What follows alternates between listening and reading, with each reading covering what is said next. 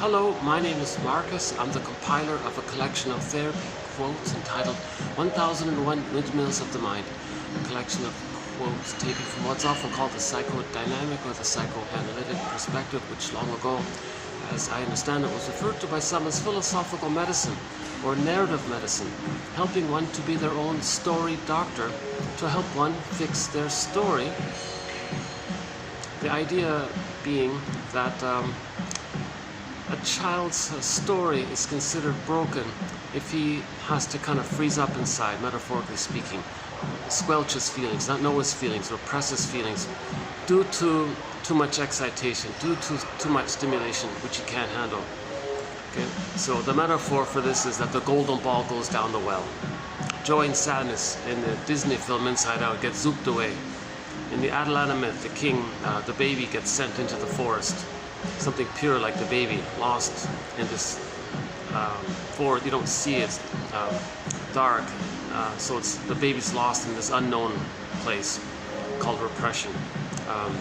Even in Iron John, when the guy's dog gets pulled down into the lake, and when Robert Bly likes to tell that story, and when he gets to that point in the story, he pauses and says, "This must be the place." You know, in a sci-fi film called The Room, it just ran for one season. A guy's daughter opens the door to some room, nobody knows what it is. She steps in and magically disappears and no one knows what happened to her. And the father has to run in and find her, and the whole season is about finding her. So that's sort of the idea that something innocent, like the daughter, like the baby, you know, something pure. Like Miss Core, the maiden on the field. Earth opens up, she gets pulled down into the underworld. Okay, dog gets pulled down. The golden ball, the vibrancy or vitality of our feelings. And joy and the characters' joy and sadness in the Disney film Inside Out sort of just represent like a summary of our feeling self. Our wide range of feelings, needed feelings, appropriate feelings, and all of our basically our, like I feel, therefore I amness. We live to the extent that we feel. So if we lose those feelings, joy and sadness representing our feeling self, that got zooped away. So this kind of zooping away phenomena, or pulling down into the underworld, you know, lost in the forest. Sometimes the golden ball's locked in a cage, and the protagonist in the story is looking for the key to get his golden ball back, to get his feelings back. Finally, he learns where that key is. It's under his mother's pillow. So he has to make a link between this sort of secret with the mother, what she did that caused him to lose his feelings. Okay, so at this point we can say that the broken story is due to attachment failure, interrelational trauma, interpersonal trauma between the baby and the mother. Not blaming, just trying to understand. Okay, so it's unintentional. In most cases, mother's misattuned, malattuned, is confused, doesn't understand the baby's signals, gets frustrated herself. Maybe she's reminded of what happened to her, so she's confused about how to be present for her baby because she herself didn't get that kind of love when she herself was a child. A thing called intergenerational trauma. So we're not blaming, just trying to understand the dynamics of what goes on. How do we see it? How do we understand it? Okay, so the idea that we need story medicine or narrative medicine, okay, is that our story is broken, meaning an event took place in the child, for the child, causing him to lose that golden ball. Okay, so and it's down the well. We don't see it. It's dark, unknown. Okay, so that's a metaphor. So myths and fairy tales are psychological mirrors. They're metaphors for inner life. They're true on the inside. So that image of the well going down, the golden ball going down the well, can be like the pureness got lost, like the vitality and the aliveness of our feelings. I feel, therefore I amness. That kind of got dark. It kind of got like lost in the unknown, right? So that's said that the painful memory of our needs and feelings are kind of unmet, and it gets recorded in the non-reporting brain, called the implicit memory system, the pre-verbal memory system, pictorial memory system, It's the memory system that the baby has before his hippocampus comes online at age 3. So it's the memory system before age 3, called the implicit memory system or the unconscious memory system. It's a memory system, but it's unconscious. It's recorded, it's in the brain, but we're not conscious of it. That's the issue. So so if during that time, in the first 3 years, the child has an experience that causes him to lose his golden ball, that's a lot of pain there. All of his feelings got rejected. His needs got rejected. A lot of pain around that. He creates a lot of dramatic images, a lot of false beliefs, and he sort of creates these kind of mental templates or psychological imprints, thinking he's got to learn how to survive, right? So the baby's trying to adapt to his environment. The baby's first environment is the breast mother.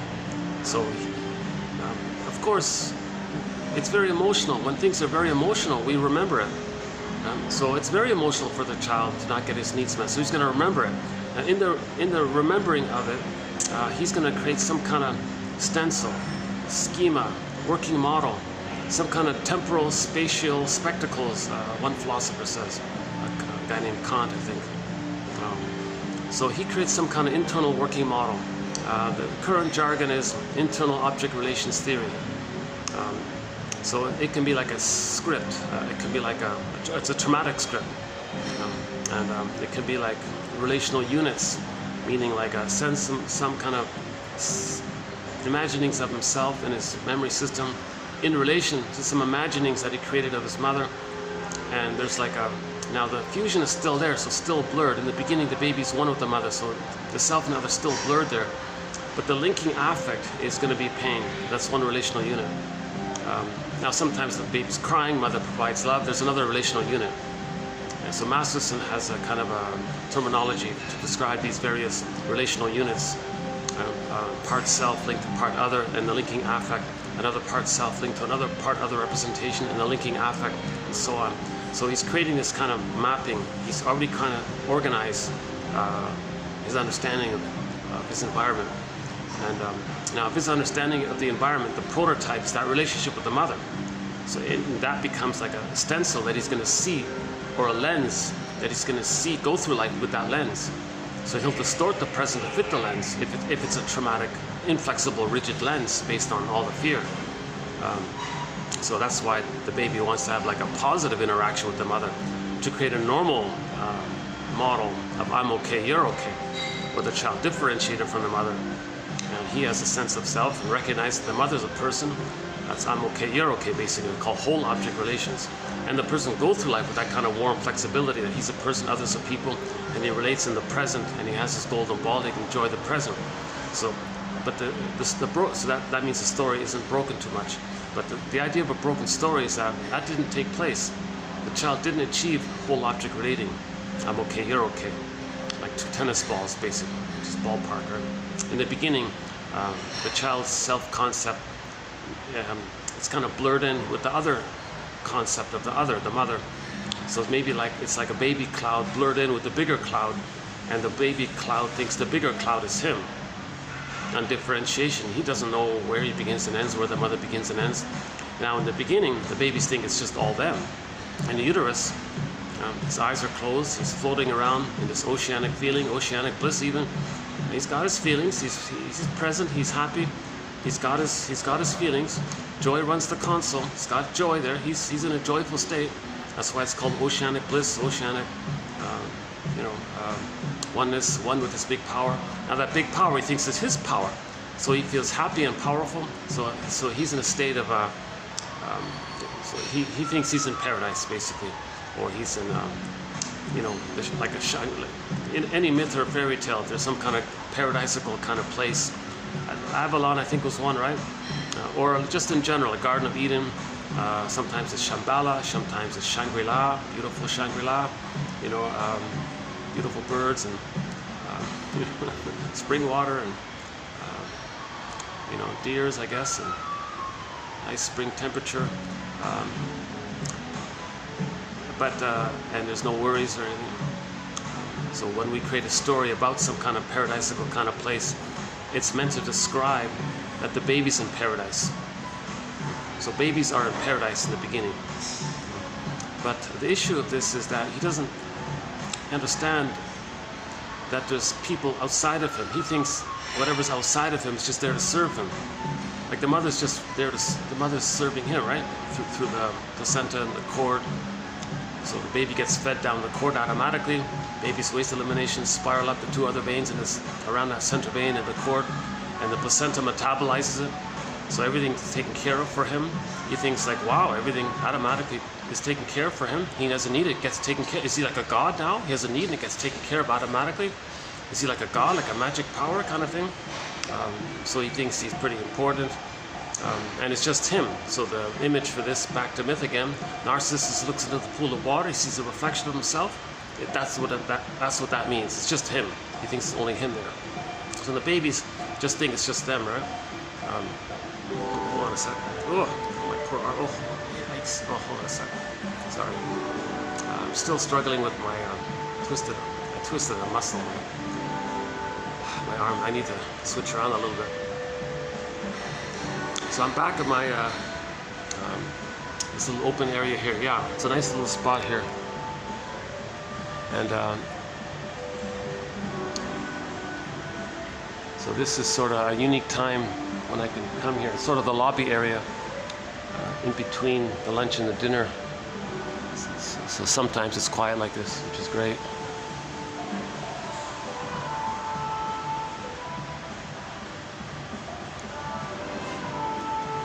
So this must be my 5th or 6th video here.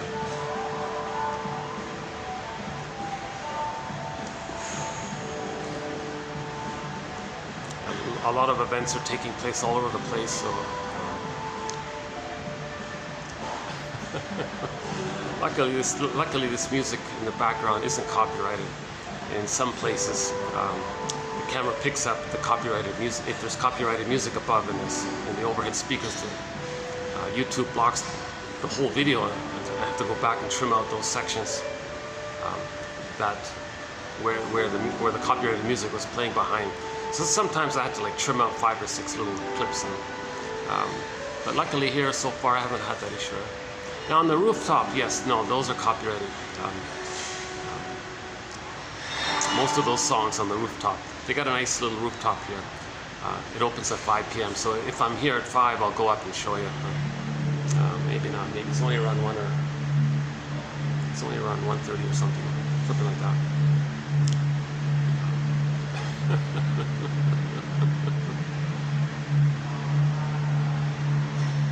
The last video wasn't bad. Yeah, I did my last video here, right in this very spot here. It turned out to be okay. It was a 4-hour video, 4-hour and 2-minute video. One of my longest videos. It was okay. I felt like it was a bit of a journey. That was a 4-hour journey, a little bit ups and downs kind of thing. We discussed some interesting ideas, some new jargon. Content-wise, this video, once in a while I get I'll find a batch of quotes. I'll think, okay, it's not as exciting as the other quotes, but so today might be a bit like that. These quotes are maybe not as refreshing or exciting as the other quotes. So once in a while I'll have some kind of more slightly mediocre quotes, but they're okay. They're still okay, and I want to include them. Sometimes they're springboards and they support other ideas in the future, kind of thing. So in today's video, I'll be talking a little bit about 2 topics mainly. One about enactment, this thing called enactment, basically being synonymous with repetition, compulsion, and transference, where we reenact in the present some trauma in the past because of the pain we're feeling from the past, replaying and hoping to somehow work it through, undo it, magically think we can change the past. It never works because the present isn't the past, but we're going to see the present in terms of the emotional past, but the present isn't the past. That's the issue. So when there's a reenactment or like a staging thing, like you're acting, like you're action, like being an actor, and others are co-actors. So you're going to be like, so the present isn't really real in a sense, like a psychodrama. So that's the enactment. Now when 2 people do it, the jargon is enactment, just simple enactment. When 2 people do it, so again, my disclaimer, I'm not a shrink in all this, but I'm reading their books and all this. So if the therapist is triggered and he's reenacting his childhood with the client playing a character from that person's childhood, now the client is doing the same thing. He's replaying his childhood, and the therapist is playing some kind of stand-in character or proxy character for the client's past. That's called an enactment. So it's very convoluted. It's going to be very confusing. The two of them would be arguing all the time. In effect saying, one's going to say, you be the good mother that I needed in the nursery. The therapist is saying, no, you be the good mother that I needed in the nursery. That's called an enactment. So we'll have a few quotes on this topic. Now, ideally, this should never happen. The shrink needs to be analyzed. So he doesn't need to do such a thing. If the therapist is doing such a thing, he's a client. He's actually like a client if the therapist is doing it. So he's supposed to have worked that throughout with his therapist, so that won't come up. So he has to, the therapist, in the qualification, the requirement to be a therapist, that first you have the therapy, you do you reflect on your reenactments, and you mourn the losses around it, and then you're good. Then you don't need to reenact. We reenact because we're trying to know our story. You see, our story's broken, so we reenact searching for our story. Okay, we're looking for our story because that means we're looking for our golden ball and our feelings. So the story is like a basket, and the feelings will be like the egg. Okay, so a famous poet says psychoanalysis always looks for an egg in a basket that's missing. The basket. So that's like consciousness. Weave the basket, get the knowledge, get the quotes, get the ideas, the theories, reflections. So when we reenact or replay the past and the present, that's like searching for the story. That's like searching for the knowledge of what happened. We're repeating in the present something that's symbolic, that represents the past. And then that moves towards knowledge and mourning and empathy, forgiveness, discussion. And then as we're mourning and grieving, then the feelings can come back in, because we're accepting things, we're metabolizing, we're processing, we're working it through, so-called working through, coming to terms with it, accepting it. Okay. It's this verdict of reality that makes the work of mourning so difficult. And mourning is about remembering. So when we repeat, we're trying to remember what happened.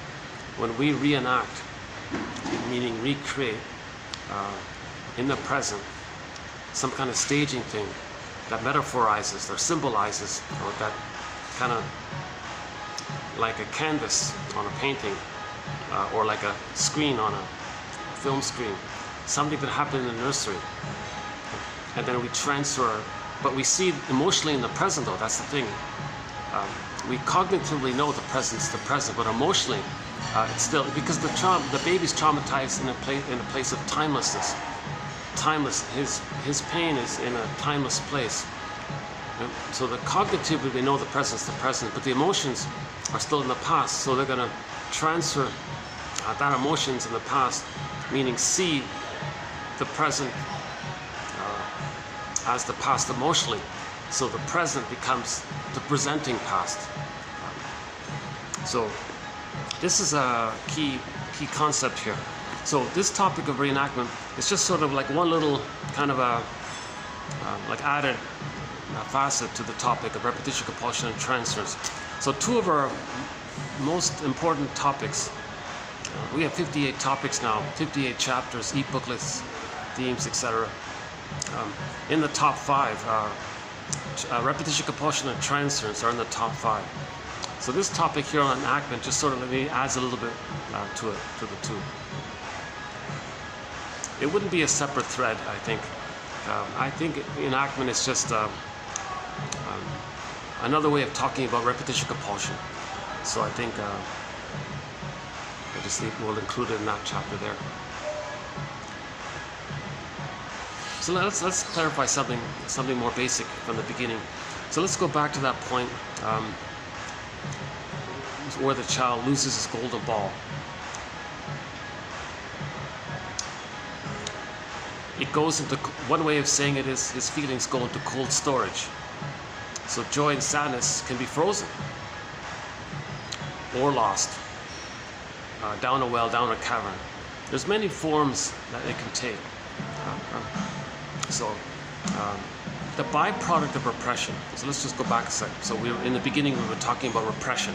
Okay? Something gets pulled down into the underworld, right? Or the golden ball goes down the well. Joy and sadness get souped away, etc. Okay, that's repression. That means it's pressed down. It's like our feelings kind of got flattened like that, so pressed down. Now, how do we describe that feeling when we lose our feelings? It's painful, but it's numbed over with endorphins, the mercy feeling. But how do we feel underneath it like that? We may say we feel. So we don't know how to describe it, right? So now we need metaphors. So one image is the petrified frog. So we feel petrified. Gloria Gaynor's famous song, "I Will Survive." The first line of it is, "At first I was afraid, I was petrified." So if the baby's petrified, that means it's afraid to feel. It's petrified, stuck. It's just like that frog, the petrified frog image. So I've been mentioning that there's a sitcom entitled "The Many Loves of Dobie Gillis" from the 50s or 60s, I forgot. Ran for a few seasons. There was a character in there, a guy named Maynard Krebs, the second main character there, sort of the sidekick for the main character. But he had a sort of an odd hobby of collecting petrified frogs. It might have been specific for him because that guy did have sort of some kind of emotional arrested development, meaning he didn't want to grow up, take adults, be like fully in the adult world. He kind of stayed childlike all the time. Just wanted to play with his bongos. Couldn't concentrate in school. Didn't want to pay attention to the lessons. Just had like childlike wishes all the time. So he was maybe frozen somehow. So he would collect these petrified frogs, maybe uncannily thinking that he's trying to communicate that he feels like that. He feels stuck like that petrified frog. Or the scriptwriter had it in there just as a general image for the viewer that maybe someone might feel like a petrified frog. Okay? Again, it's a metaphor, not specific, right? So it's hard to describe something that takes place before the age of 3. That's why we need art and fairy tales and things, right? Fairy tales are psychological mirrors. Oops. Oh yeah, the guy that said that, Manfred de Vries. Yeah, actually, I want to add one more quote from that author in this video. We'll begin with another quote from him. A good one, yeah, I think a good one. Yeah. So that's one way that we might feel. That's how we feel. Following the trauma, the loss of our feelings, we live to the extent that we feel. If we lose our feelings, yes, we can go through the motions of life. Yes, the person can still get 10 PhDs on the wall. Yes, they can still grow up chronologically and all this, and biologically and all this. We're talking about this inner emotional area of is joy running the console? Does a person enjoy the present? You need joy at the console to enjoy the present. We enjoy the present if joy is at the console. The word joy is in the word enjoy. We need joy there. Joy is the driver. Okay, again, the Disney film Inside Out, the 5 characters there, meaning the emotions inwardly. A very good film. Highly recommended. Yeah, that has won a Golden Windmills of the Mind Award. That 2015 Disney film Inside Out. That has won a Golden Windmills of the Mind Award. So because when joy and sadness got zooped away, what was left? It was mainly the amygdala, the fear and the anger, survival mechanism.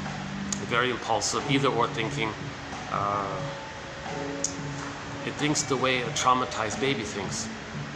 The baby had need to take in. The basic need was unmet. It turned into oral greed. Now he's enraged at the process.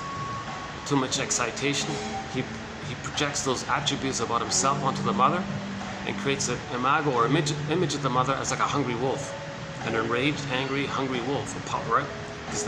To reflect the baby's traits, that he was enraged and had this oral greed. So he'll think and he'll identify with that. He may identify with that in a process called identification with the aggressor, so he'll be very greedy. So his philosophy in life will be, well, based on my experience, based on the template of what happened to me, I think the world is just eat or be eaten. Like he'll have this quote-unquote perverse thinking. this sort of psychotic thinking. It's very unreal. So that's because there's a hole there. The child's not loved. Yeah, today's by Franco coming up here. Franco, the Massing. He says if the child's not loved, there's like a psychotic pocket. There's like a hole there. You know, and so that's an existential, a real psychic emptiness. And when a person tries to heal that psychotic pocket, we can personify it as the self-saboteur that's going to sabotage the person. So it has these enraged, perverse ideas like eat or be eaten, like just because that's what happened to the baby. He couldn't get his needs met. Thinks the mother wants to eat him. That's this sort of very immature, archaic baby way, traumatized baby way of thinking. So that's a sign of trauma. And any kind of philosophy along those either-or lines, my greed or your greed, my envy or your envy, we or they, me or you, like this kind of either-or binary, this sign of trauma. The more traumatized the baby is, to deal with all that pain and anxiety, they just see things in this kind of either-or mentality, two bins, useful or not useful, you know, all or nothing, perfect or forget. They have this kind of constant survival from the baby's point of view when he's nursing. Good for the baby, great. Not, I hate it. Like just either or. So he might idealize it if it's so rare, or but often he'll be angry because he's not getting it, kind of thing. So we'll talk about the stinger personality patterns maybe a little bit, just briefly, a little bit later on here. 1 second.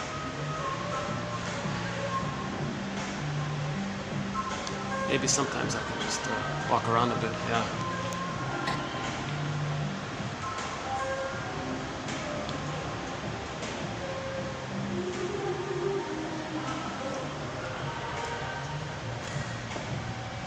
It's still pretty hot, you know, it's still,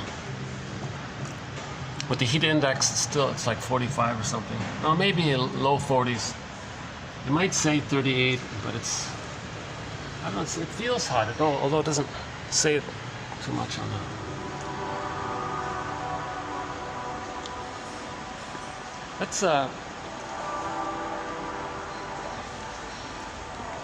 Let's insert this quote here. This quote I'm going to read now is going to be the first quote for the next video. I just found it before, just coming out here, so, but I like this so much I want to do like a preview. So I'm going to do a preview quote that we're going to begin the next video with, from this Manfred de Vries guy. He says, at midlife, many come to realize that they have been the principal authors of their own unhappiness, albeit unconsciously. They see in retrospect that, lacking sufficient self-knowledge to understand their traumas, they trap themselves in a web of, fill in the blank, in a web of dysfunction, repetition compulsion, in a web of provisional living, in the web of living the unlived life, feeling that life is on hold. He says here, in a web of misery. There's a little exaggeration there, but again, at midlife, many may come to realize that they have been the principal authors of their own unhappiness, albeit unconsciously. They see in retrospect that, lacking sufficient self-knowledge to understand themselves, and they then got stuck or trapped themselves in a web of dysfunction, provisional living, going through the motions of life, sleepwalking through life, however we want to fill in that blank. Self-knowledge and the pursuit of happiness are inexplicably linked. In the absence of the former, the latter may be elusive, remain elusive. For many of us, life is half spent before we know what it and we are all about. That's called the midlife audit. So that's the midlife recognition. So he's talking about how at midlife this comes up, sort of like a delayed onset. Oh, a delayed onset.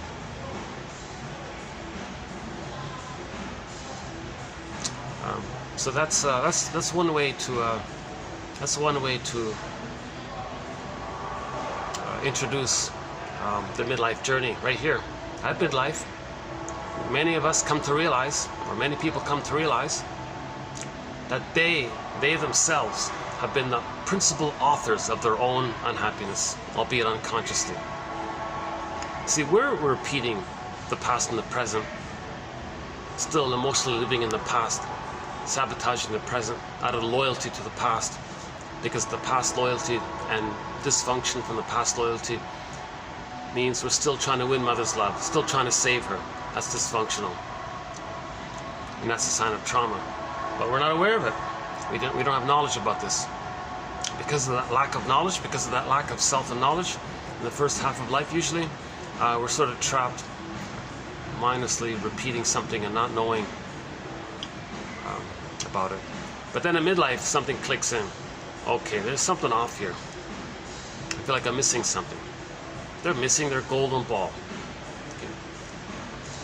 Okay. Kristen Wilson puts it this way: if you're not in your body, I feel, therefore I am, right? You don't lose your feelings, you lose your sense of self. That's your embodiment. If you're not in your body, you're not making sense, literally. And it's disembodied discourse that causes all of these problems for a person and for others and for the world, etc. Because in disembodied discourse, you're still searching for the perfect mother in the present that should have been there in the past. That's not making sense. In the process, you're going to goad people and prod people into that role. I love you, you're perfect. Now change, please. No, you change, you change. All these conflicts taking place. We're not making sense. We're not enjoying the present. That's the trauma. We're not enjoying the present. We lost that ability to enjoy the present. That's the trauma. That's pain, psychic pain, emotional pain. Organism seeks healing. So it might be, my approximation of this is that, let's say the baby has a need with the mother. Okay, comes out of the womb, he needs paradise to continue. He needs reverie with the mother, a positive maternal interaction with the mother, acceptance from the mother, the kind of like a relational, he needs like a positive relationship with the mother. He needs to see that the mother sees the baby, then he can see himself. The mother soothes the baby, he can soothe himself. Well, what the mother does with the baby, he can do for himself, because the baby remains malleable, laying down circuitry. Okay, human connections lead to neural connections, so the baby needs that kind of connecting. Oh, jeez. You know, the ads lately have been, geez, pretty. The best ad, honestly speaking, is the one that's blank, and I have the fantasy on it. And on that, I'm talking about the SkyTrain. There's a SkyTrain here, and one of the trains, there's no ad on it, and I have a fantasy that it says on there. It says on there, 1001 Windmills of the Mind, psychoanalytic self-awareness, quotes, www.buymeacoffee.com/psychoanalysis. Build a nest, be your own story doctor.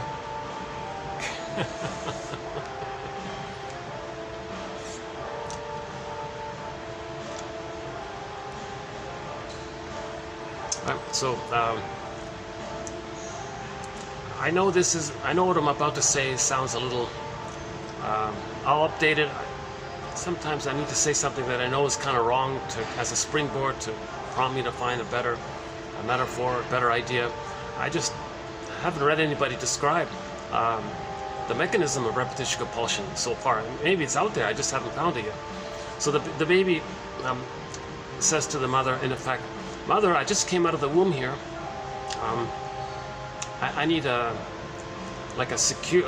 continued security with you.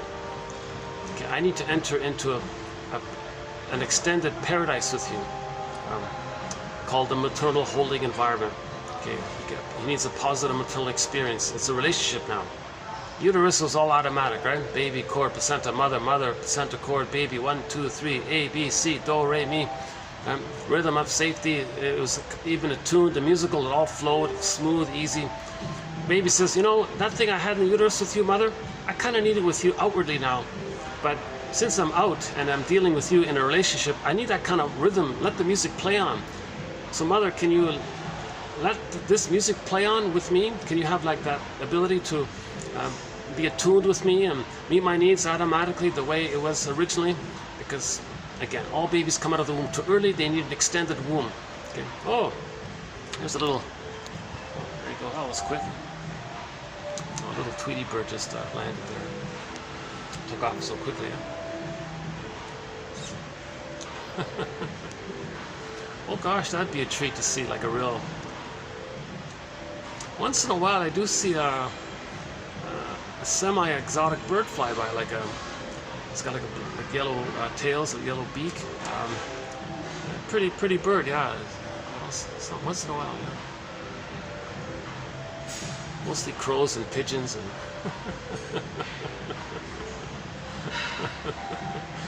In the last video, near the very end, there's a very good pigeon joke that was told. So if you want a very good pigeon joke, go to the end of the last video.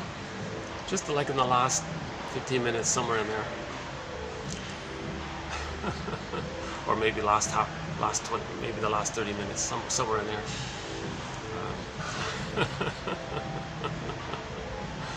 Because we had a quote about a pigeon. We included a quote that talked about pigeons, and then from that we jumped over to the pigeon joke.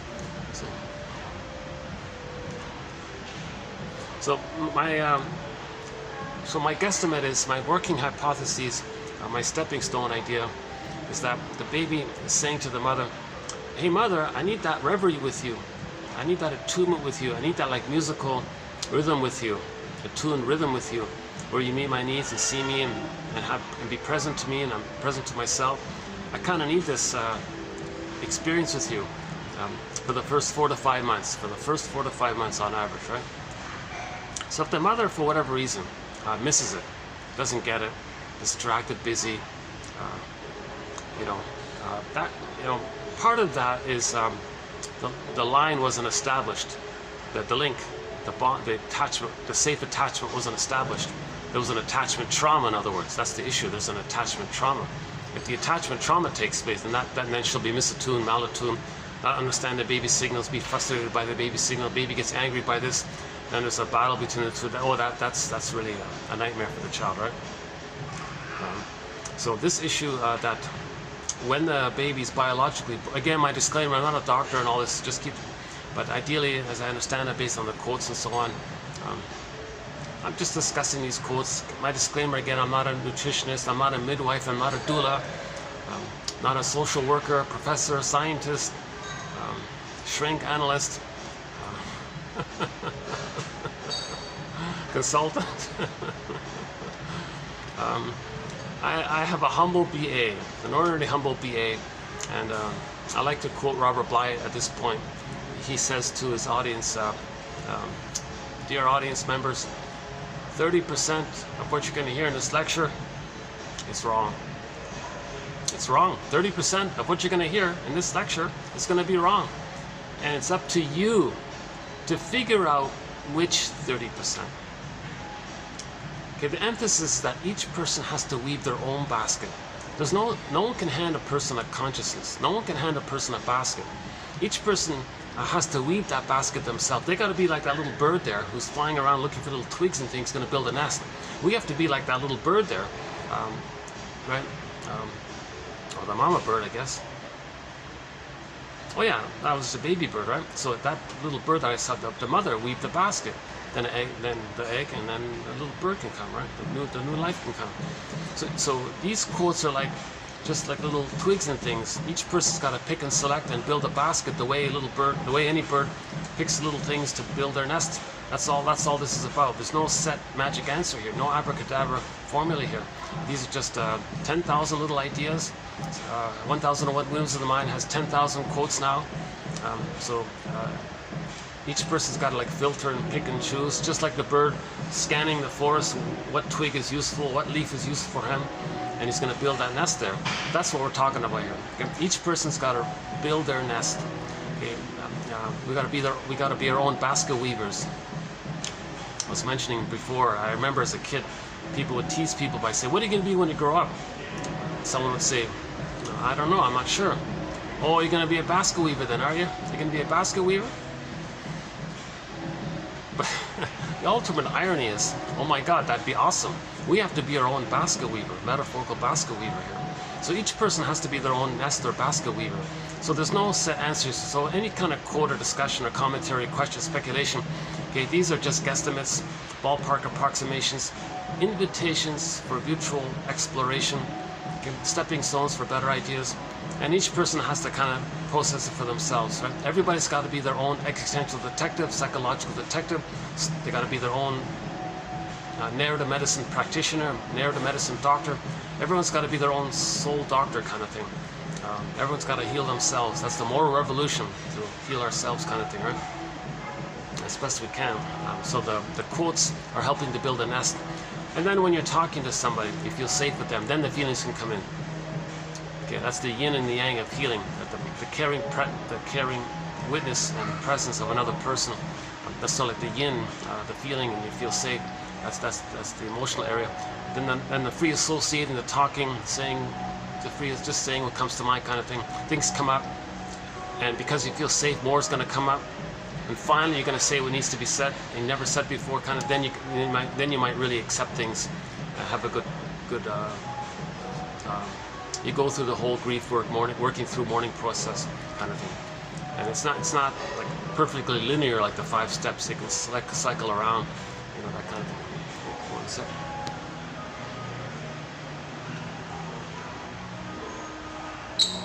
At midlife, many come to realize that they have been the principal authors of their own unhappiness, albeit unconsciously.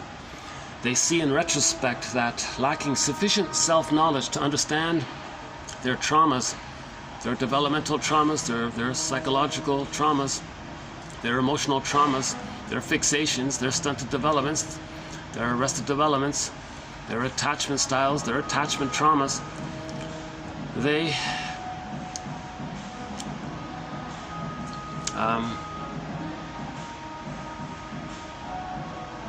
because of that, they trapped themselves in some kind of provisional way of living, some kind of living the unlived life, way of living the provisional life, sleepwalking through life, going through the motions of life, when does life begin kind of thing, you know. So that's he calls that the web of it's a kind of misery, right? It's a kind of sadness to go through life. It's a kind of sadness to go through life, like that painting "Stepping Out" by Roy Lichtenstein. If you look at that painting, okay, that's maybe an example of it. The guy looks pretty bland and kind of going through the motions of life, looks numb, and you can see on the other side of the painting the loss of his vitality. His golden ball's there, and he's not aware of it. And that golden ball's vibrant, has a mind of its own. There's the big eye there. It's got it has its own consciousness, and it's going to drive the person. And he's supposed to have a dialogue with that other side. He doesn't. That's why he looks so bland. That's why we have birds. Birds are images for the dialogue between the two. Birds are symbols for inner knowing.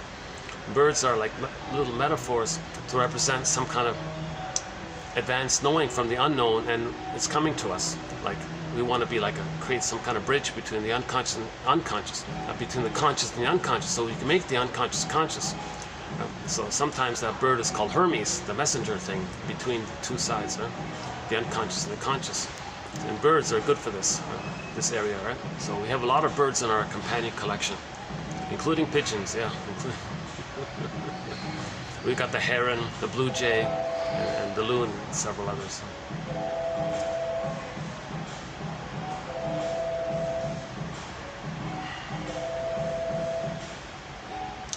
Some famous philosopher from long ago puts it this way: for a man, there are 3 important events: birth, life, and death. But he is unaware of being born. He suffers when he dies, and he forgets to live.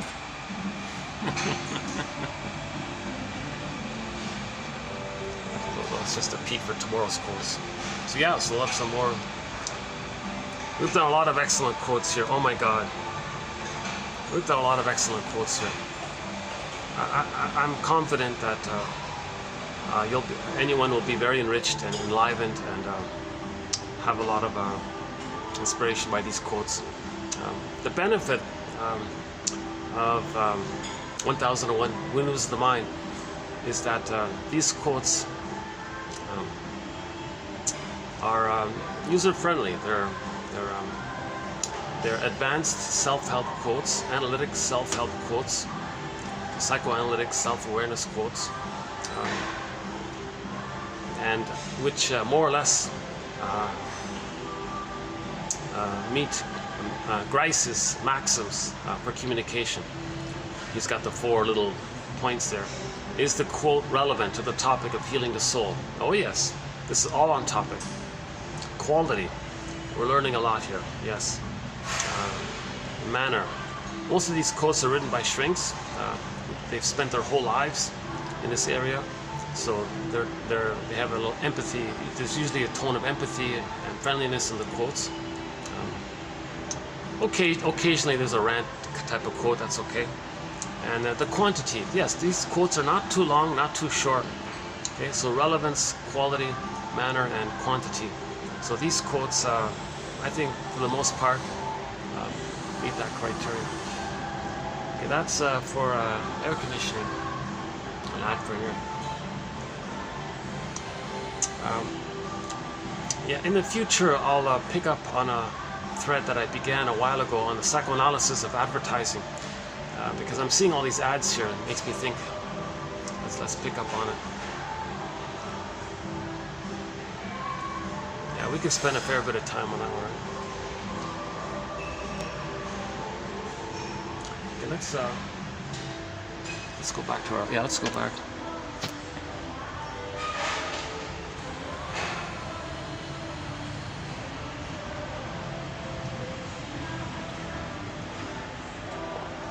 Well, yeah, they have this nice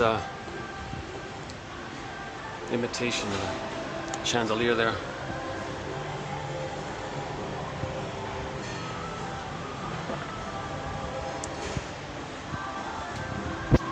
Oh yeah, do you want to see this improv chandelier?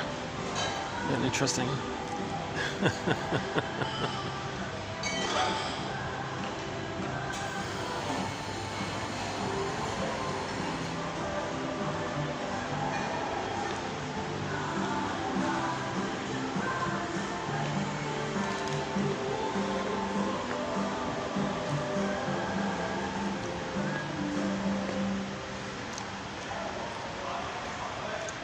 So the byproduct of repression, so that's the trauma. Following the repression, gola ball gets zooped down, joint status gets zooped away, etc. Something lost in the forest. Then we feel petrified, frozen, okay, turned to stone. Another image. So petrification was one, the turning to stone was the other. The freezing, the woolly mammoth in that block of ice.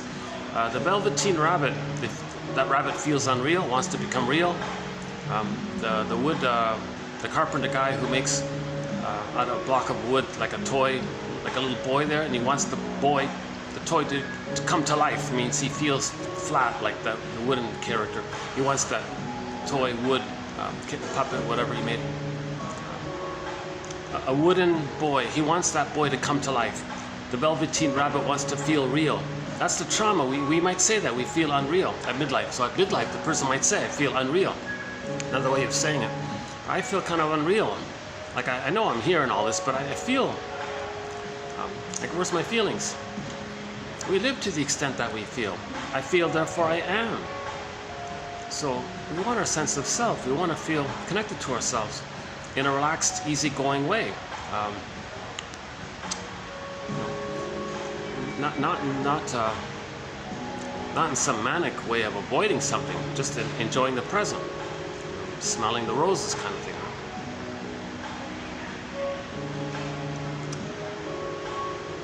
Yeah, that reference comes from yesterday's quote about the guy said, smell the analytic roses. I'm kind of questioning that phrase that it was on my mind actually.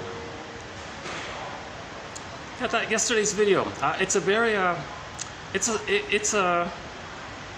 it was quite a journey. I thought it was like a lot of ideas, and we went around a bit. That's not a bad video, the 4-hour one. If you're willing to stick with it, I think you might get a little bit something out of it, some value from it somehow.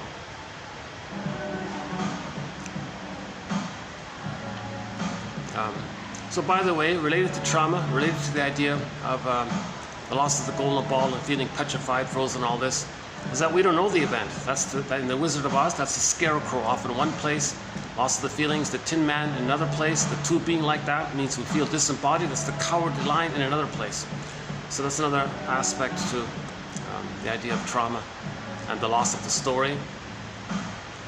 So we've got to be like Dorothy and realign those three characters up, meaning the ego, feelings, and get back in our bodies. That's the realignment kind of thing. So Dorothy's just like a symbol for the part of us that's searching for healing, right? So we got to be like Dorothy at the same time. So no child wants to be traumatized. No child wants that kind of metaphorical curse, metaphorical condition, that condition where they're going to constantly search for a better outcome, search for a better past, wanting mother in the past to not do what she did and provide the love that was even instead. So the baby doesn't want that dilemma, and I guess he's got like 3 years in that little window there of 3 years. And if it's closed more or less after that, oh boy, he's going to spend half of his life sleepwalking through life. Another way of describing this attachment trauma, relational trauma, interpersonal trauma, strain trauma, etc., arrested development, stunted development, developmental arrest, where they're fixated in some place between birth and 3, emotionality is fixated. And then depending on where the fixation takes place between birth and 3, different personality patterns that are spring forth between birth and 3. A major topic there.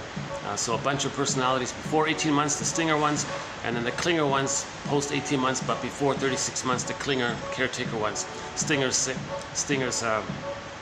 so that's an area there, and the clinger, that's another area there.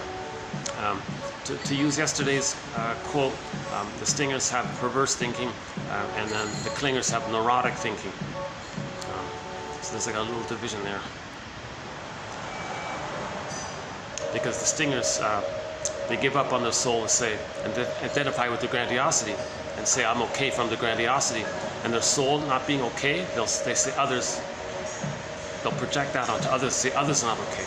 So their mindset is, I'm okay, you're not okay. Like, whoa, but they're talking about themselves onto others. That's perverse, that's what he means. Now the clingers hold on to the original, I'm not okay, you're okay. So they're neurotic because they're always thinking they're not okay and others are okay. So they're self-sabotaging themselves. So I'll clarify that point. That's a very key point. Underappreciated, this idea. Yes, Grossman refers to it by calling it the difference between the earlier trauma ones as perverse thinking ones and the neurotic thinking ones post 18 months. But I think we've got some better or more specific little concepts in that area. But his little model there kind of fits in with it as well. Or just in self-help terms, you got the stingers and the clingers. And the clingers are childlike and foolish. Stingers don't care about feelings. They just want to preserve their grandiosity. And chasing the image that they once had, that they were a little god in the nursery. And they're chasing that search for glory, like the Don Juan way. The way that Don Juan searches for glory, or Peer Gynt searches for glory, or the Playboy, all these kind of characters, right? So, hold on a second. Okay, let's go back to the repetition compulsion. So this is just a guesstimate here, but I hope it's still helpful. So the baby needs his needs to be met with the mother. So he needs that attunement. He needs the connection, that line there. So again, when he's born, he expects to latch and suckle and breastfeed, and then everything's good. And as insurance, someone suggested leave the cord, leave the placenta. It's called a lotus birth. Okay. A natural, like an original natural birth. It'll come up. It looks messy and all that, but who cares? Put a sheet over the cord. When the placenta comes out, put it in a bowl. Bowl can sit beside the mother. Put a lid over it. Allow the cord there. It'll all fall off on its own accord. It's called a natural birth, a lotus birth. So if you look at the lotus flower, you got that beautiful, really beautiful flower. And then there's a stem that goes underneath that flower, and there's like a pod in the water there. So imagine that as a baby. So you get the flower is the baby, the umbilical cord, and the placenta. So that's quite a helpful image, I think, for cherishing the child and preserving the dignity of the child and loving the child. Let him have the cord and the placenta. The cord's still pulsating, sending him oxygen. The placenta grounded him and connected him to everything, you know. So he really needs that. And usually there are complications at birth, so you don't want that removed before he latches onto the mother. One author said if that's the scenario, they might have nightmares of falling all the time because the baby lost the grounding with the mother and he didn't latch onto the mother. He's like falling. Interesting theory about that. So just to be on the safe side, why not just leave the cord and the placenta for a day or two or whatever it is? Now at the moment of birth, you don't. So in other words, you don't remove the baby, barring emergencies and all. You don't remove the baby. Forget about weighing the baby. That's ridiculous. Who cares about that trivial detail? Forget about that. Weigh the baby on his first birthday or whatever. Who cares? Forget about that. See, if you remove the baby, put him on a scale somewhere, the baby thinks that he lost his mother. There's no mother. And if the cord's removed, the placenta's removed, and he's not connected to the mother, he's on a scale there. Oh my God, he remembers that. Babies don't understand time. You see, there's no time. So when he had the mother with the cord and the placenta to the mother, he had the mother there, right? That's all removed. He thinks, oh my God. He's like, where's the mother? Now later on, there's the mother, but there's a deep memory there. So he froze up already. So he's going through the motions already. It's called birth trauma. Why are babies being traumatized at birth? So Klaus and Kennel did a huge service with their famous book, their 76 book, Mother-Infant Bonding. They did a huge thing there, a massive tribute and write-up about them, because of their influence, hospitals changed their procedures, and they're now handing the babies directly to the mother. They're not weighing, they're not doing that. Just here you go. Just put it on the front. Baby looks for the nipple and latches and finds it and suckles, and that's great. So the continuity's there. Let the music play on. Let the music play on. Baby comes out, hand the baby to the front.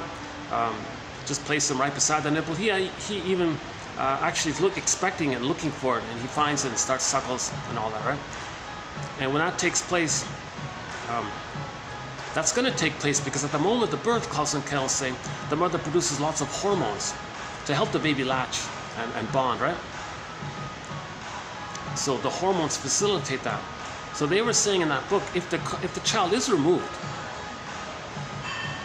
the child's traumatized, number one.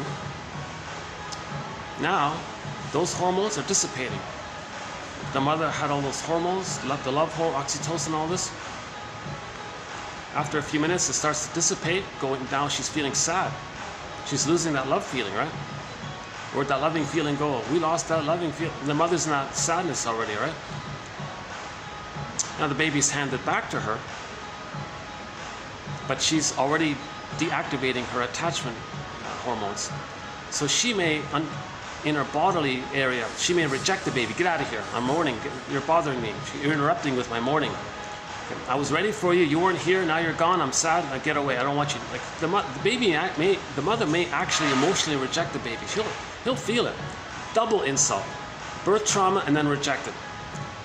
Okay, yes, he can survive with the powder. Yes, he's going to physically make it. We're talking about the inner life, right? Now the mother may not.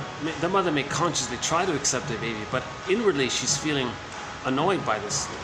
So don't remove the baby from the mother. Hand the baby directly to the mother to preserve, to allow nature to do its thing. Nature produced all these hormones. It helps the baby to latch, and when the baby latches, the nerve endings in the child, something about the mucosal nerves, I don't know, with the biology and all that, sort of line up with the nerve endings in the nipple and the breast that goes to the mother. There's like a line there, a cable there. Now there's a cable of communication there. Now there's like a line of communication. Okay, so let the music play. Now the music can play on, because that means it kicks in. That line helps the mother. So those hormones don't only just help the baby, they emphasize. It's needed for the mother to have the capacity to be a mother.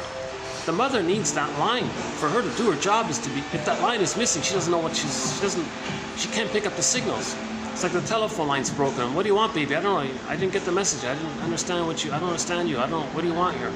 Mother's frustrated, you know, and then and the mother can, all sorts of things can happen from that point onward, right? So, let the music play on, right? And then when the line is there, now that rhythm continues. Baby senses little signals. It goes to the nerve lines. Mother picks it up, makes a little adjustment, automatically understands the baby, and her instinct is to provide and feed the baby and like provide whatever the baby wants. So the mother sees the baby, has her so-called reverie, her presence, her positive, loving presence for the child, makes whatever little micro adjustments the baby needs, feeds according to, you know, baby's uncomfortable, makes an adjustment. It's almost instantly. There's like a rhythm there. It's like let the rhythm of safety continues.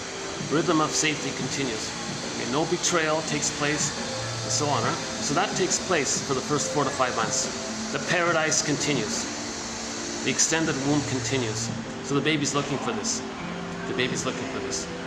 So when the baby's born, he's looking, mother, I need that. What that guy just said on the camera. So let's keep in just in simplistic terms. I wish I had a PhD in languages and literature and all this. I wish I had training in this area. I have a limited vocabulary, which is a real sadness on my end. Try to focus on the quotes and the ideas, and don't judge the quotes too much on the messenger. It's hard to do, I know, because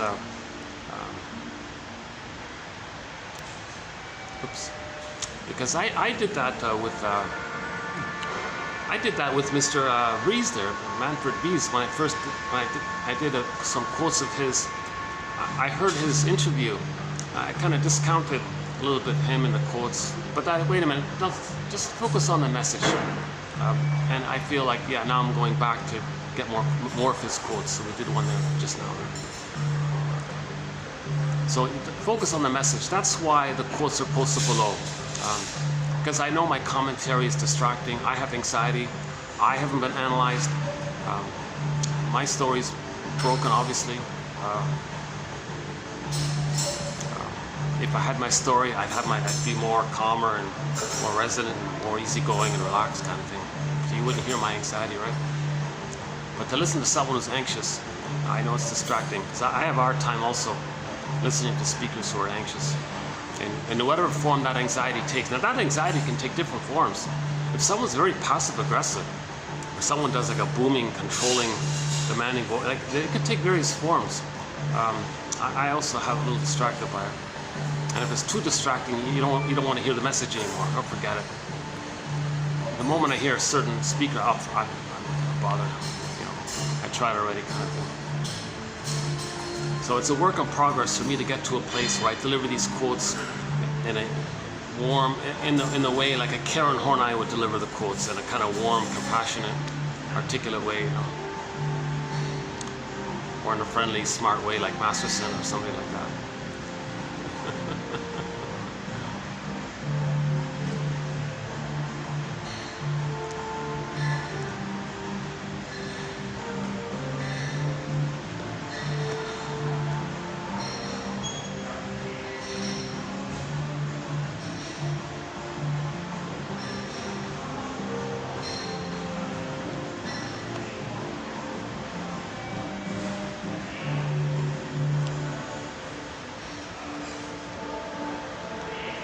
So let's go back to the record. So we're going to create a record here, a tune on a record, vinyl disc record. But that vinyl is just like a 45. It only has one song on it. So what's that song? It's a song where the baby says, it's a song and that says, That's a dialogue with the mother. Mother, I need, fill in the blank, the reverie, the attunement, safety. No, I don't want the shame and the rejection. I need the love, not the shame. No, not the double bind, not the gaslighting, no, don't see me as you when you were a child. No, don't think I'm your mother and you're blaming me for what your mother did. No, don't do these kinds of things. I need the love, not those things. I need love, not shame. Baby's shame. No, not that. I need the love. Now, the baby's in a state of timelessness, right? It is recorded, but because there's no time, he doesn't understand time. So he's still looking for the good outcome, even though it is recorded. So that's the issue, right? He is shamed, he is traumatized, but he doesn't understand time. See, a part of him records the trauma and he's frozen, but his mind doesn't understand time. So he's going to say to the mother, Mother, I need the love, not the shame. No, not that shame. I need the love, not shame. Love, not. Okay, imagine that as a getting pressed down on a record, those vinyl disc records. Imagine that dialogue getting like a tune. Shame, not love. Shame, not getting pressed on a record, one of those vinyl disc records, right? The person's going to carry that record with them everywhere they go, every new situation, every new place, every new person they meet. They're going to replay that record, meaning they're going to recreate and see that past in the present, recreate with the person in the present as stand-ins, like theater thing, like a psychodrama thing. Reenact that thing with the mother back then in the nursery. Mother, no, not shame, I need love, not shame, not love, not shame, love, not shame. So they're going to do it, people in the present. Hey, person in the present, I need love, not shame, love, not, okay? So they're going to recreate it. So they'll see people in the present in one of two ways. Okay. So the reenactment, okay, hold on, back up. Edmund Berger, one of our mentors, has a very good quote about this. He says, okay, first of all, neurosis is the petrification of an infantile conflict, or today's quote coming up here, affect phobia. Let's skip that one for now. So neurosis, dysfunction, etc., is the petrification, the freezing of an inner conflict, wish and fear. Mother, I need love. Ouch, no, not pain. No, I need love. Okay, that inner conflict, wish and fear, gets pressed, that cycle, and it's repressed. It's unconscious. That's neurosis. This neurosis, okay, means the person's going to be neurotic. What's neurotic? You're not going to enjoy the present. You're going to distort the present to replay the past. Hence, you're living the unlived life, the provisional life, feeling unreal, feeling numb, sleepwalking through life, going through the motions of life, etc. That's the trauma. The story's broken. So we need narrative medicine to heal our story, to make this conscious. Narrative medicine makes it conscious. That's the goal, to make the unconscious conscious. What it was, ego shall be. And that's the dialogue, the bird, the beautiful birds are flying back and forth. Any kind of bird, who cares? Just longs for some kind of bird flying, or Hermes, or some character, some kind of messenger character, whatever form it takes. So we want the birds, yeah. Oh, speaking of birds, here's that little baby. Let's see if we can get him on this time. There's a tiny little baby bird on the ledge there.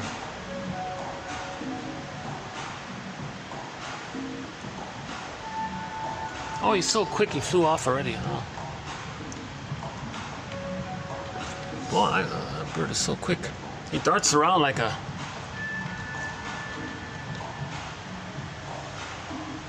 I missed him, huh?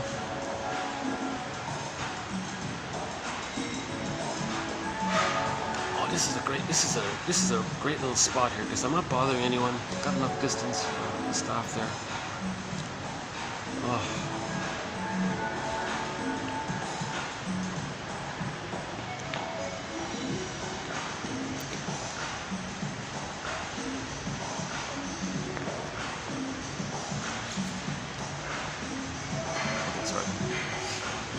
Oh, there's that, yeah, this is a cute little, I can see a reflection of the red tree through the mirror there.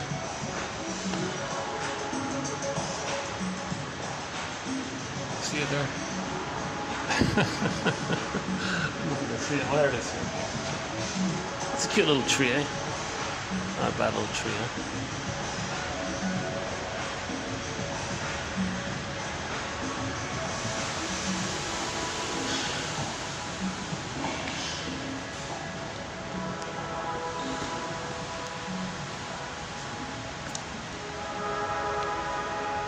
Every neurotic, Edmund Burglar says, every neurotic is a music enthusiast.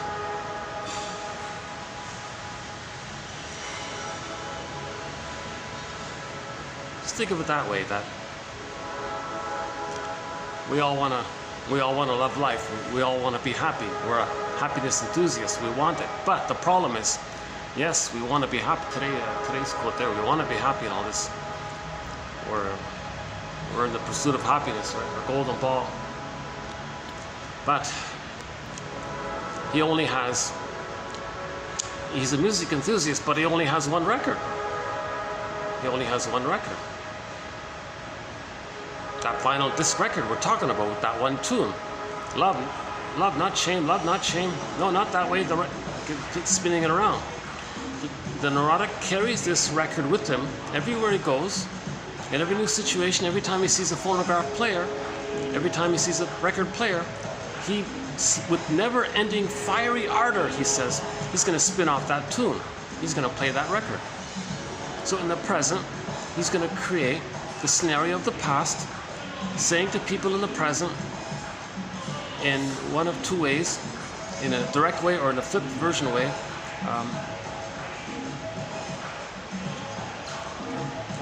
love, not shame, love, not rejection, love, not rejection. He's going to do it. He's going to recreate it. And he's going to recreate it. He wants to accomplish it. He wants to recreate it because he has the fantasy that he's still in the nursery, hoping that mother will provide the love. So the reenactment can take two forms.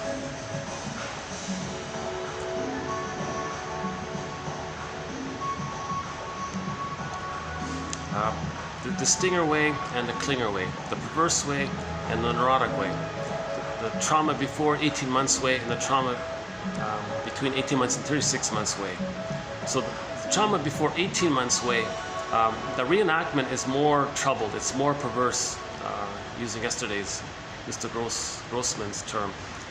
It's more disturbed, it's more painful. That's the stinger way. It's more unreal, that's why it's perverse, he says. It's more diluted, it's more disturbed, psychotic, whatever you want to call it.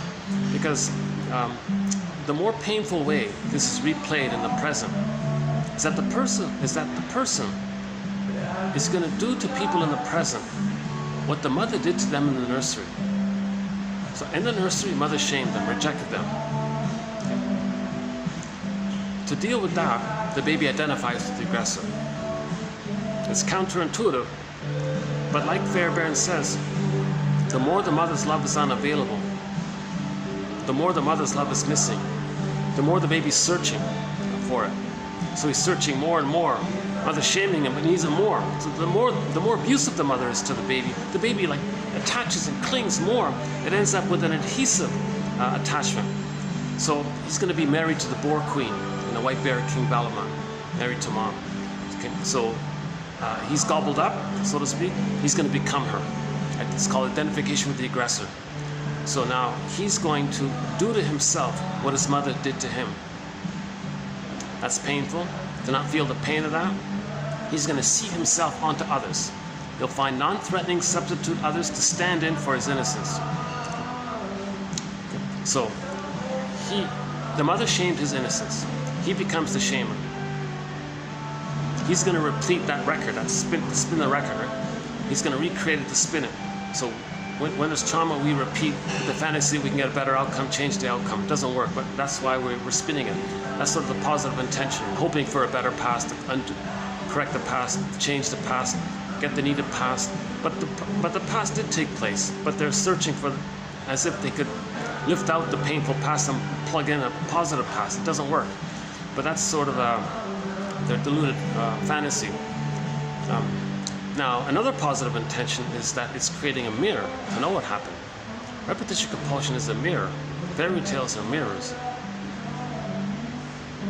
Repetition compulsion is a mirror. Projection is a mirror. Reenactment is a mirror.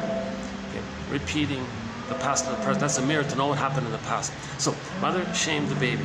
The baby was innocent. Baby didn't get mother's love. In the emptiness of not getting mother's love, in the desperation for mother's love, he's going to stick to her. It's called adhesive, like glue there. It gets to a point where if he's so pained, he crosses over and identifies with her in a mechanism known as identification with the aggressor. Now he's become the shaming mother, so he's going to be the aggressor.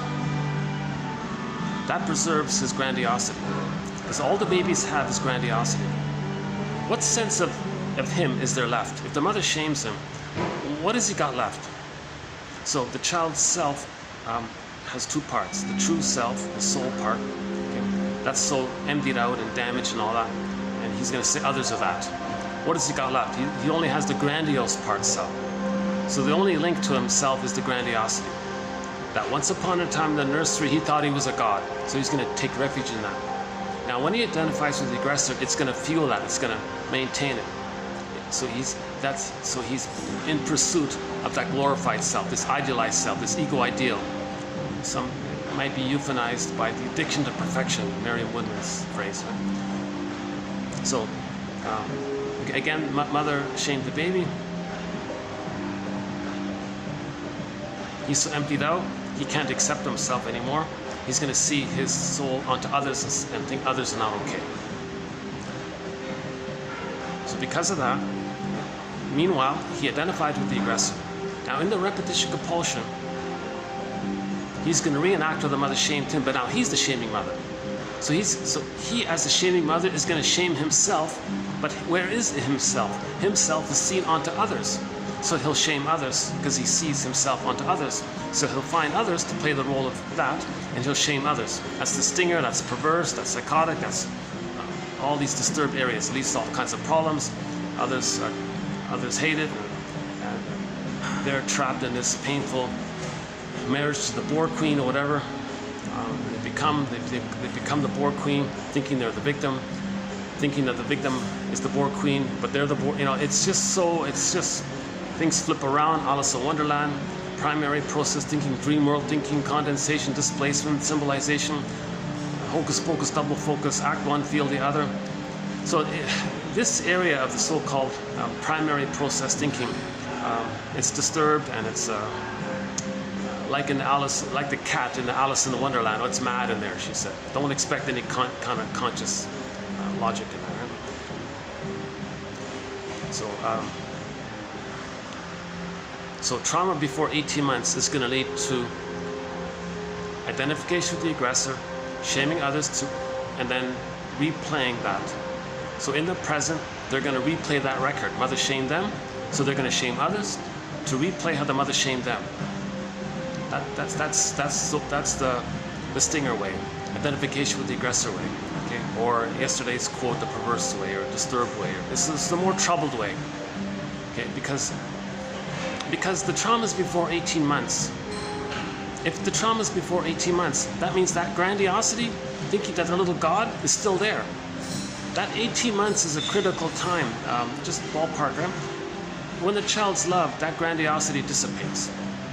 He enters into mutuality and the recognition of whole object relations and ambivalence and so on. So he enters into the more quote-unquote human area. Empathy, love, gratitude, reparation, feelings, affection, tenderness, recognition of people for where they are. That enters into the psychological picture post 18 months if the baby's loved. If the child is shamed so much in a thing called strain trauma, like it accumulates again and again and again, he can't take it anymore, it strains him. Mother doesn't change her ways. See, in normal development, the baby might temporarily identify, the baby's going to cope in a troubled way in the beginning, but it gets sorted out by 18 months. If it doesn't get sorted out, he's going to maintain that archaic issue where he never left the mother. He's still one with the mother, and it's split. So he'll be blurred with the frustrating, he'll be blurred with the monster that wants to eat him. That's too painful. He'll do a flip thing where he fantasizes he's blurred with the goddess. So if he's blurred with the goddess, he's special and ideal, and others are idealized and all this. He'll look for that kind of thing.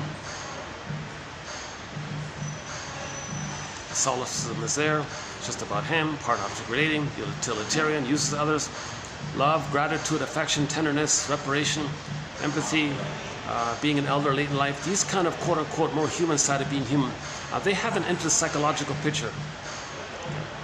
So if the fusion is still there, if there's still one there, the baby only separates from the mother when he feels safe and loved to do so. If he's terrified or afraid he becomes her, he doesn't leave her. That means he doesn't have that floor, like he doesn't have that sense of self out of the mother. He needs that floor, and then joy and sadness can be there. Joy and sadness can stand on the floor. So joy and sadness can be present. If that floor is missing, joy and sadness goes down the hole, down the well. The golden ball goes down the well. You need the floor there. So the floor is that the child felt safe to have a self-concept that's out of the blurred duality image of this imagery of them being one. He's got to hatch out of that. It's called hatching out of the egg, the psychological egg. So the first 4 to 5 months is sometimes called the psychological egg. He needs to feel safe to hatch out of it and have that floor. It's called differentiation. When he has that floor, he's differentiated. When he's differentiated, that means he was safe to have that self-concept. Okay, that safety means joy and sadness is safe to be there. So he has his feelings can be there. So joy and sadness can run the console. So with differentiation, joy and sadness can run the console. So joy is the primary baseline emotion for a person. That's the natural driving emotion. That's the natural animating emotion for a person. Is joy is at the console.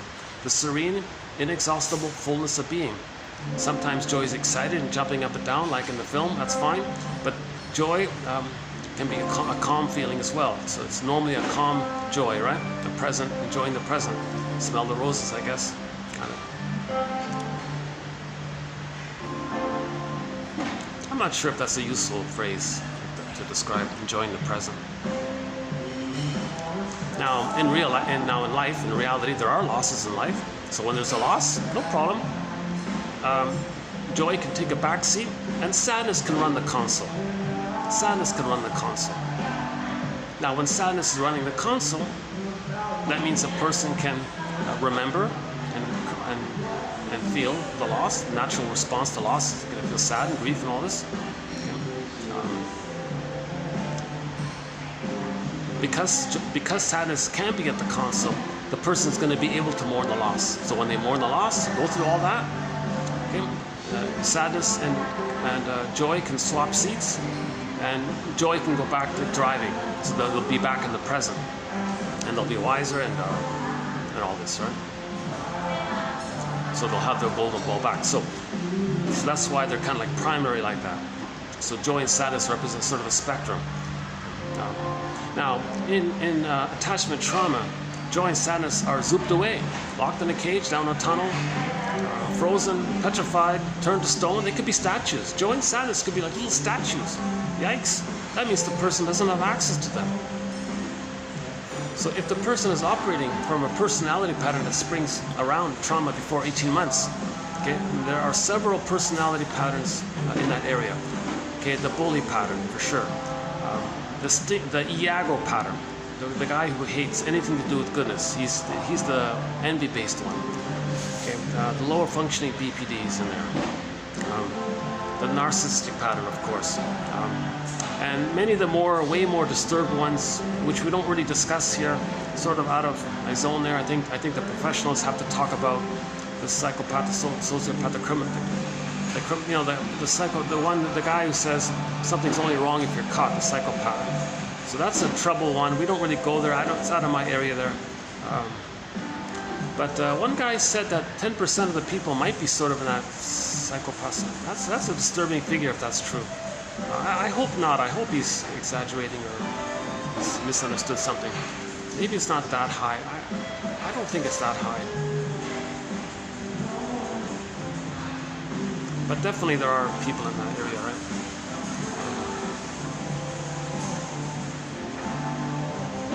So the stinger personality patterns that we're discussing in 1001 Windmills of the Mind are those ones mainly just mentioned, right?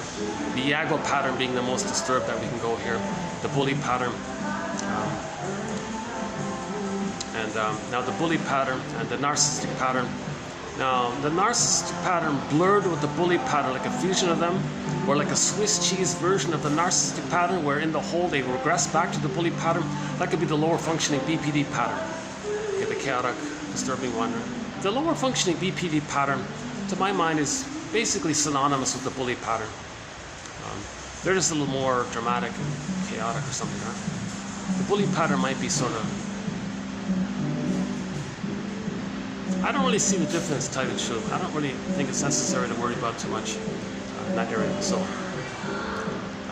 but it's helpful to have the idea of the lower functioning BPD pattern, because in the higher functioning BPD pattern, that's the idea that when they're regressed, they might hurt themselves because they think I'm not okay, you're okay. But in the lower functioning pattern, they say I'm okay, you're not okay, so they tend to hurt others. That one there. And now the bully pattern, they're like that because they're trying to force a response from others. So they want lackeys to respond to them. That's the fantasy, that mother's responding to them. That's the attachment. Now the lackey leaves, they can't mourn losses, so they'll use contempt. They need you anyways, preserve their grandiosity. Narcissistic pattern, very cynical, very negative. Their humor is very dark. So cynicism, the pessimism gratifies their grandiosity. So all of those distinctive personality patterns, they're going to preserve their grandiosity. Because that's the only thing they have, really. And it's something, if they get feedback, oh, are you really, do you think you're really a little god, really? Oh, they might get enraged. So, of course, it's all cloaked over and all this. So people are on eggshells, or usually people feel like they're on eggshells around distinctive personality patterns. Now the Iago pattern, he does a sort of a covert thing. He's the guy that hates goodness. Because when he was a baby, he believed his mother hated his goodness. He identifies with the hating mother. Because he's going to hate goodness, to stay attached to the hating mother, because he's become the hating mother. So the Iago pattern is, they hate goodness. That's their connection to the mother who hated his goodness. He's fused there, he's married to mom, right? So to stay attached, hence the schadenfreude, the safety, he's got to hate goodness. So in the act of hating goodness, or seeing goodness damaged, because his goodness was damaged, so he wants to damage goodness, hatred of the good. So the pattern of the Iago one is they're more passive aggressive. So they may enlist the bullies as proxies for them, or they do sneakily passive aggressive things where they spread rumors against others, and the goodness in one and the goodness in the other, he hates the two having that. So the efficient way is to get A and B against themselves, and the goodness in the A and the B is damaged. He sits back and enjoys the show, so to speak, because seeing goodness damaged removes the source of envious feelings. He doesn't want to be triggered of how once upon a time he needed goodness. Because once upon a time he needed goodness and there's so pain around it. So he doesn't want to see goodness. Because the mother hated his goodness from his perception. Again, a shorthand for this is that the baby can't tell the difference between the mother and his experience of the mother. Baby can't tell the difference between the mother and his experience of them. That's the issue. It's his experience that counts.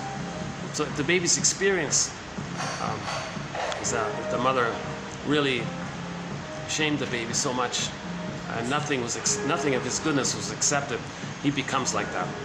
And that's his only kind of connection. Again, babies must attach. No baby can make it on their own. The baby will attach to an abusive mother instead of having no mother. All of the baby's life force is to have some connection to the mother. No baby can make it without some kind of concept of them having a mother. If the mother just hated them, well, fine, they'll be the hater, and that's their connection to the mother.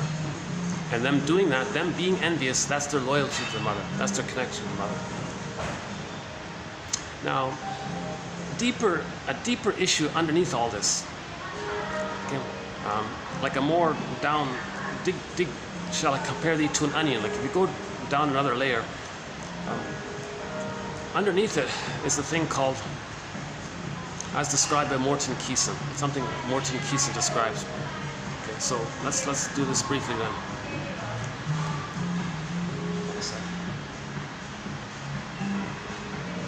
Let's let that stop. through the thing there.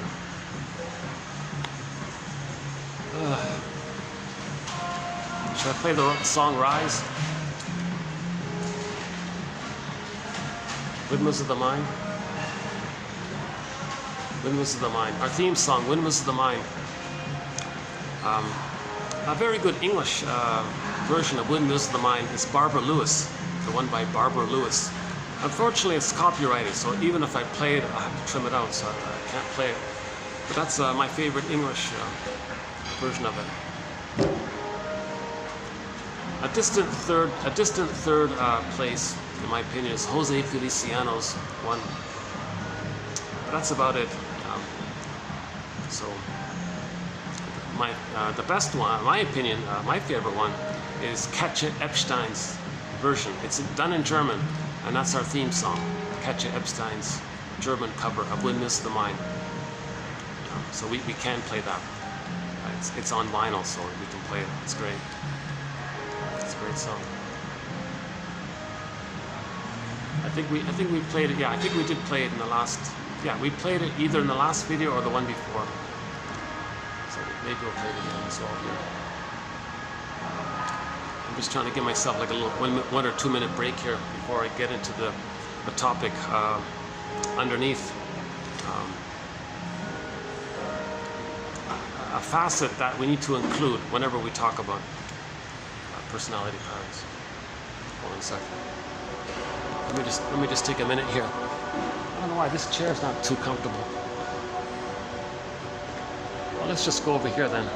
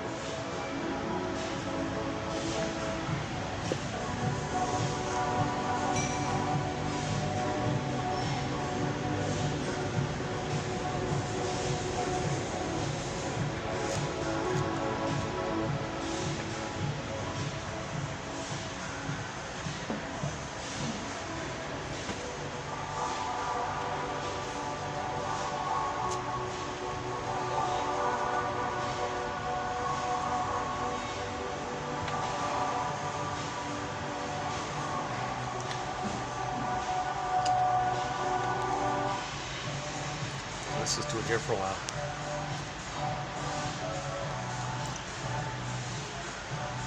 Underappreciated point. An underappreciated point, I believe, is this one here. It sounds obvious, but I think it's worth highlighting. You know, this idea of omnipotence of thought.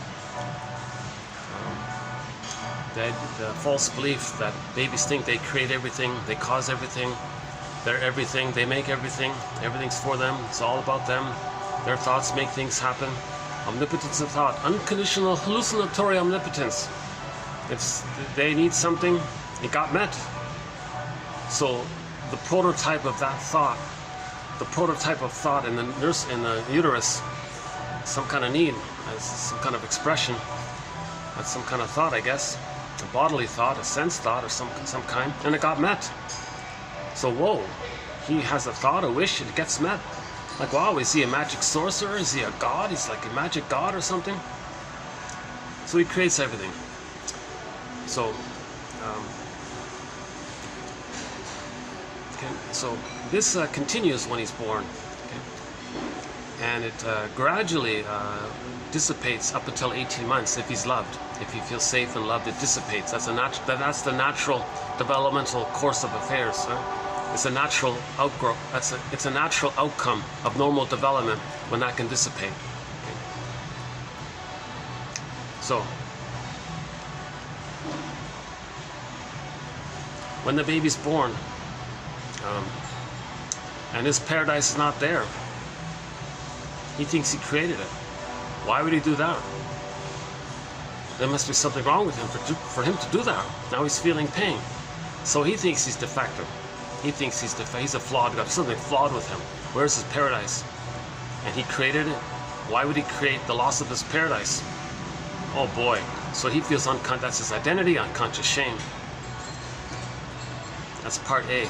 Part B, baby can't parse out where he begins and ends and where the mother begins and ends. So we can say that the mother's quote-unquote defective, but since the mother's him, he thinks he's defective. False belief.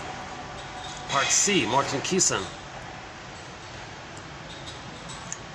Plus the title of a self-help book entitled, Do I Have to Give Up Me to Be Loved by You? So part C is, the baby might think, hey, wait a minute, if I'm a little God here, and I make everything happen, and my paradise is not here, well, I'll just fix the environment. So that's the mother. The environment is the breast mother. So I'll just fix the mother. So he'll try to fix the mother. In the process of trying to fix the mother, save the mother, cure the mother, heal the mother, make a dysfunctional mother being to convert a dysfunctional, misattuned, malattuned, shaming mother into a healthy, natural, loving mother. In the process of doing that, Keeson says the baby may get the idea that his feelings and needs somehow threaten the mother. So now the baby thinks, oh, okay, mother, don't worry, don't be scared of me, don't be threatened by me. You're freaked out by my feelings and needs. Well, I'll freeze up. I'll become like a velveteen rabbit. I'll become like a stuffed doll, emotional stuff. I'll be really passive and help it. Maybe that'll please you. Will that save you? Will you change your ways then? And then provide the love that I need and not get back my feelings? Will that do it for you, mother? So he's going to try to save the mother, accommodate the mother, placate the mother, please the mother. He'll try all these little things to do so.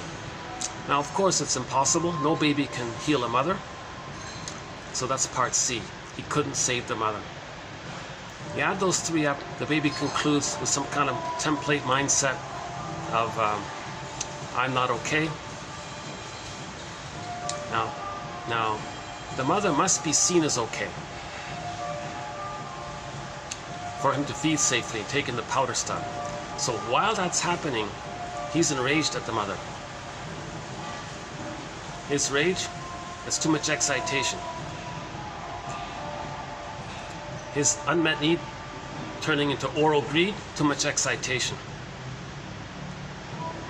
So, as a defense against all of the cortisol that his brain wants to send him, to not get all that oh, there it is there. www.buymeacoffee.com/psychoanalysis. 1001 Windmills of the Mind. Psychoanalytic Psychotherapy's greatest hits. Be your own soul doctor.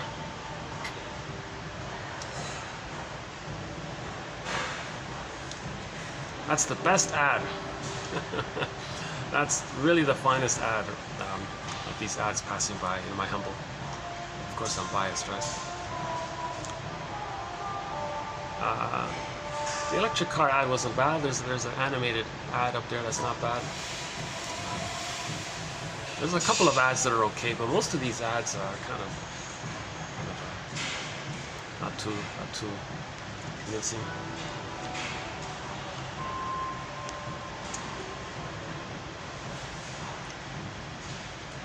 So, when the babies, remember joy and sadness was zooped away, and at the council was fear and anger? So first there's fear. First the child's afraid of his mother. But the fear gets overwhelmed easily, then it turns into anger, then rage. So you don't even notice the fear sometimes, because it just clicks over so quickly.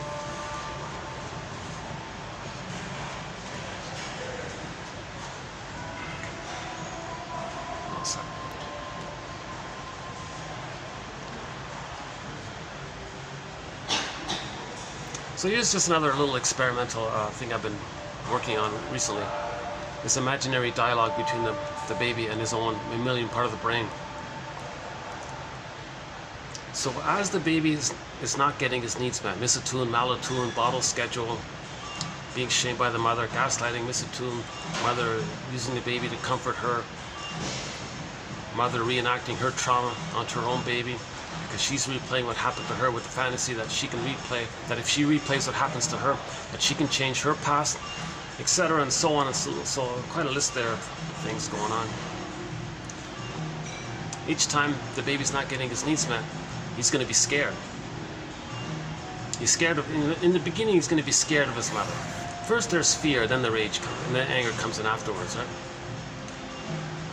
So Joey and Sanders are frozen. All he's got is the survival mechanism, the amygdala. Okay, fear and anger, disgust, right? So as the baby's not getting his needs met, the mammalian part of the brain, the amygdala area, right? Maybe there's like a little dialogue there. The mammalian part of the brain is going to send the baby cortisol to say to the baby, hey you, get out of here, flee, run. This is dangerous. This woman here, your mother here, get out of here. You need her, but she's hurting you and she's shaming you. Not only are you getting what you need, but it's a double insult. She's hurting you while you're trying to get your needs met. Get out of here. So the child's mind says to the mammalian part of the brain, as if there's an imaginary dialogue, hey, mammalian part of the brain, I know you mean well, but I can't flee. I don't have musculature. I don't have motor skills. I can't crawl. I can't pick up the phone. I can't flee. I don't have the capacity to flee. I'm too passive and helpless here. I can't flee. So the mammalian part of the brain says, oh, really? That's the case? Well, I'm really enraged now. I'm going to send you more hormones. I'm going to send you more stress hormones. No, don't. I told you I can't flee. I can't. So don't send me more if I can't flee. Oh, I know that. So why are you sending me more? Well, I want you to fight then with the mother. Oh my God. So now, the child is saying, well, okay, now the child is like expressing some kind of anger towards the mother, maybe making some kind of movements or something, or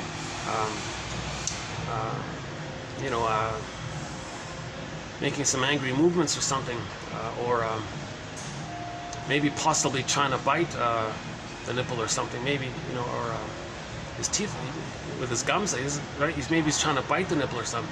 Mother says ouch or something. So the baby's angry. So now the baby's fighting with the mother, angry with the mother, right? So and then the baby keeps on in that process. It's not working. So then it clicks over, that anger clicks over into the fantasy that now the baby has the fantasy that he's going to possess the breast. He's going to control the breast. He's going to devour the breast, take in the breast. The baby has this oral rage, greed now thing going on, right? So this is taking place, but it doesn't work. So the child's ego says to the mammalian part of the brain, okay, hold up, I can't take any more. You sent me lots of stress hormones to fight with the mother, but I can't control this woman. So stop. Don't send me any more. Well, why not?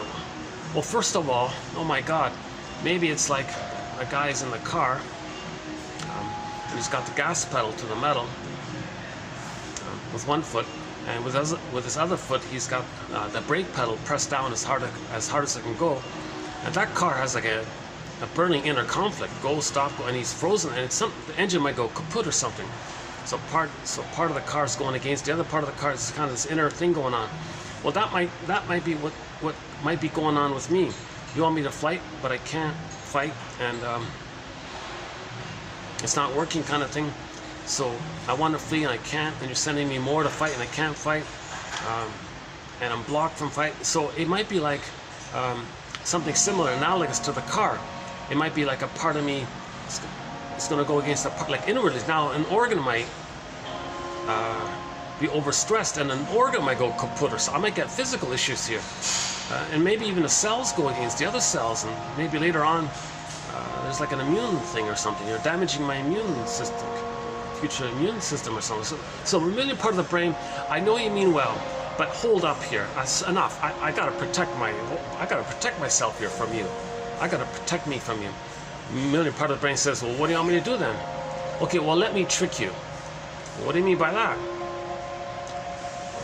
Well, you're sending me these stress hormones because you think I'm in danger, and because my needs aren't getting met, and because all of this rage that I can't handle.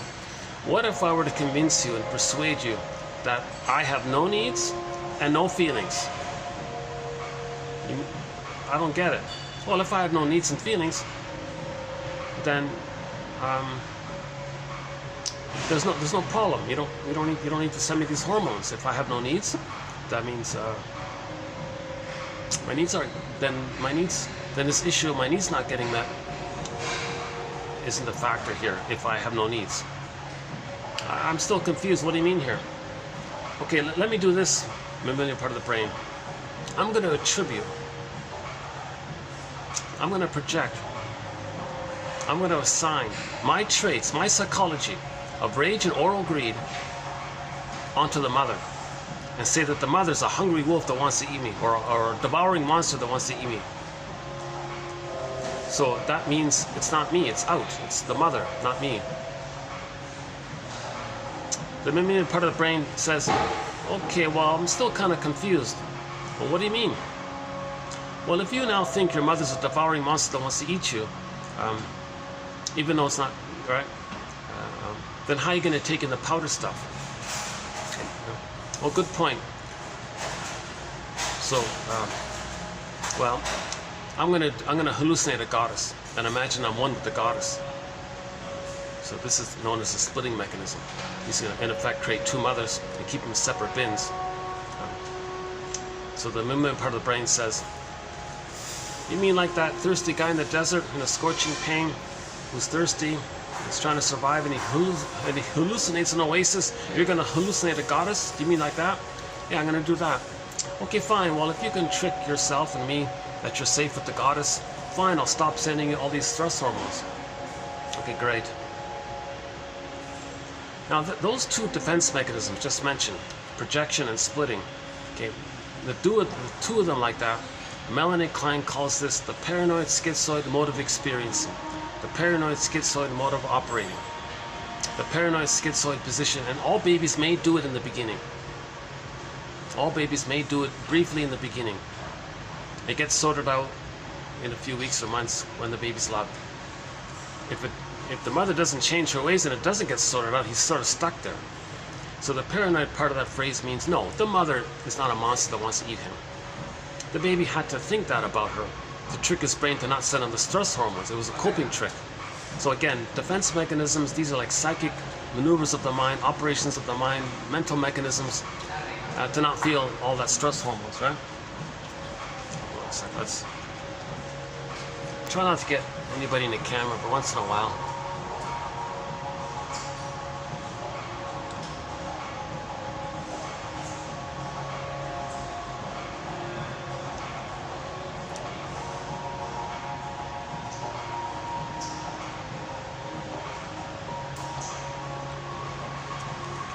Paranoid schizoid position.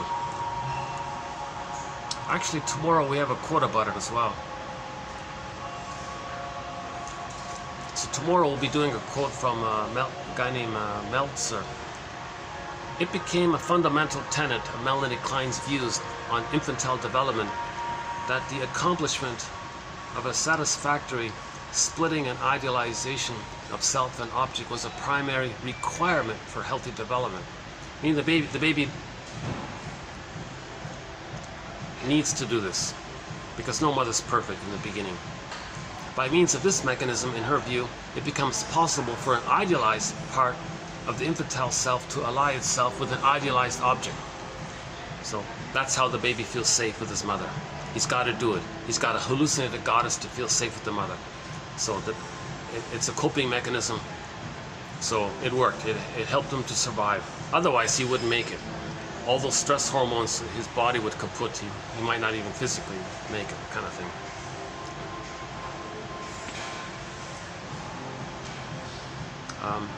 It becomes, okay, again, by this mechanism, in her view, it becomes possible for an idealized part of the infantile self to ally itself with an idealized object. In the first instance, the mother's breast, as the bulwark against persecutory anxiety and confusion.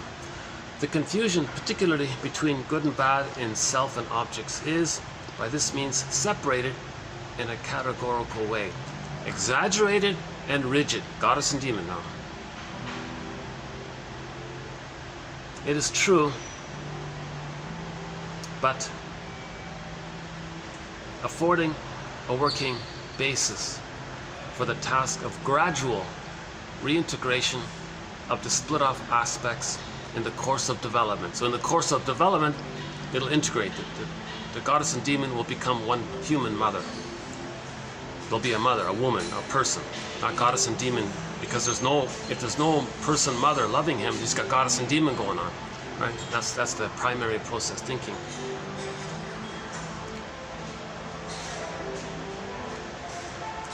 As the values of the paranoid schizoid position are gradually replaced by those of the depressive position. That's development. That's a normal development to transition from the paranoid schizoid mode of experiencing into the developmental result called the depressive position, with the relinquishment of egocentricity, infantile megalomania, and grandiosity in favor of concern and welfare for the loved ones of psychic and external reality. This gradual shift in values has a sweeping effect on the judgment and estimation in which are held the various attributes of human nature. Thus, reparation,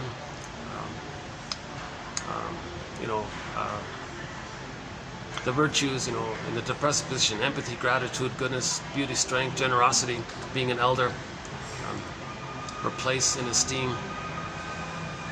So your self-esteem comes from the depressive area, right? I'm okay, you're okay. Okay, that your self-esteem comes from the identity. Okay. That's going to replace the prior one of the paranoid schizoid, false egocentric, false self-esteem, pseudo-esteem of enthrallment to power, one-up, and all these other ones, right? The toxic masculinity area, the Don Juan area, the greed and envy and all this. So you get your esteem from greed, envy, and all this, and revenge and vindictiveness and spite. That's your esteem from hate and spite. That's you get your cynicism. That's the paranoid schizoid mode. But in the clinger place, in the depressive position, your self-esteem comes from the reality of I have a feeling, others have feelings. I have a self, they have a self. That area, right? So the child is meant to graduate into the depressive position, and it begins starting 4 to 5 months. It starts to happen.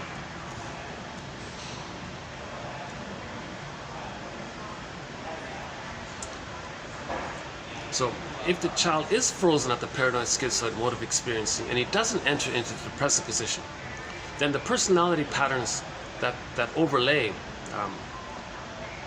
the underlying paranoid schizoid mode of experiencing, okay, the bully, Iago, lower functioning BPD, and the narcissism, and the other troubled ones, they see their soul onto others, their unloved soul onto others.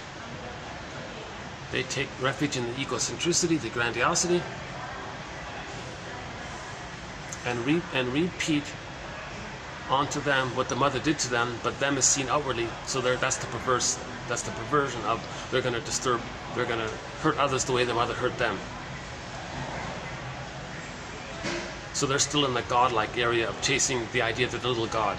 So the human side of the human side of being human, the affection and the knowing your interests and being an elder and contributing to others and the welfare of self and others, this kind of more normal, I'm okay, you're okay, we're all one family attitude, and we're all homotramicus, searching for understanding, beauty, truth, these kinds of things. His adjectives here are maybe a little, I think he could have chose some different adjectives to clarify the difference between. So that last sentence, that's a good paragraph by Meltzer, but that last sentence, I don't think it's too clear. I know what he means, but I mean, in the paranoid schizoid mode of experiencing, it's hate, greed, envy, spite, vindictiveness, schadenfreude, ingratitude.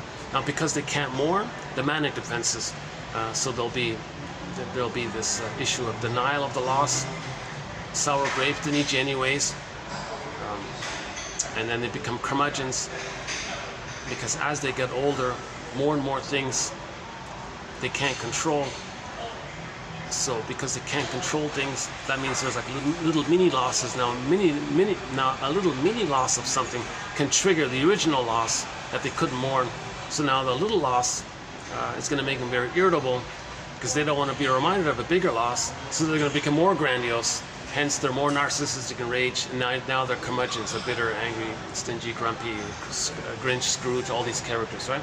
So in the stinger personality patterns, they usually become curmudgeons late in life. But in the depressive position, they may still be childlike, but usually they can become elders. So there's a difference between the personality traits of the stinger personality patterns and the personality patterns of the clingers. The clingers hold on, so the clingers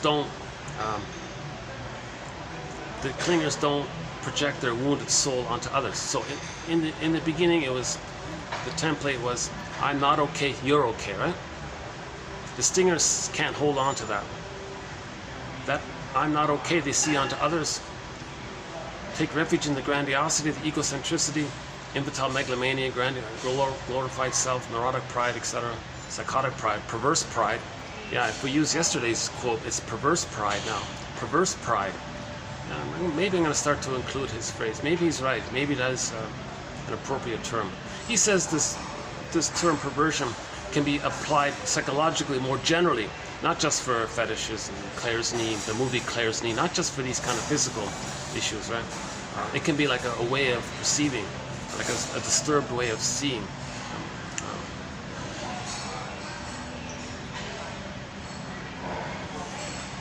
Like it's perverse, like it's so disturbed. In the movie Claire's knee, the guy was infatuated with the woman's knee, still in the emotionality that the baby would be very excited to be one with the breast. So the Claire's knee was like his, he had the same reaction to that woman's knee, the way the baby would be in bliss when he's nursing. Now if that's missing, someone could say to him, oh, I found Claire's knee, it's in the sky. Imagine you're one with Claire's knee in the sky. It's the gambit of the breast in the sky idea. And you're one with that. That's the idealization. See, the baby has idealization with the breast. Okay, that's missing. You imagine in the sky, phantom breast in the sky. So that's the splitting. In religious stories or myths and fairy tales, you have this goddess and demon imagery, right? So myths and fairy tales, one of the motifs in myths and fairy tales is this either-or thing of goddess and demon. That represents the psychological phenomenon known as the splitting mechanism, where the baby can't know that the mother's shaming him. He's got to make up a goddess to compensate and feel safe. That's what he's saying here. The child had to do this. As a defense against persecutory anxiety, the child had to hallucinate a goddess breast. It's a temporary perversion of thought, but we can forgive the baby for this, and it gets resolved. It becomes existential hearsay in a few weeks or months later. But it's not meant to be stuck there. If it's stuck there, then you get the bully pattern, the toxic masculinity in men and women. Okay. So the wounded feminine principle, joy and sadness being zooped away, that's the wounded feminine principle. Then you got the distorted masculine. So the trouble doing comes from the wounded feeling. Okay. So the loss of the feelings lead to the disturbed doing.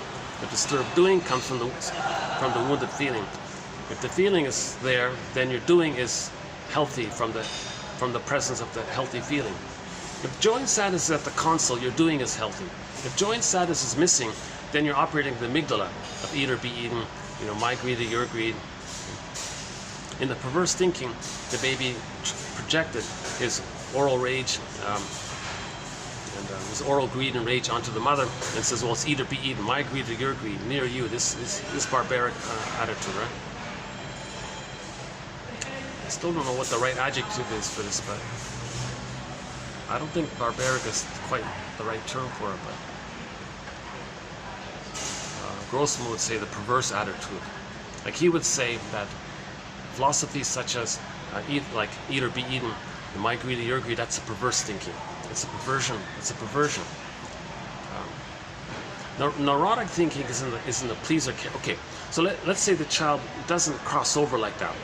He doesn't identify with the aggressor and see himself onto others and shame others to replay their mother's shame, doing this so-called quote-unquote stinger, perverse, disturbed, troubled thing. Let's say the child can't hold on to a soul for whatever reason. So he's holding on to the original false belief of I'm not okay, you're okay. If he can hold on to I'm not okay, you're okay. If he can hold on post 18 months, variety of factors in that area, right? If he can get to that, if he can get post 18 months, that means the grandiosity is mainly dissipated, not fully, but it's mainly dissipated, and he's still holding on to I'm not okay, you're okay, and he's frozen there. He didn't complete the process to I'm okay, you're okay. Those are the clinger personalities. Now he's neurotic. Okay. Now their repetition compulsion is that record is the other version of that record is they're going to coax others to shame them the way the mother shamed them. In the perverse way, they're going to be the shamer onto others to replay the mother shame them. So the reenactment takes two ways. The clinger way, the disturbed way, the so quote-unquote perverse way, or more troubled way, or more complicated way, or the angrier way, infantile. Okay, that's the stinger way. Mother shamed them, they shame others to replay the mother shamed them. Now, do you really think doing that is going to change what happened in the nursery? It's ridiculous. A person's going to have 20 lifetimes doing that. It's not going to happen. It's not going to change what happened in the nursery. But observation of this is a mirror to know what happened in the nursery. Okay? Or the more benign way, the less painful way, is the direct way, where mother shamed them in the clinger personality patterns of I'm not okay, you're okay. They just simply goad others to reject them. So they put a pressure on others to reject them. So they give people impossible tests, or they be very passive aggressive, or don't cooperate. Finally, others get fed up and they reject them. Okay, well that's what happened in the nursery. Mother rejected them. So it's more benign now. They're just replaying it directly, like that's neurotic. But the psychotic one is that they are going to shame innocent human beings standing in for their wounded soul. So they're damaging their soul again the way the mother damaged their soul, but their soul is going to be seen onto others. That's a more disturbed, perverse kind of area, right? I'm not sure if that adjective is correct either, right? Still searching for the right words, right?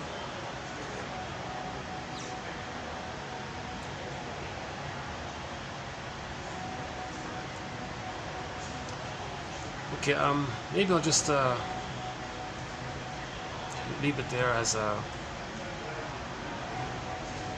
some of the points that we talk about in 1001 Windmills of the Mind. Okay, now we talk about the various, now each of the personality patterns along that continuum, those before 18 months, the stinger ones, those are separate threads, all of those personality patterns, the bully, Iago, and so on, and the narcissistic one, and the more benign ones, the clinger ones. So they're more sensitive, childlike, more vulnerable. They're more openly visible as like children, and they're still looking for a good parent. So by the way, if the clinger marries the stinger, there's a collusion there, because the clinger says, I'm not okay, you're okay. The stinger says, of course, I'm okay and you're not okay. There's going to be a collusion there. Now, the clinger distorts in a thing called sweet lemons, because their template is I'm okay, you're not okay. So they're going to distort the false belief that their little god, they're okay, they're not sour and negative, they're okay. Now the stingers are thrilled at this arrangement because now they have somebody to shame, damage, control. Okay, so they just want to shame others to replay the mother shame them, the so-called perverse thing. Now the clinger is putting up with this for 6 to 7 years on average. Finally they give up and say, I can't save this. Again, the clinger's still trying to save the parent, right? The stingers don't know what you're talking about. They're just thrilled. They think you're a fool to try, and therefore justified to shame you because you're such a fool. Now the clingers finally wake up. Oh my God, I'm so nice to this person, and it's actually hurting me because they hate me even more the more nice I am. So the clingers finally wake up and leave and write a self-help book entitled Codependent No More. Because clingers have passed that phase. So it's alien, it's strange to them that someone would be like so negative like that, right? So they can't believe it, they don't believe it, right? That's why they see through that lens. Well, I'm okay, I'm not okay, you're okay. They don't understand the lens of I'm okay, you're not okay in a disturbed way. Well, I'm a little god and you're this devalued self thing, and there's like a whole dictionary of terms to describe the shame self. Okay, don't be such a this, you're such a that, all these awful labels to describe the shame. It's amazing that there's so many adjectives to describe the sense of the shame self. This one is for some kind of a, oh, I missed it. Okay, let's get into today's quotes here. Uh-oh, freeze up on me. Okay, hold on a sec. Once in a while, my laptop freezes on me here. Give me a minute to reboot this thing.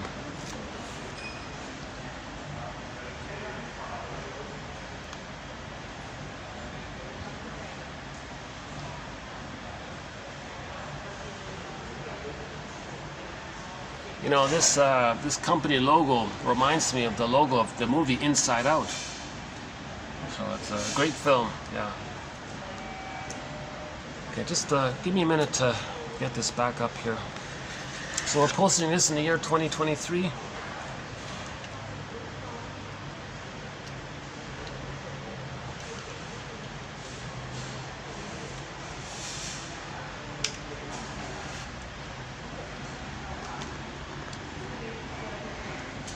Let's get the quotes back up here.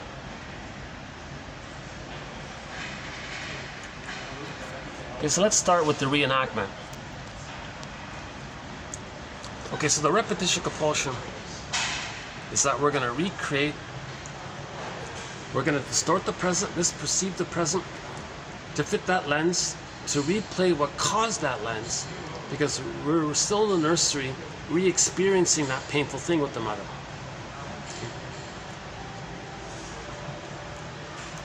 So that's transferring the past into the present and repeating it. Okay. Now, when one person does it, we usually talk about it as one person doing this, right? And they can see it as a mirror to know what happened. So one interpretation was the shrink said to the guy, "You're recreating here with me what happened to you in the nursery. You're showing me what kind of mother you had and how it felt being with her. You're placing me in the role of you, and you're acting like her. And you're doing this to communicate what happened to you. You're communicating what happened to you. And I'm helping you to put words to this. And this is a mirror. This is communication from you to yourself. I'm just helping to put words to it for you to see what happened in the nursery. You're replaying what happened in the nursery with me here by doing a staging thing. This is your reenactment." Now this is presented in a friendly way, in a kind of in the spirit of like, it seems to me, perhaps you might be, what do you think? It seems to me, based on you said this, it seems to me, what do you think? And it clicks or not, and so on. So that's considered like the reenactment of one person doing it. Now let's say the client is doing it. At the same time, the therapist is doing the same thing onto the client. Now that whole mess is called enactment. That the two of them doing it is simply called enactment.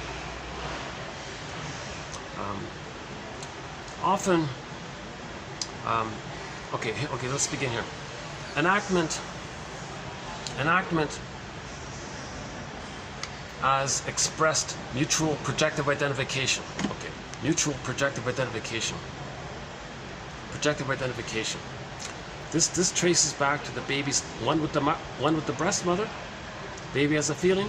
Mother should have the feeling. If the mother has the feeling, she understands it, feels it.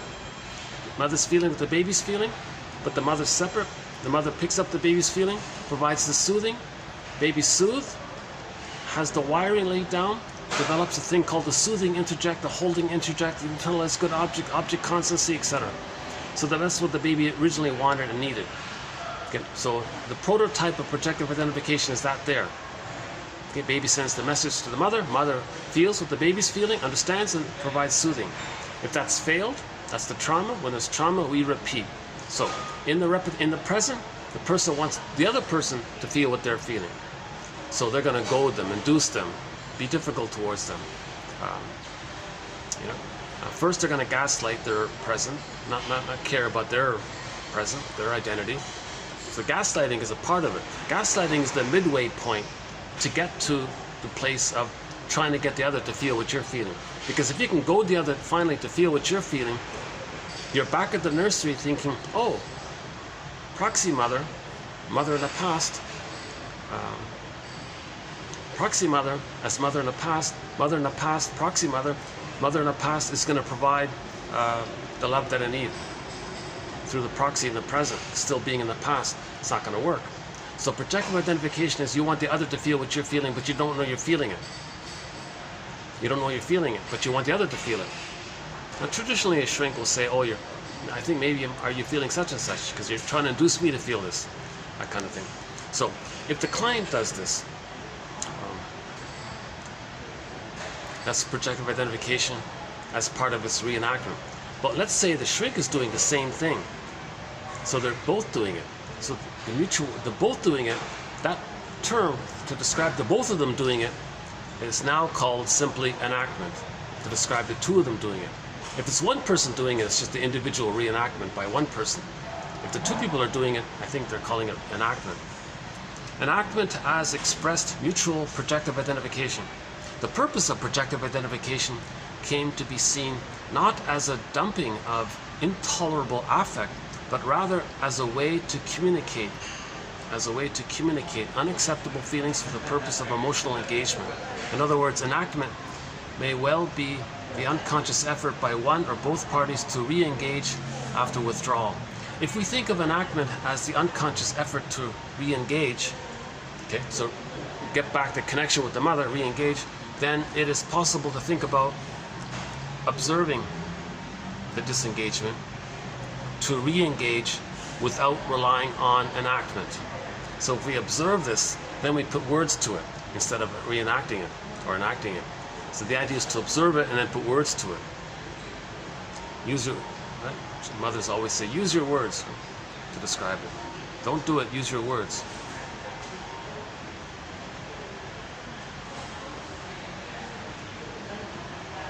So projective identification is an attempt to communicate what you're feeling, but you don't know that you're feeling it. The baby is in a state of preverbal, it's a preverbal memory. So they're just creating it, like an acting thing, acting out, to get the other to feel, because the mother should know what the baby's feeling. So projective identification is generally considered an attempt to communicate what they're feeling.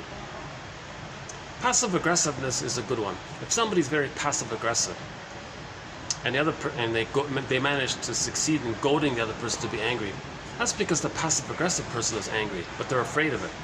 So they do tricky, sneaky little covert things, lateness, deliberate inefficiency, pretending this, pretending not to understand, speaking at a low voice so you can't hear it, just doing little frustrating things to get the other person angry. Then the other person gets angry. Okay. That means the projector is trying to communicate that they're angry, but they don't know it. They're afraid of their anger. Put it that way. But they're trying to communicate it. Now, if the person, the receiver of this says, "I'm wondering if you're kind of angry," and they might get enraged because they're afraid to know it.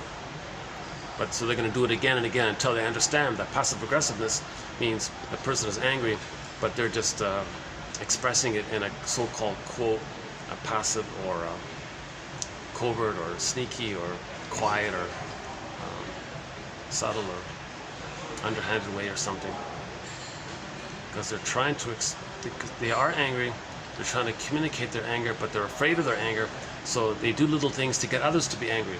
So they feel some hope that, oh, if the other's angry, that means mother knows, in the nursery, mother knows that I'm angry, she'll provide the soothing. But it's ridiculous, because even if they're successful in making someone angry in the present, it's not going to zoom them back to the nursery and the two of them morph into the nursery time and then they're going to change the past. It's not going to happen, right? In other words, for example, the person's not going to say, hey, my friend here is being very passive aggressive. I see. So in the nursery, they weren't soothed. Their anger wasn't soothed. Well, let me help this person out. I'll invent a time machine. Two of us will hop in, go back to the nursery, all become the good breast mother that person needs. They'll become the baby again. Them now as the baby will get the soothing They'll get the wiring, they'll get the holding interject, the soothing interject. They'll be okay. They'll have that all their feelings metabolized, accepted. They'll have memories of having been loved.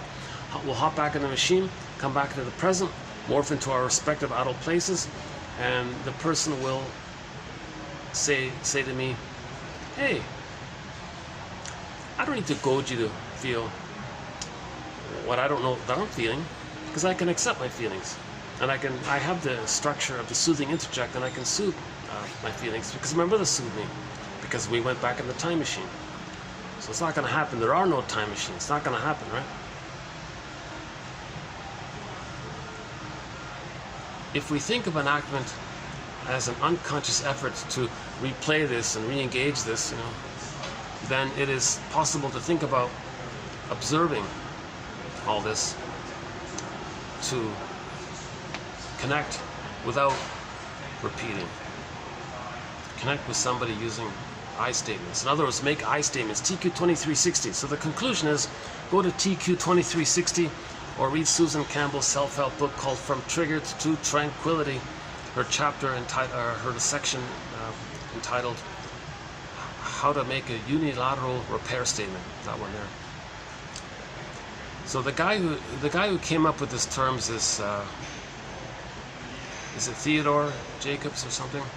Prior to Jacobs's coining of the term enactment in 1986, this mutual unconscious event was often referred to as expressed mutual projective identification. Mutual projective identification. You feel what I can't feel. No, you feel what I can't feel. And then you be the mother in the nursery and soothe me. No, you be the mother and soothe me. Okay? And that's called mutual acting out. You change, you be the good mother. No, you change, you be the good mother. Okay? So all this is called enactment now. So, the same guy here, Jacobs, in 2018, says the term enactment just came to him because he was seeking to find a term that didn't have the pejorative connotations of acting out. Sounds like a childish thing, acting out, right? He wanted to encourage clinicians, therapists, etc., researchers, shrinks, etc., to explore this phenomenon with an open mind. So he created a euphemism, a nice sounding little neutral, jargony kind of term to describe this very infantile process. Now we have a way to talk about it because it saves face, I guess. It's too triggering to say that everybody's acting out in the room. I think we're engaged in a reenactment here. Oh, we are we? Okay, I see.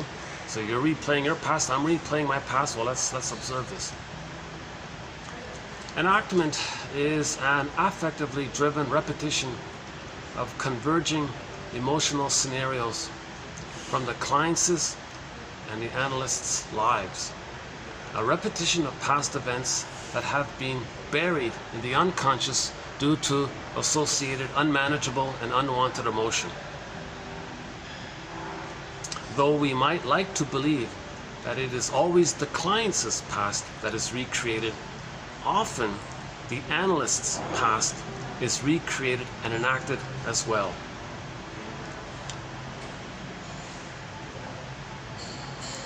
So she's confessing herself that this author here is confessing herself very honestly that she reenacts her trauma with the clients.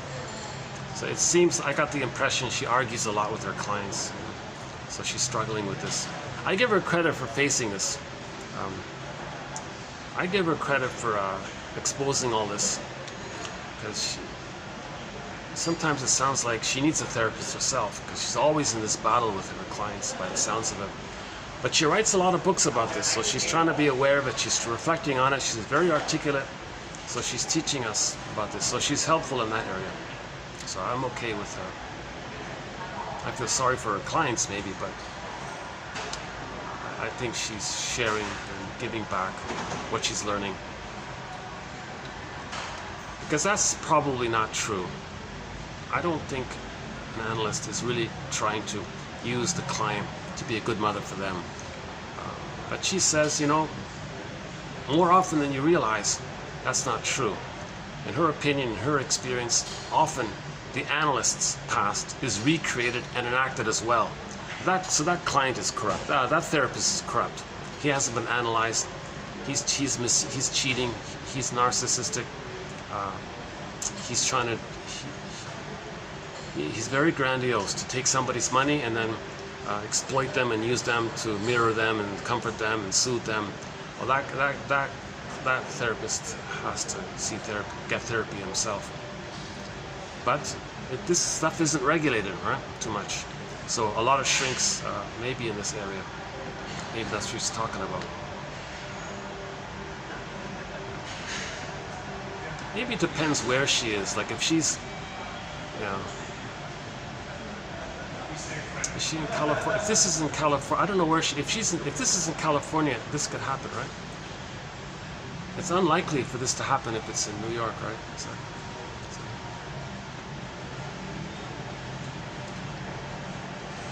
We repeat the past emotionally and typically aiming for a much different outcome. So that's the positive intention of repeating, wanting a better outcome for the past. It's not going to work.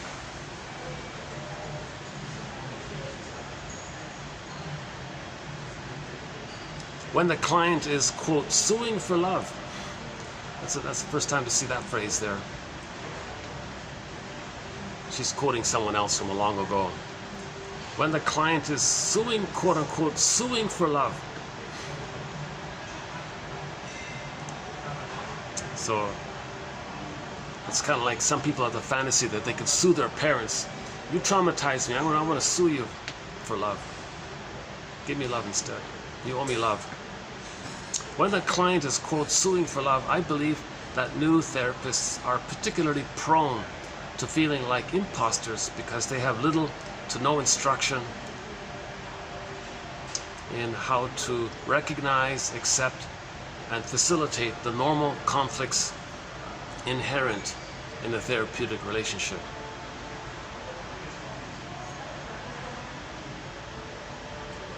So she says it's very common for shrinks to get their license, to get the shingle, and then they don't know what they're doing. What do I do now?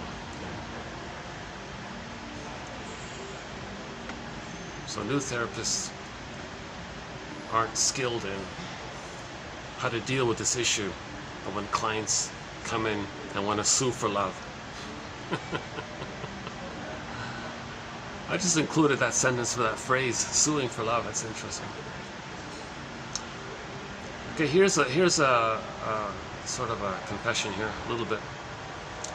If I have not deeply grieved my disappointments, if I have not mourned the losses in my life, including the de-idealization of the self, she's got to mourn no longer being a grandiose narcissist. She's got to mourn the loss of the old lifestyle of being so grandiose.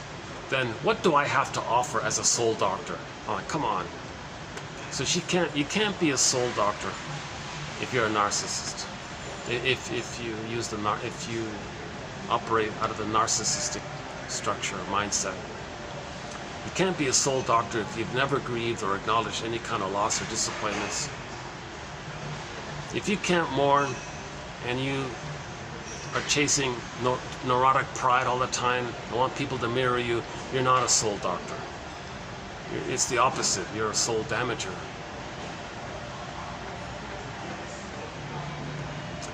Often, so why do some people become therapists? Often, the person who chooses to become a therapist was the sensitive child who took care of a depressed parent or tried to calm the waters and placate an angry parent. Lacking any real power or control, the child who serves as a budding therapist to her troubled family is not in a position to set limits. So you might say that our earliest training as therapists encourages endless patience, tolerance, understanding, empathy, etc. Yes, these are important therapeutic skills, but so are emotional honesty and the ability to protect yourself and make an I statement. Personally, I would like to see this undeveloped, assertive, and expressive side of therapists emphasized in training programs, since it is frequently not part of the communication skills most therapists possess at the outset. So teach therapists how to make an I statement. So she says it's okay for the therapist to say, look, I'm angry at what you're doing. I don't like this, what you're doing. And I'm feeling, when you do these things and come late all the time, it triggers me and I'm upset, and I feel it's disrupting our relationship here. So it's okay for the therapist to make an I statement. That's her point. And she gives the dramatic example of how she had a very difficult client. At one time, she got really angry and said, "Look, I said all these, and confessed at how angry she really was, and then the whole thing turned around." Right?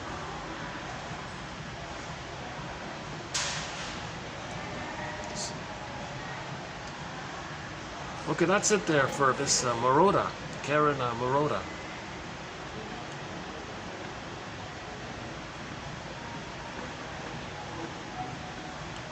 She's, you know, I give her a little, she has sort of a spirit of really looking for the truth. She's a truth seeker. This Karen Moroda, she's really in the nitty-gritty of this issue of enactment. You know, is the therapist reenacting their issue with the client? Let's be honest here. Sirles says this happens a lot. Sirles says that he did it a lot. So he confessed that he got caught up in this folie droit issue, or the shared madness thing. This competition. You be the good parent that I needed in the nursery. No, you be the good parent that I needed in the nursery. That's the reenactment, basically, I think.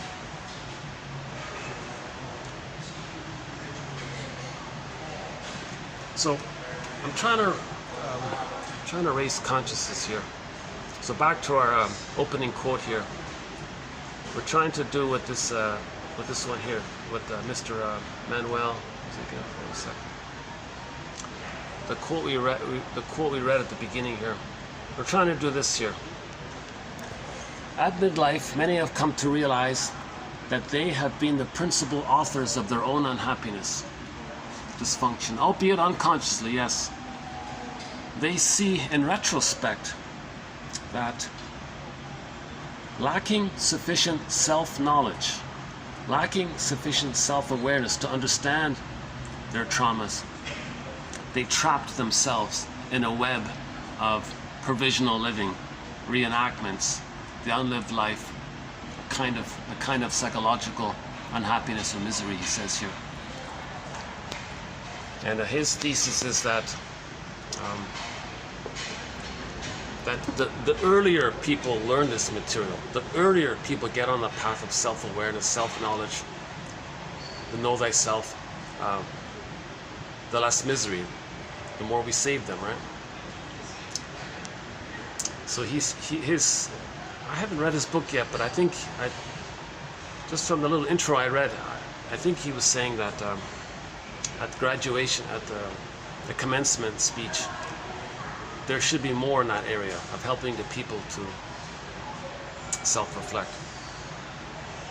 But most of these commencement speeches are just little anecdotes, or little you can do it kind of speeches. Get out there. He says, well, why not use that speech to teach people to have some self-knowledge? Right? And it's interesting, the rise of the trauma essay. Somebody gave a speech on one of those TED Talks. The rise of the trauma essay. That's encouraging. In order to get into university, someone has to show some self-reflection in their admission essay. Do they have some self-reflection capacity? Are they psychologically minded? Can they show that they have some psychological mindedness? So usually people admit some difficulties or struggles, so-called trauma essay, and what did they learn? What are they working through? What are they processing? Do they have that capacity to reflect, to have psychological mindedness? Some kind of self-observing capacity. Yesterday's quote was about, it's similar to, like, if you read a novel or watch a movie, you're immersed in it, and then when it's finished, you step back, you can reflect on it, right? Well, likewise, you have your life, you're in it. Well, can you step back and observe it? So that the essay was testing that. Do you have that capacity to reflect something that you were in? Just like when the movie's over, can you talk about the movie? When the novel's over, can you talk about the novel? Well, you're living your life. Well, can you talk about your life? Similar idea, right?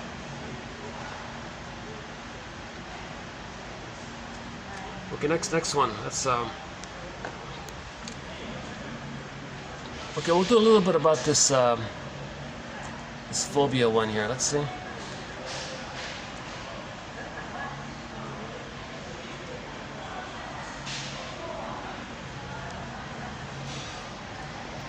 Leigh McCullough.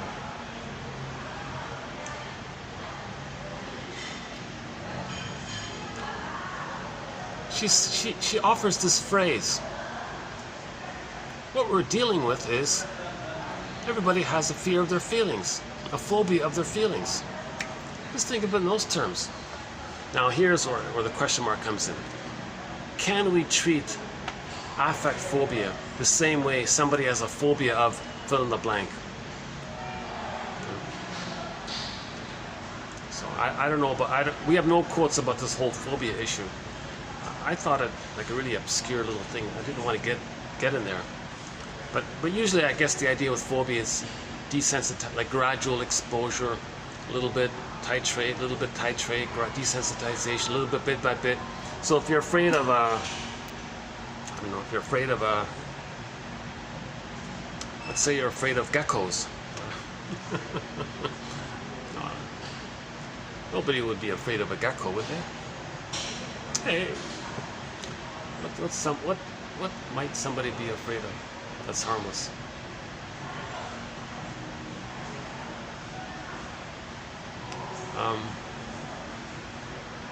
Jeez.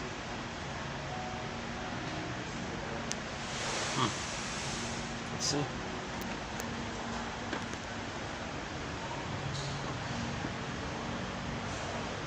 Let's say they have a fear of gee, I'm not sure. A fear of trucks? I don't know. A fear of buses? Huh?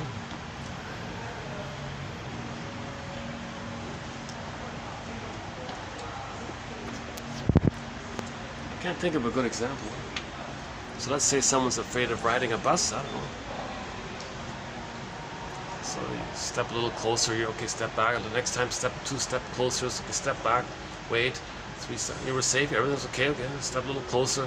Put your foot on the step there. Oh, step. It's a gradual, slow desensitization. Can that process be applied to our feelings? That's the question. She says yes. You can treat a phobia of your feelings in a similar way you have a phobia of riding on the bus. I don't know. I don't think so. But I want to entertain her theory here. So, I didn't include all of her examples here. I just did like a little sample of it. So, what about the clingers and the pleasers? What are their affect phobias? So the caretakers, the pleasers, the clingers, and all this, right?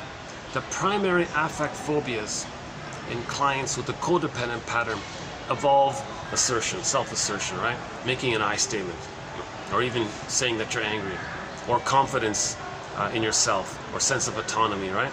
So they're still childlike like that. So she's saying if you have a personality pattern in that area, then your affect phobia is self-assertion, saying what you feel, making an I statement. If somebody has the bully pattern, the main affect phobias for clients with the bully pattern involve feelings of empathy, care, tenderness, closeness, compassion, etc. Such clients have severe deficits in attachment. Yeah, so the bully pattern, they didn't attach properly, right? They were prematurely ejected out of the mother-infant dual unity. Maybe right at birth, they didn't attach. They didn't enter into the egg. So all the tender, sensitive feelings in that area, there's a fear around that, right? So the bully pattern is in reaction to this fear. So they have a phobia of tenderness, care, closeness, trust. Oh yeah, they never trust, right? They don't trust. They have a phobia of trust. Ooh, I have a phobia. Hence all the rage around it. But they need the attachment. So that's why they want to be controlling and aggressive. To control others, control the lackeys as a reaction to the phobia. So the bully pattern is like a reaction to the underlying phobia feelings. OCD, the main affect phobia with the OCD pattern involves just feelings in general, all feelings. Emotions often can feel chaotic, so the pattern's behavior, this OCD behavior, helps to just control every little thing. OCD, they want to control every little thing, right? Obsessive, control every micro little thing, because they... So if those with the schizoid pattern have an allergy to people, the schizoid pattern, they're afraid of people, right? If those with the schizoid pattern have an allergy to people, those with the OCD pattern have an allergy to just, in general, all feelings, it says here. One more here. The primary affect phobia is in the histrionic pattern. The histrionic. The histrionic is not the BPD one. The histrionic might be like the character Joan Stevens in the comedy I Married Joan. Oh yeah, from that TV show I Married Joan. The character Joan in that comedy said, "They say if you want news to travel fast, telegraph, telephone, tell a woman." So that woman in that comedy, I Married Joan, a very good comedy, it ran for 3 seasons. I much prefer her. I much prefer to watch her more than the Lucille Ball one. They're considered peers, Lucille Ball and Joan Davis. But Joan Davis isn't known for some reason. But I found her show a little she's a clinger. She's got more heart. I think she's got more heart. But she's histrionic. She's childlike. Okay. So the primary affect phobia is in the histrionic pattern. So there's a lack of positive feelings about the self and insecurity in relation to others. So they always want reassurance. Do you like me? Really, do you accept me? You don't love me anymore? Do you like me? They may create drama as a test. Do you still like me? Oh, really? I don't believe it. Because they have a lack of positive feelings about themselves and insecurity in relationship to others. Those with this pattern seek attention. When they don't get the attention, they may have these dramatic outbursts, emotional drama. They create drama. They create these, like in that show, I Married Joan. She's always creating these little dramatic scenarios to defend against the pain of feeling unworthy. I'm worthy, right? I'm going to create this drama. I'll be in the hero. So typically in an episode, she'll take a benign thing and create all this chaos. But then she comes in as the hero and she's worthy again.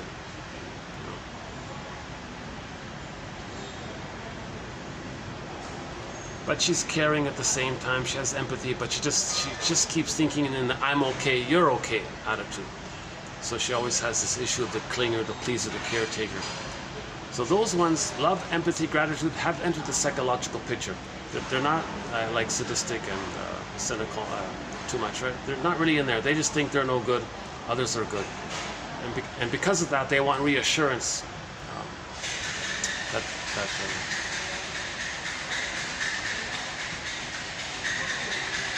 that they're accepted in all this, even though they feel no good. So she was always testing the husband, right? She was always provoking the husband, trying to make him angry. But he was a judge, he was reasonable, and he liked her charm and her humor.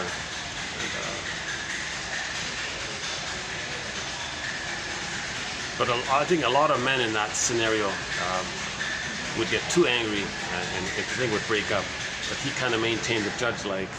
Sometimes they got angry, but mainly it wasn't too destructive, right? So it was an ideal scenario for her to have a reasonable judge-like husband, and she would do things that legitimately should make him angry, you know. But he still loved her at the same time. But she always wanted that reassurance. I did this, you still love me? Really? I did this, you still like me? Yes, yes, yeah. You don't have to do this. That's the whole series, the whole 3 seasons was kind of like that, right? So she was sort of the histrionic, right?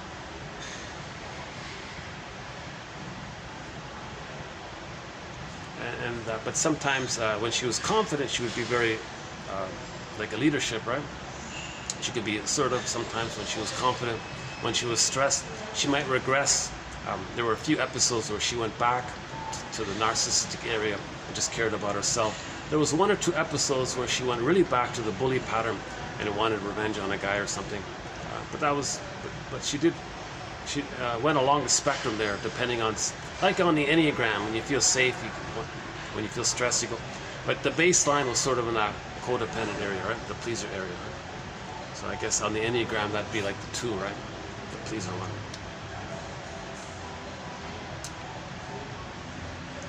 Yeah, maybe I'll look more into this one. Affect phobia.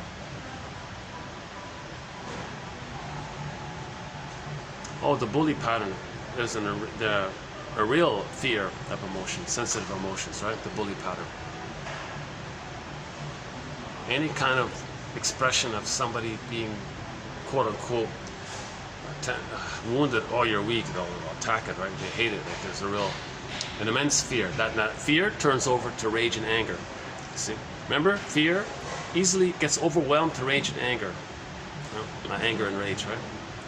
So they're afraid to see any kind of vulnerability. So they quickly say, oh, don't be such a fill in the blank. They open that dictionary of insults. Don't be such a this. Right? Okay, the next one. Just some loose quotes here.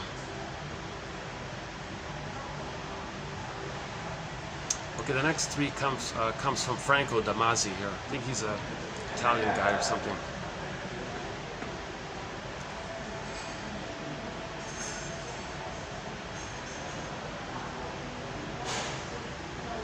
Maybe I should just play like a little musical. Let's take a little musical break here. Hold on a second.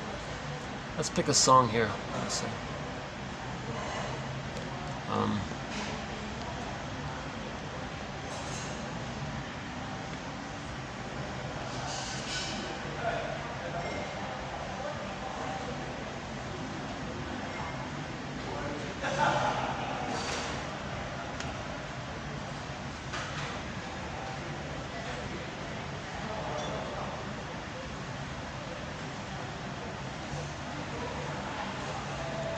What about, where's that I Will Survive one? I think I have the I Will Survive here somewhere. Calypso and Shell. Broken Spirit. Broken Spirit. What do we haven't played this in ages. Oh my god. Okay, here's a song called Broken Spirit by Janny Luzon. Yeah, I think she's Métis, I think. So we're trying to heal from a broken spirit. We're trying to heal from a broken spirit. 1001 Windmills of the Mind also seeks to make a contribution on how to be our own soul doctor and heal the broken spirit, the loss of our feelings.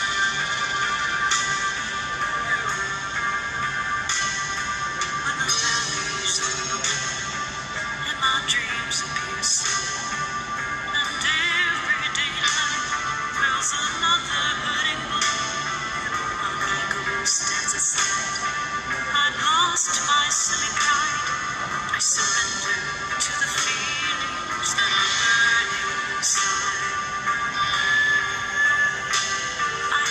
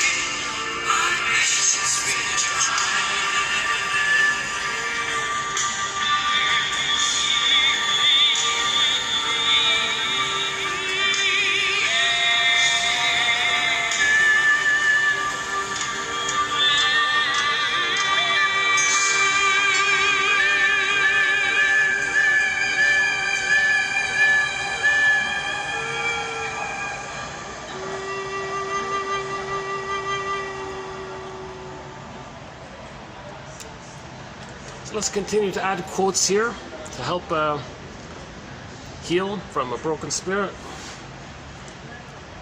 Loss of our golden ball, we can say that's broken spirit. The vitality of the golden ball, all that, we can say that's spiritual, I suppose. So we'll do add a couple of quotes here, a couple of more quotes here from Damazi. A troubled mother may intrude into the child's mind to rid herself of excited or ill parts. She is unable to keep inside. The child thus becomes a container. Okay, so the mother might expect the baby to soothe her. You see, if the mother is using the baby as a breast, thinking that the breast is going to soothe her, oh boy, right? Then the child is going to lose the perception of being a separate person. That child will lose the sense of him being a separate person because he was consumed up. Mother was psychotic. Leads to a psychotic pocket. He identifies with the aggressor who does that. Where is he now? Is his unloved self, his shame self, seen onto others? Does that to others to repay what the mother did to him? Where is he then? Okay, that's one way of saying it, right? So the idea is that the mother was disturbed and hoped that the baby would soothe the mother. It's not supposed to be like that. The mother is there to meet the needs of the baby, not the other way around. A maternal figure that is maybe just physically available, but emotionally, mentally, spiritually absent, this is a psychic catastrophe for the child. One of the most frequent outcomes is that there will be a psychic hole, or a so-called quote-unquote basic fault, or psychotic pocket will form in the place of an absent mother. So the child has to have a memory of a positive mother. If there's no positive mother there, there's this emptiness, this vacuum, this pocket. So that's the pain. That's a psychic catastrophe. That means this golden ball will fall down that hole, right? Joy and sadness get zooped away. Baby lost in the forest. Little daughter missing. Golden ball, something then freezing, frozen, petrified, unreal. Velveteen rabbit, the wooden doll, toy doll there. And so that's a psychic catastrophe. As a result, we may have disassociation. Disassociation intervenes when repression can't be used. So this is so painful. His theory here is that the child can't even really know it. Like it's overwhelms his even ability to even know it, and so he's gonna do the disassociation thing, the flight in the mind thing. The part of the mind containing the traumatic memory is disassociated, and thus the memory becomes inaccessible. So if the child can't even record the trauma, he's just stunned like that. Then later in life, he'll never know that memory. It's a disassociated memory. It's a disassociated memory. Disassociation is considered a specific consequence of unbearable trauma, whereas repression is a process through which an experience that is relegated to the unconscious can be recovered once censorship has been lifted. So here's the big debate.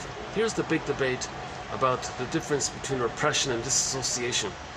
Up until this point, I've been saying that as an experiment that if the trauma takes place, it is recorded, but it's so painful, it's then disassociated. So it's both. It's like a double disassociation. It's like a double repression, repressed and then repressed into the air. So it goes in the and then it goes up like that. I don't think it can be completely blotted out. Some say, like this one here, it's either moderately traumatic, you can record it. If it's way over the top, he just disassociates. But how does he know to disassociate? At some point, he's got to know that it's so painful for him to disassociate. So it's got to be recorded. So I a little bit disagree with him. I'm in the camp, so there's different camps here, I guess. One says like this, It's an either-or thing. Why can't it be a both and? Why can't it be a both? Why can't it be that? He does recognize it's overwhelming, and because of that, he disassociates. So it does get recorded. At the same time, he doesn't want to know that it's recorded, but it is recorded. This one here says, well, if it's manageable, he'll record it and you can have access to it. If it's too unmanageable, you'll never have access to it because it was never recorded. Well, that doesn't make sense. How is it ever recorded? How did he know to disassociate? It must have had some kind of registering that it was too painful. That's my thinking about it. But I include this quote here because it's part of this ongoing debate about distinguishing between repression and disassociation. So when echo flies off into the air, I've been saying it's repressed into the air. Like it's repressed and then it goes into the air. So it's disassociated. So echo flies off to the corner, right? Echo, by the way, turns to stone. Okay? Echo, a symbol for the feelings, it turns to stone. So again, in the myth of Narcissus, oh, this camera might, oh geez, hang on, you know, let me plug in the, hold on a second. My battery's gonna, give me a minute here, hold on a second.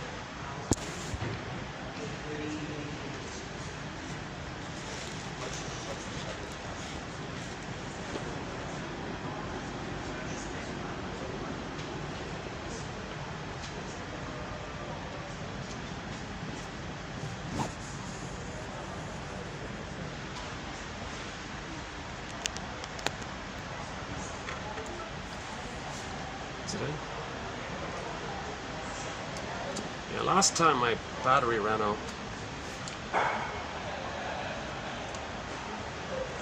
So either this video is just going to suddenly cut out like in 5 minutes or so. So when this video just suddenly cuts out, that'll be the end of it, right? Lately, my camera suddenly is giving me extra time for some reason, so that might be the case again. So I'll just keep going if that's the case. Okay, let's do the next one here. Emotion is initially regulated by others, with the mother, right? The baby regulates the baby. The mother can soothe the baby, so the mother can regulate the baby's distressing emotions. But over the course of early development, it becomes increasingly self-regulated as a result of neuropsychological development. So there it is there, right? That's what we're looking for. That's what the child needs.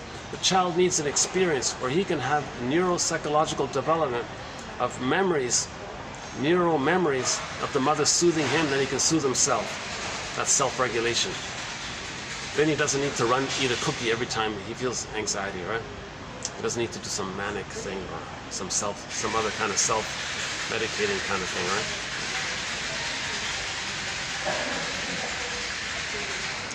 Okay, another two more ideas about why therapists become therapists. We may become analysts in order to clarify who we are ethically to ourselves. That was interesting, right? So who am I? Basically, who am I?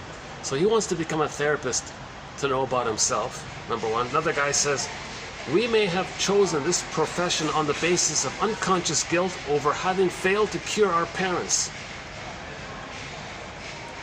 This is Searles. He said this way back, so he was onto this a long time ago. Babies think it's their job to cure their parents, save their parents. If there's a failure there, they may become a therapist to heal everybody, to save everybody, still trying to save the parent. That area there. He thinks that one.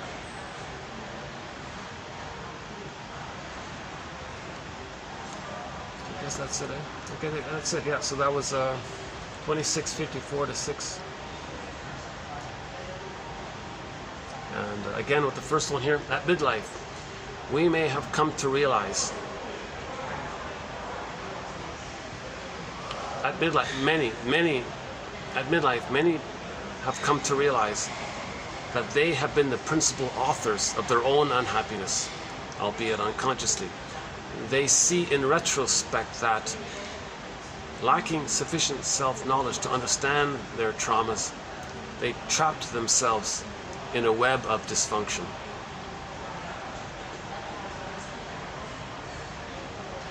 So let's understand this web of dysfunction so we can get out of the trap, repetition, the reenactment. It's a therapeutic turning point once we can reflect on that. Once we can say, am I recreating something in the past? Am I reliving the past here in the present? Is the present just like a new edition, like a new version of the past? Am I creating this to know what happened? Then okay, now you're healing. Now you're on the track. Okay, there's no need to do that. It's ridiculous. It doesn't work. You can't change the past if you repeat it. You can't change it. So you reflect on it and make healthier, gradual neural networking and so on, right?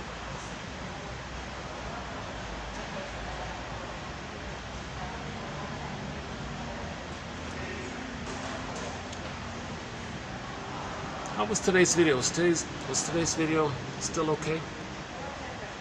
I feel a little absent-minded today. Yesterday I felt a little more alert, more animated in the last video. Yeah, even though it was 4 hours, I felt a little more. I guess I was in a happier mood last time.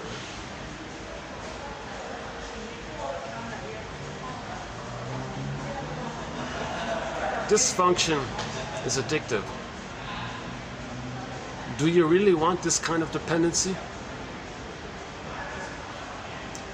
Yesterday's video, they called repetition compulsion. She called repetition compulsion addictive. Yeah, Leigh McCullough, addictive attachment. And we talked about the pigeon in that one there. This pigeon was, for thousands of times, he was manically, thousands of times trying to get that one food pellet.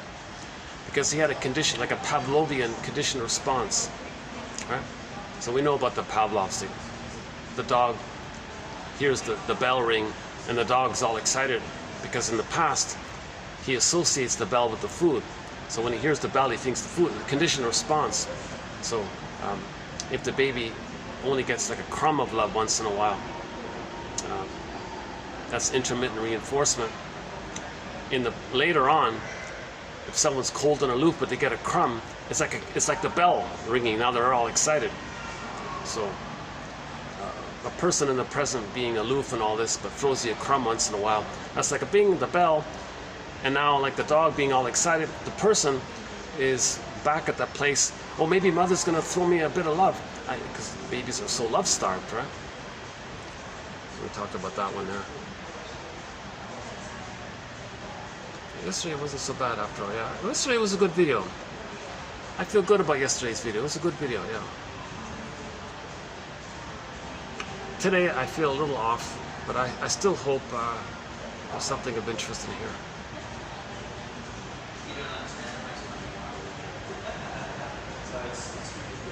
Let's see. Let's see if there's a favorite one in here. Do we have a favorite one? Let's see. Okay, so enactment, right? Oh yeah, okay, so therapists need to learn how to make I statements. When they're children, they're passive, they're afraid to speak up, right? So that pattern continues. That's okay. Jacob's coining of the term enactment. This whole enactment issue, okay? Though we might like to believe that it is always the client's past that is recreated, often, more than we realize or care to admit, often the analyst's past is recreated and acted as well. Now the two of them are doing it. Okay, therapy's going to fail at that point. Masterson said one time it happened to him and he paused and gave an explanation and apologized. So if it does happen, the therapist has to call it out, name it, confess it, apologize. That's very helpful. The client was very forgiving. Oh, fine, okay. Well, thanks for telling me. I respect that you admitted that. So it's an act of respect to kind of come clean like that. So the therapist has to come clean if they're replaying it. A lot of corrupt therapists won't do it. They'll just bully themselves. They'll just bully over them and deny it and then shame them. So that's why there's elongation. One quote said, if the therapy is like for 20 years or something, that's because it's an enactment taking place. That quote from yesterday where the guy had that's an enactment.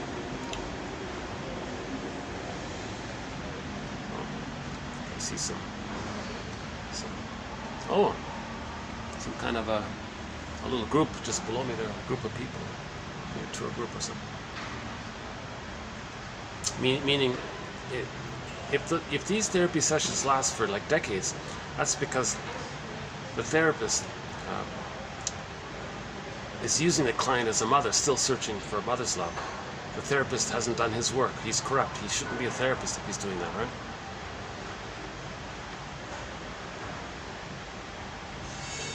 See, people who are very entitled and narcissistic, they'll say, oh, fine, I can do it. I'm the important one. I'll hang up a shingle, get paid, and then use them to comfort me.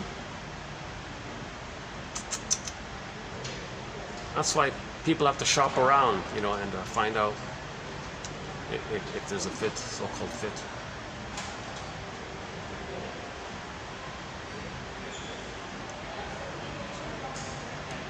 When the client is suing for love, can we sue our parents for love? Oh my God, there was a sitcom, right? There was an episode in one of these lawyer dramas, like Ally McBeal or one of those shows, or the Diva one, Drop Dead Diva, was it that one? Or what are these comedy legal shows? There was a case in there where, if I remember correctly, there was a lady or a guy or somebody went to the lawyer and said, I want to sue my parents for not giving me love. I want to sue them. That was an actual case, yeah. Oh my God, I forgot which show it was from.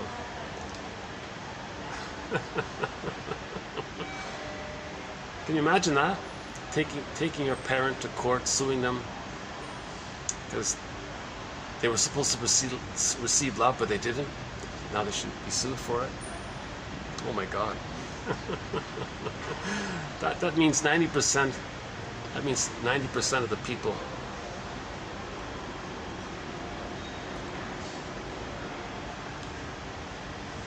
Okay. Mutual projective identification. If we're aware of it. Oh yeah, another point she said was if there's like another reason for this mutual reenactment is that there's a disconnection between the two people. So one of them picks a quarrel to have a connection. So if you want to have a connection, you don't have to pick a quarrel. All right? You can have a connection through other ways. But some dysfunctional people don't know how to do that. So the only way they feel any kind of connection with someone is through this enactment, this quarreling thing. If we think of enactment as an unconscious effort to have a connection, then it is possible to think about how we can have this connection without relying on enactment. That's her point there, right? Enactment is an emotionally driven repetition of converging emotional scenarios. Converging emotional scenarios. Client has an emotional scenario from the past. Therapist has an emotional scenario from his past, and it converges, and there's the quarrel. A repetition of past events that have been buried in the unconscious due to associated unmanageable or unwanted emotion.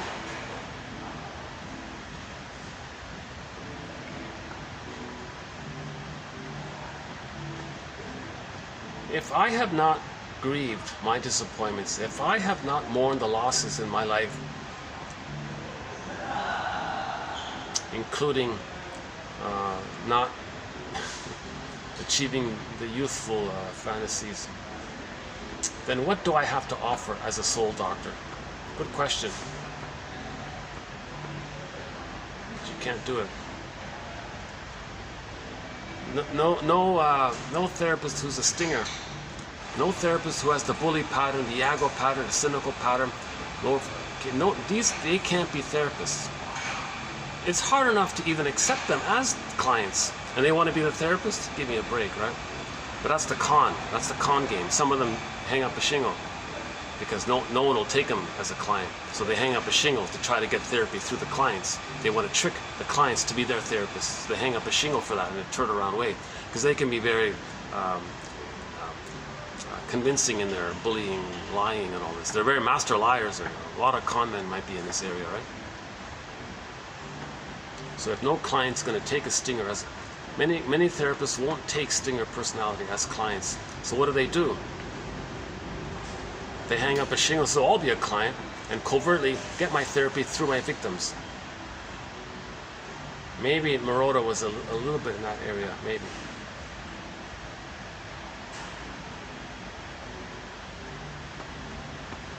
So they're always looking for suckers, meaning clingers.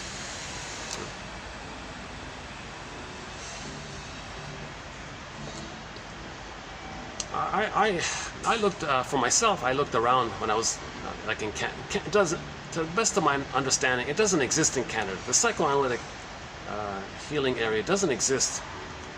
They don't bother with immense,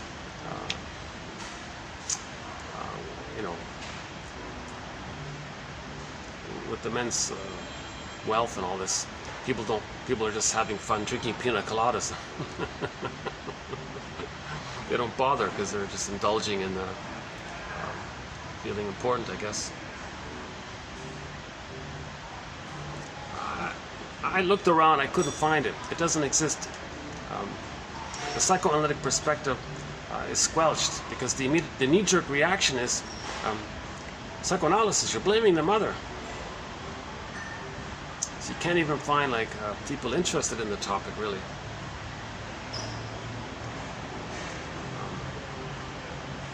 I phoned around. I looked. I couldn't find her.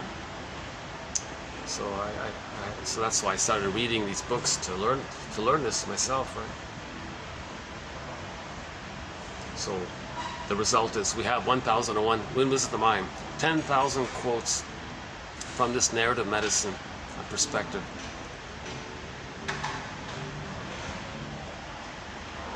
.309, yeah, my camera's doing a new thing here.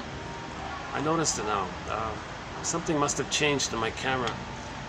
Usually it would cut out at right around this time, but now it's continuing.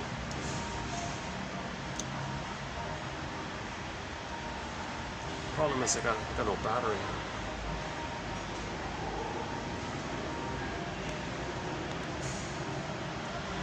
What are we at? 4:47. You know, if I wait 10 minutes, I can show you the rooftop. But,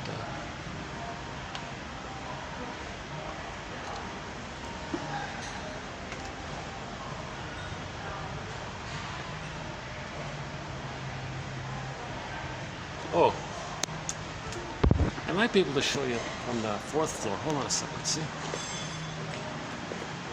Or maybe not.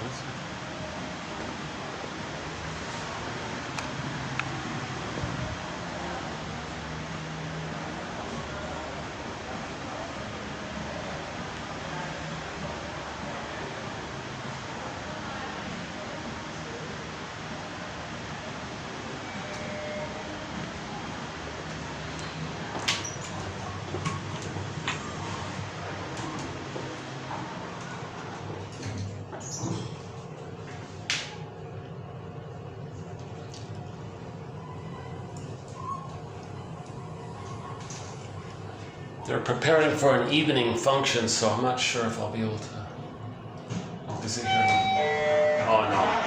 Oh okay. Oh, it's already going on. Yeah, okay. Oh, we got a party here today. Yeah. Okay, great. Yeah. Oh, I see. Yeah. It smells good, huh?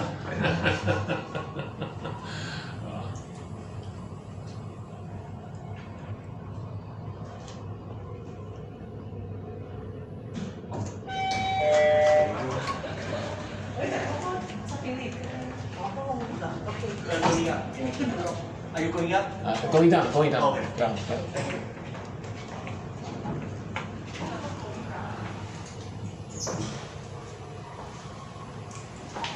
Oh yeah, there's a big dinner going up there already. Oh, never mind that. Okay.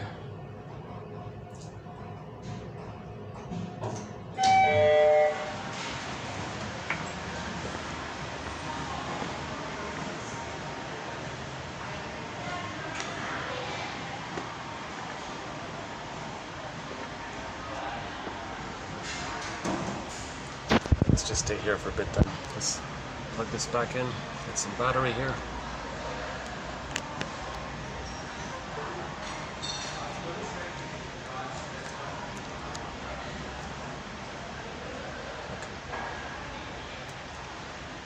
Well, the quotes are posted below. If you click the more link in each video, you'll get roughly 10 minutes worth of reading for each video. That's Robert Bly's advice, to read The Study of the Soul every day for 10 minutes. Make it like a practice kind of thing. Things will click up. If you get a dream, you wake up, it's like this in my soul today. You can say, well, that's what's going on in my life as well, right? So these quotes, if you get dreams from them, that means you're accepting things you're feeling, things are moving along, you're processing. So if you get a dream,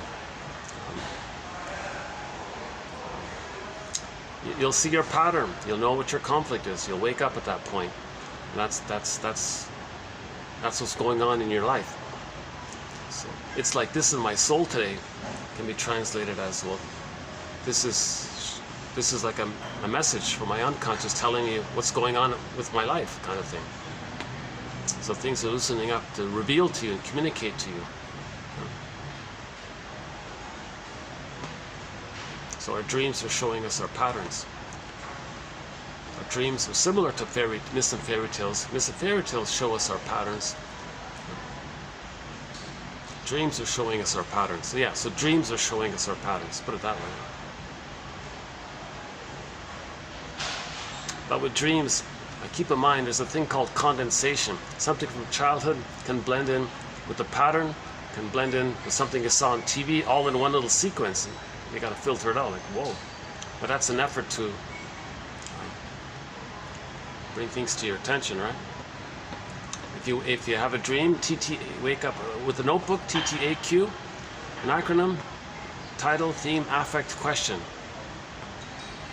Oh, there it is there. buymeacoffee.com/psychoanalysis. 1001 Windmills of the Mind.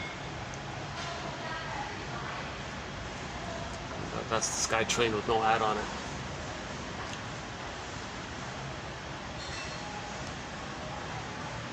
Anything else here?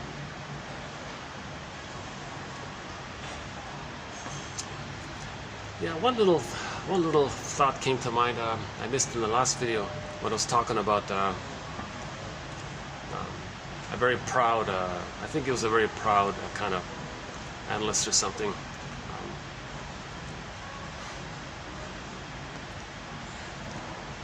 So let me say it in general terms. Imagine a guy in his 20s who wants to be a playwright, like a novelist or a playwright, write plays, and that feels right for him. That would be his path to explore himself, to try to be like an Ibsen or something. He wants to be an Ibsen, let's say, and write psychological stories, create stories that we can all vicariously identify with. And he thought, well, wait a minute. I'm afraid to do this. So as a defense, to protect myself from the anxiety around being a playwright, although that's what I want to do, I don't know if I can do a good job of it. So what I'll do is I'll become a psychologist, I'll become a therapist. So he does that for 50 years, makes some money and all this. And then when he retires, he goes back to it now. And someone asks him, yeah, what about that? What do you think about that? And the guy said, I don't know. The title of his book is called The Misuse of Therapy. So I was thinking maybe he misused the therapy.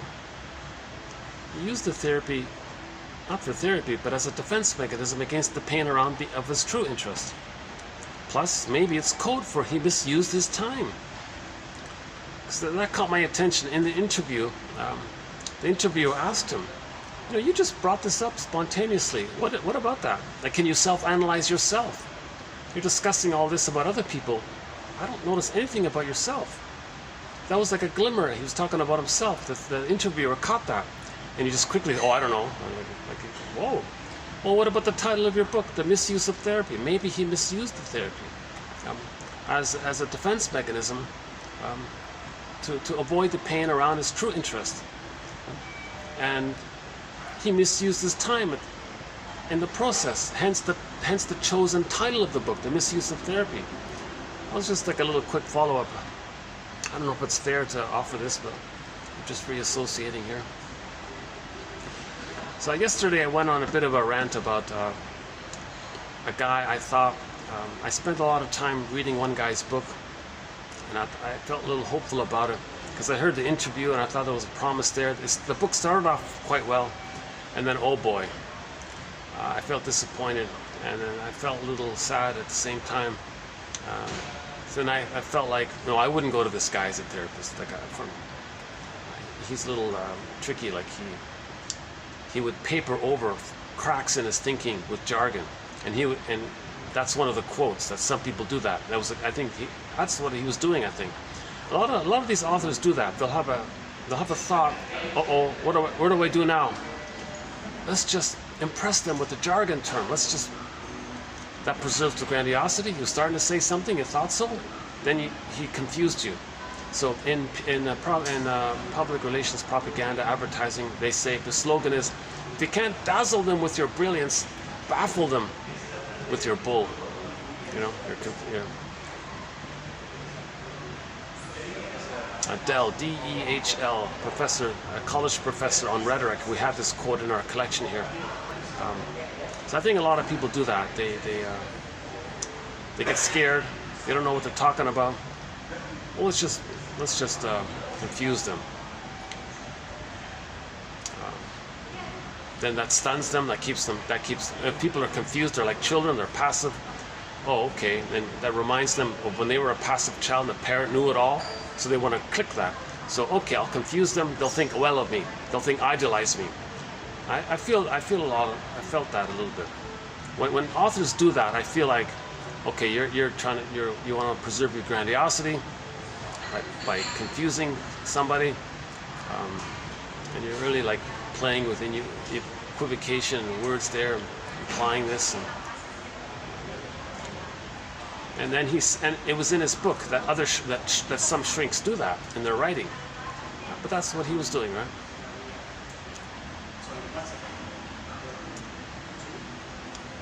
Okay, enough of that one, yeah. But he did give us the idea of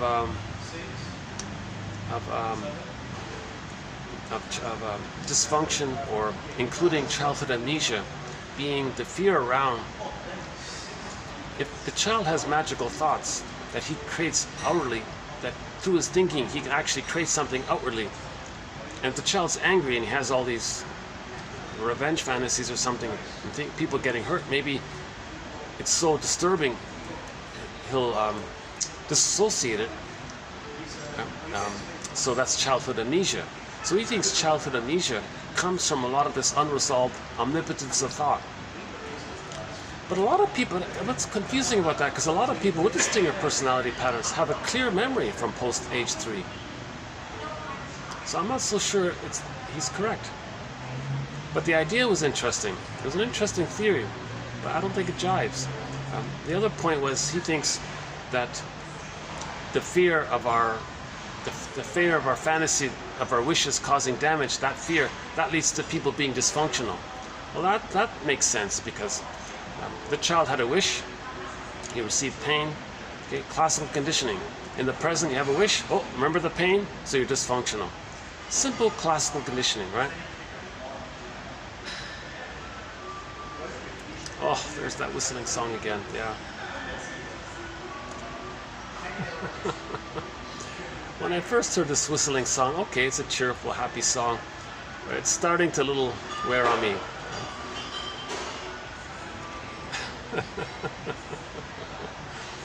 It's about 3 or 4 minutes long, so let's it's not too bad, but anyways.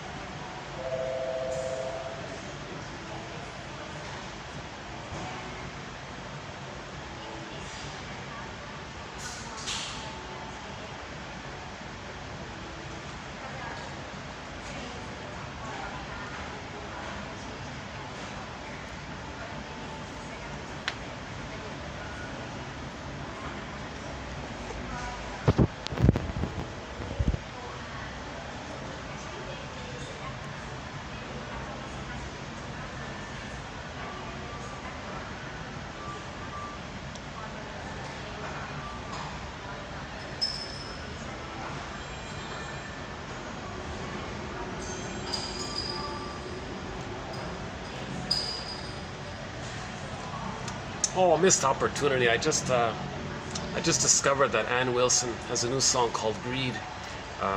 It's musically catchy and all that. The lyrics, there was really nothing in it. I thought, oh, you really missed it there. If you're gonna sing a song about greed, like, come on, like, really discuss it properly. So I was disappointed with that. I mean, she said the basic thing, you know, greed is empty and all this. And save me from this, it's empty and all this. But that was about it.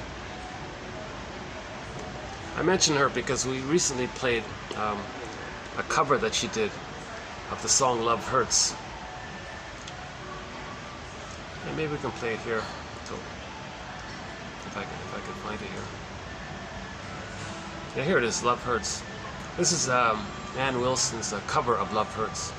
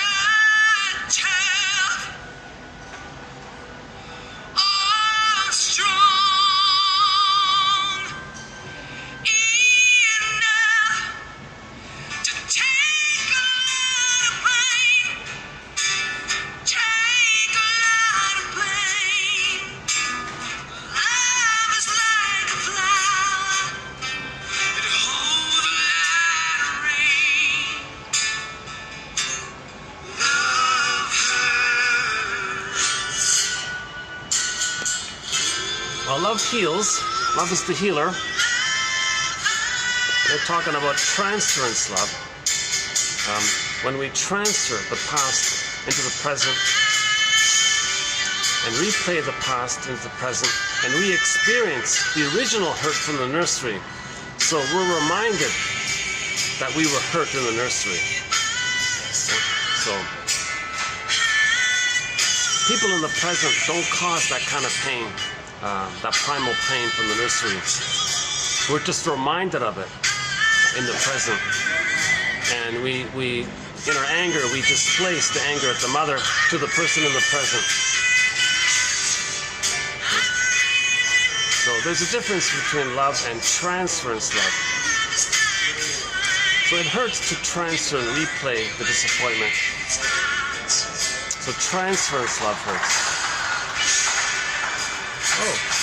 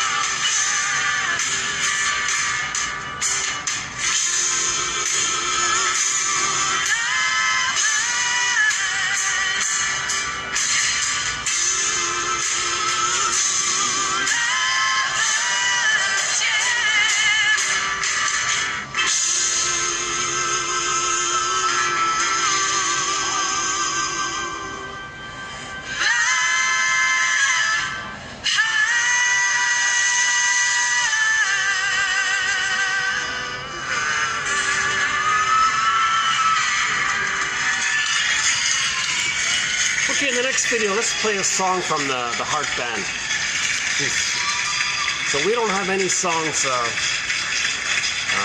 of hers on our soundtrack here. So why not? Let's. I think my favorite is Dreamboat Annie. Maybe that's a good song. Dreamboat Annie, yeah. We can link that song, Dreamboat Annie, to disassociation a little bit. Whoops. Oh, what's that? That's part of the song. So Dreamboat Annie, she's dreamboat, like she's dreaming all the time, right? Like lost in thought, daydreaming all the time. So that's a mild version of disassociation. The person is always daydreaming all the time. That's what the song is about. Dreamboat Annie goes on a boat and daydreaming, goes to the supermarket. She's still in that daydreaming mode. Her name's Annie, so Dreamboat Annie. Oh yeah, the singers, and this must be about her, right? Ann Wilson. I just realized that. Yeah, Dreamboat Annie. Yeah, let's play that in the next video. Dreamboat Annie by Heart. That'll be our first Heart song on here.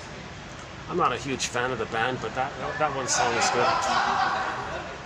Magic Man, Barracuda. I guess those are the big hits, right? Dreamboat Annie, Barracuda, Magic Man. Crazy on You, maybe. Yeah, I'm not. That's just average. Right?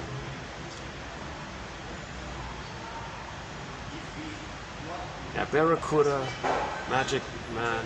That's okay. Yeah, let's just play Dreamboat Annie. One song. That's enough. Yeah.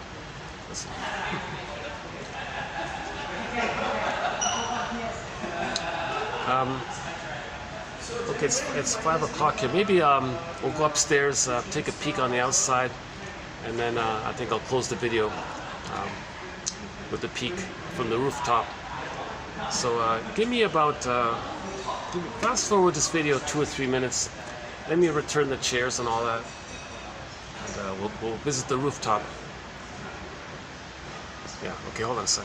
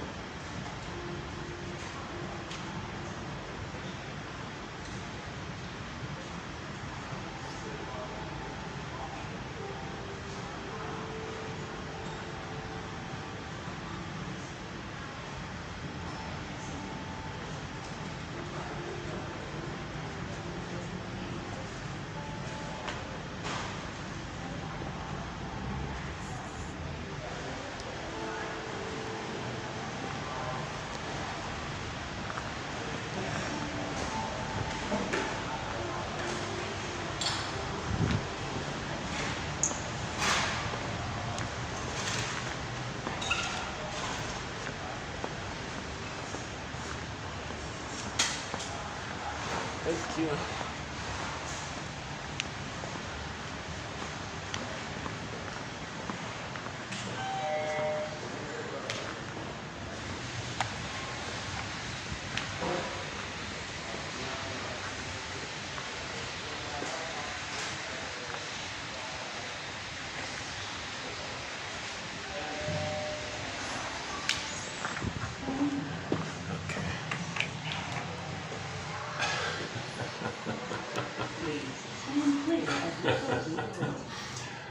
this is the elevator that makes me feel like I'm on a subway train. Please stand clear of the closing doors.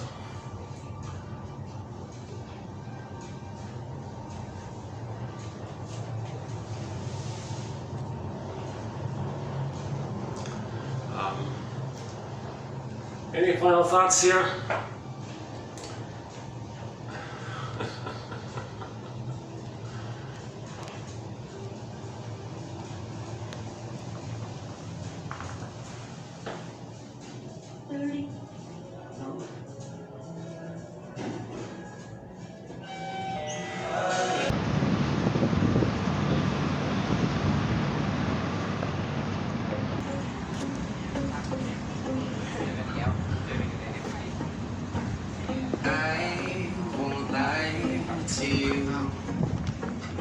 I know he's just not right for you.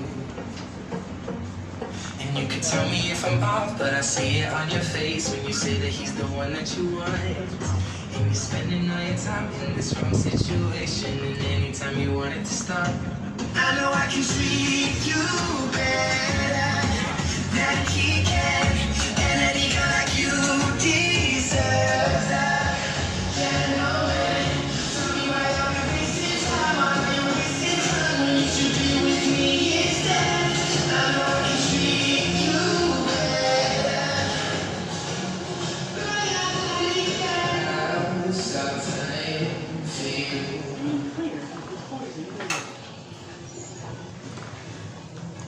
If you didn't see it, because the music was copyrighted, I had to go out and trim it out. That's often the case there. But I couldn't show you everything because there were some guests around. I'll close this video in a minute or two. Yeah. Oh yeah. Any final thoughts here? Why do people become therapists? Because they want to know themselves, they want to find healing, they want to save their parents. But usually it's the joy of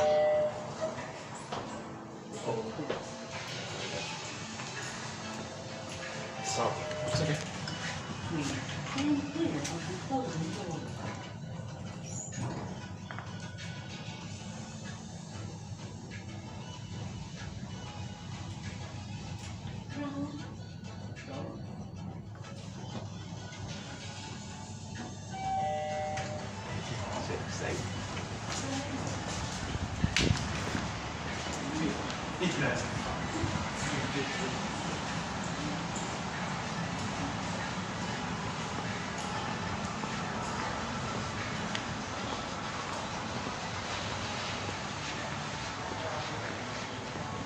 I wonder if I can sit here again for a bit.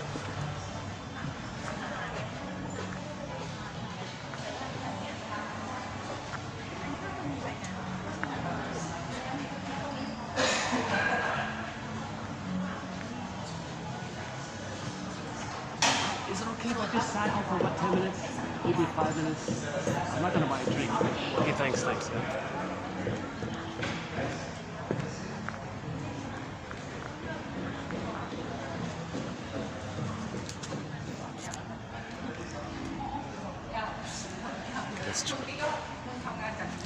Let's just wrap it up here. Yeah, the lighting isn't great here, but anyways. Yeah, this is what we did. Yesterday. It turned out okay. The last little bit was done here, right here. Yeah, it's busier today. Yeah, it's much busier. We got that nice blue painting there. Yeah.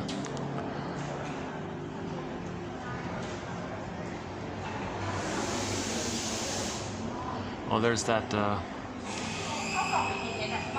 chandelier improv.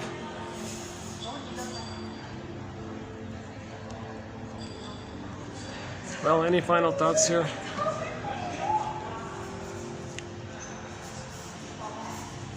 But this topic about enactment, I think Karen Morota is doing a service. She's spelling it out about arguments. If two people are arguing, they're both caught in an enactment. Enactment is when they're both transferring their unfinished business from the nursery into the present. and that's the enactment, and there's like a crossover in that area. So then you got to make I statements and be aware of it. Again, 2360 on how to make an I statement. And you create a ritual space, set the intention, okay, call in the directions, smudge, walk in a circle a bit, so-called ring, the ring thing, like a golden ring kind of thing. So create that golden ring, that kind of sacred space, and you have the conscious intention. This is going to be a container, and you follow the ritual and the protocol and the brochure, the magazine, the format, and have it built in that if somebody's overwhelmed, there's a way to regulate it somehow. Have some kind of built-in regulating. See, indigenous people are masters of this with their talking stick circles, right? So we can learn a lot from the indigenous talking circles, right? So couples often replay the first 3 years of development in the marriage. With consciousness, they can do it. Because in the falling in love phase, that goes back to the symbiosis. They re-evoked, or they're getting the symbiosis, the blissful feeling of one with everything. The two of them are one, so they're both getting that.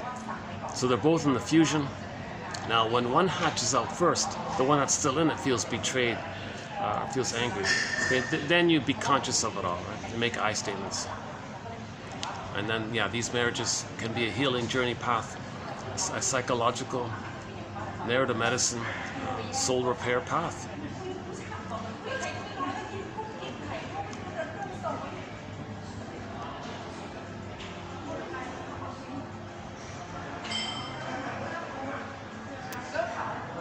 Yeah, it was Monday.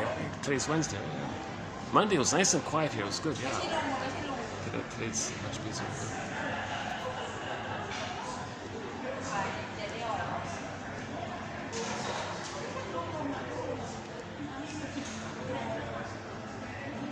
Any final thoughts here? Oh yeah, the pigeon joke was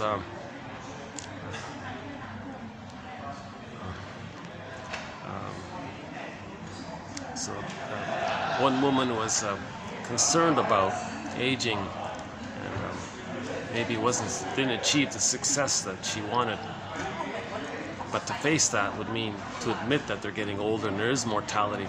So she said to the comedian, a new age comic, cosmic. He calls himself a cosmic comic, a guy named Steve Behrman. We have 4 of his quotes in our collection. So one of them is this pigeon joke. So the lady asked him, knowing that he knows all this about new age concepts and reincarnation being like a new age kind of thing. So she asked him, "Hey, Mr. Behrman, what's with this reincarnation? What's this about?" His answer was, okay, I'm paraphrasing here. "Oh, it's funny. It's funny. It's kind of funny how things turn out. Once there was this guy who wanted to be wealthy. He was reincarnated as a pigeon and then made a deposit on a BMW. So it acknowledged something that was unspoken, and the person felt safe to have it expressed. Because there may have been some kind of little anger about not getting rich that the speaker was asking about, hence the pigeon idea. At the same time acknowledging the whole issue of wanting to be rich, making the play on the words, making a deposit on the BMW. So that kind of, that validation and the safety of it all kind of takes away the stress and the anxiety about not being successful, mortality. So, because in the narcissism, they don't really understand time too well. They're going to be 18 forever, right? So they're always chasing for the fame and all this, right? But if at some point you're questioning it, hey, wait a minute, reincarnation, they can keep on going, right? What about that? So sometimes the idea of reincarnation is some people theorize that's like a defense to not admit mortality. Because if you keep on living, then you didn't die, so you don't face mortality. But to face mortality, that's the reality. But babies, traumatized babies, are in a state of timelessness. Timeless, no time, it's forever. Mortality means you're out of the narcissism. See? So that's what that joke sort of partially dealt with. But the main line we've been using from him is, "The truth will upset you free. The truth will upset you free." That's a great quote. Not the facts. Sometimes the facts obscure the truth. The facts often may not set you free, because often the facts are used to hide the truth. The truth will upset you free. The third one was, we can all live like nomads, where I nomad at you and you nomad at me. That's our natural state. Anger and mad and hate and all this is a result of trauma. When joy and sadness are zooped away, anger is at the console. But that's not primary. Anger is just a reaction of when the primary normal thing's missing. When the normal love thing is missing, then the anger's there. Anger's not the primary thing that's there. It's just the reaction when the love is not there. The normal is, I'm okay, you're okay, the love is there. Right? Joy's at the console. So if joy's not at the console due to trauma, then the anger's there. So in the healing, we can go back to having joy at the console. So in that film in the end of that film, joy and sadness came back to the console. And then, yes, so then they can take turns. Sometimes sadness is at the console, and then joy came back to the console. But joy runs the console. Joy is the animated emotion for the person. Right? And likewise, the boy found the key and got his golden ball, right? Kor came back up, and she became Persephone, a symbol of the return of the soul. That little girl in the sci-fi film called The Room, she came back, the return. Odysseus, he found his soul castle called Ithaca, and then delay there, his feelings came in. So the feelings was Penelope, symbol for all of his feelings, feminine side, the feelings, and the soul castle. Orestes found home, and the Eumenides became the sentries, the link between I feel, therefore I am. White Bear King Valamon. So we see the image that the polar bear is playing with the golden wreath. So that's the link of I feel, therefore I am. Actually, in Iron John, it's sort of similar, because in the cage, the Iron John was the embodiment and all of the lost energies and all that. And the golden ball was there. So when in the story, when they unlocked the cage, it was together. The wild man character, symbol for all of the lost passion and lost energies, and it's confused and all this. But the feelings are there, so they're kind of together.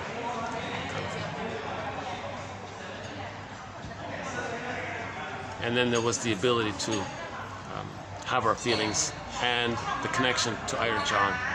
So throughout the story, there was the connection to the unconscious, and he had his feelings. And there were like little dream sequences.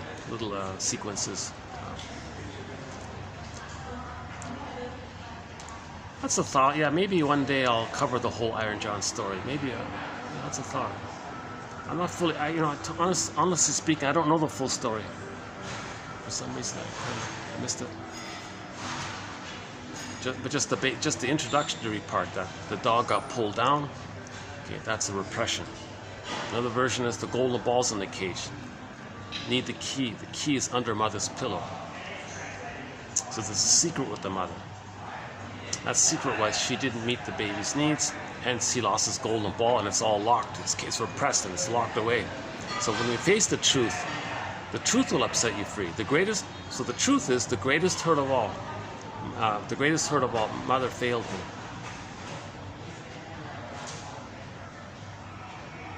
Now, when we feel that, in the Disney film Inside Out, when Joy and Sadness was coming back, they were flapping at the windshield there. To get back at the console, it was rage and disgust there. So when we feel the rage, shame, and disgust, then we're metabolizing, we're recycling things, and then joy and sadness will come back to the console. So in the grief work process, there is a point where we're very angry. Oops. Somebody's gonna sit here. Okay, maybe I'll end the video here. It's getting busier here. Okay, I'll see you in the next video. Thanks very much, and a lot more quotes to our various threads. Thanks again. And see the mood board that I sent initially? unless I move somewhere. Hold on a second. Yeah, maybe I can try another spot. Hold on a second.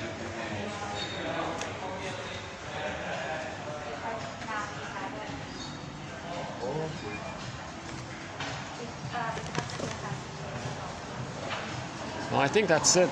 Yeah.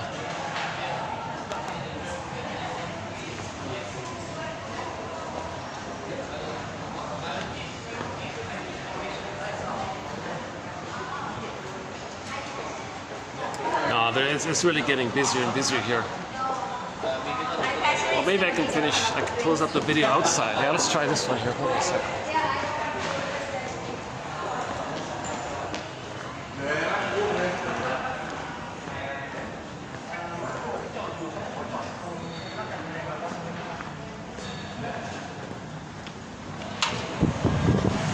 Oh, that's hot out here.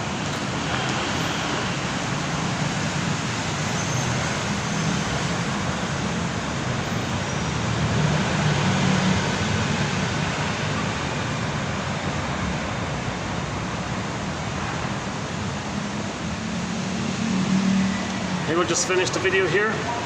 Any final thoughts here? Are the plant here? This is sort of the, I see, this is sort of the main, well, this is the main sort of entrance right here.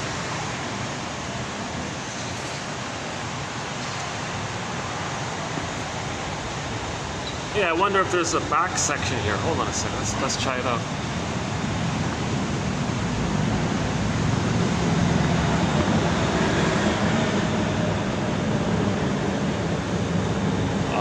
Okay, never mind.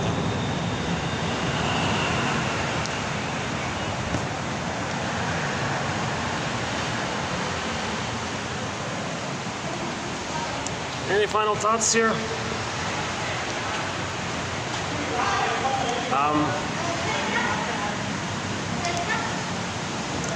Oh yeah, the joke we did today. So we added just a cute little joke from the TV show I Married Joan. They say if you want news to travel fast, telegraph, telephone, or tell a woman. Well, the way she said it was funny, I'm not sure.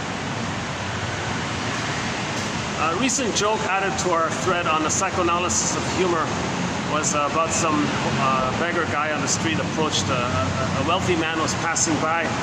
He said, "Hey, sir, can you spare me a quarter for a coffee or something?" And the rich guy said, "Hey, wait a minute. I gave you a coffee an hour. I gave you a quarter an hour ago." And the guy said, You're living in the past. You're dwelling in the past. Live in the present. That's your problem. Live in the present."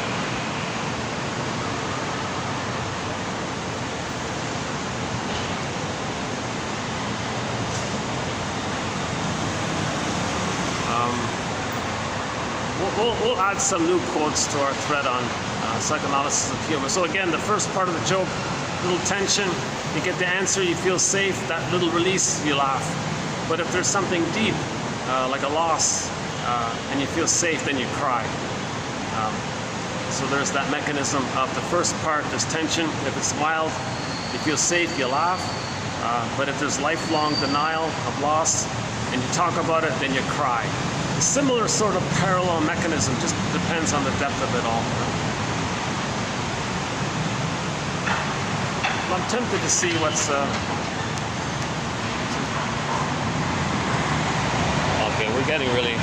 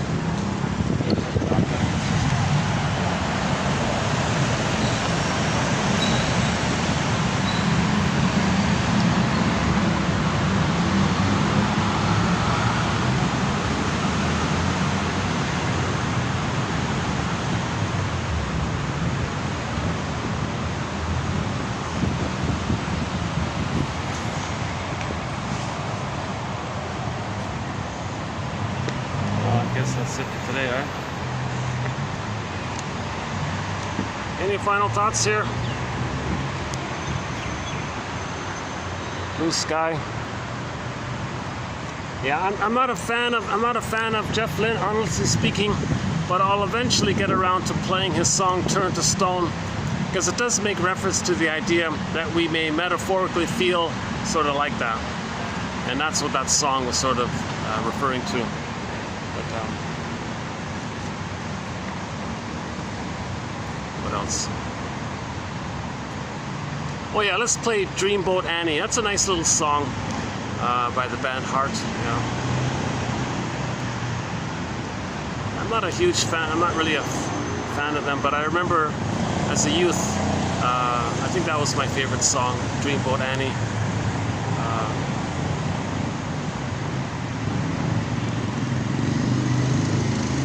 I think there's a second one in there. There might be another one.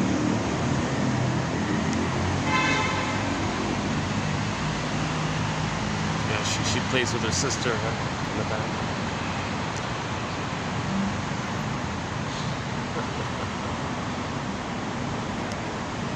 Oh my God, there's a news item. Oh, should I mention this? Some guy, yeah. Jesus. Oh, there's, yeah, never mind.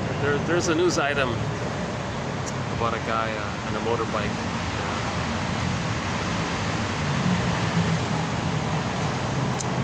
It's a little bit in reference to yesterday's quote about the pigeon.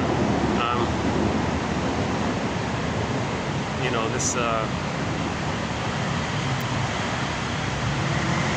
of in that general area.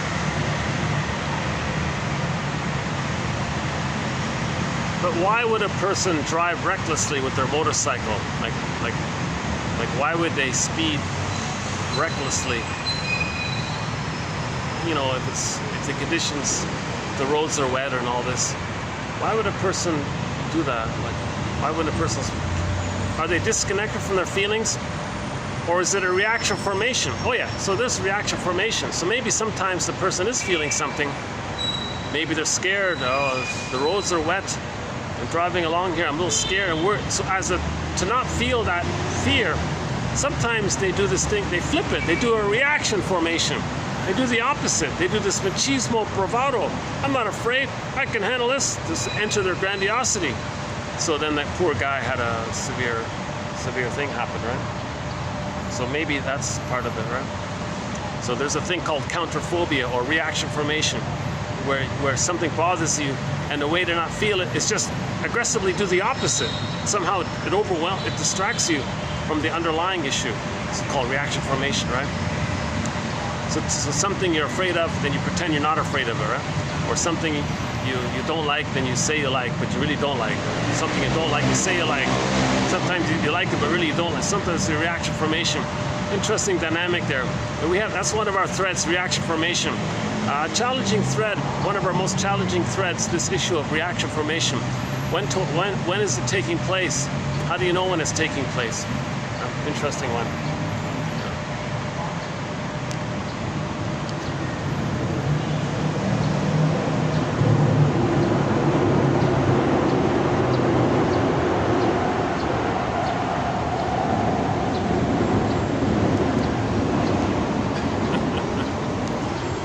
Final thoughts here?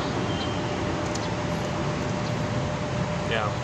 So if that sky train passes by, the one without an ad on it, it's got just got a blue siding on there. My fantasy is that it says on there, or let's imagine it says on there, be your own soul doctor.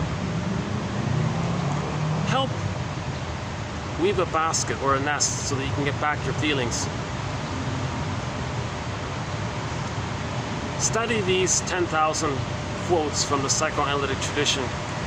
1001 Windmills of the Mind. www.buymeacoffee.com/psychoanalysis. An incredible deal, an incredible offering.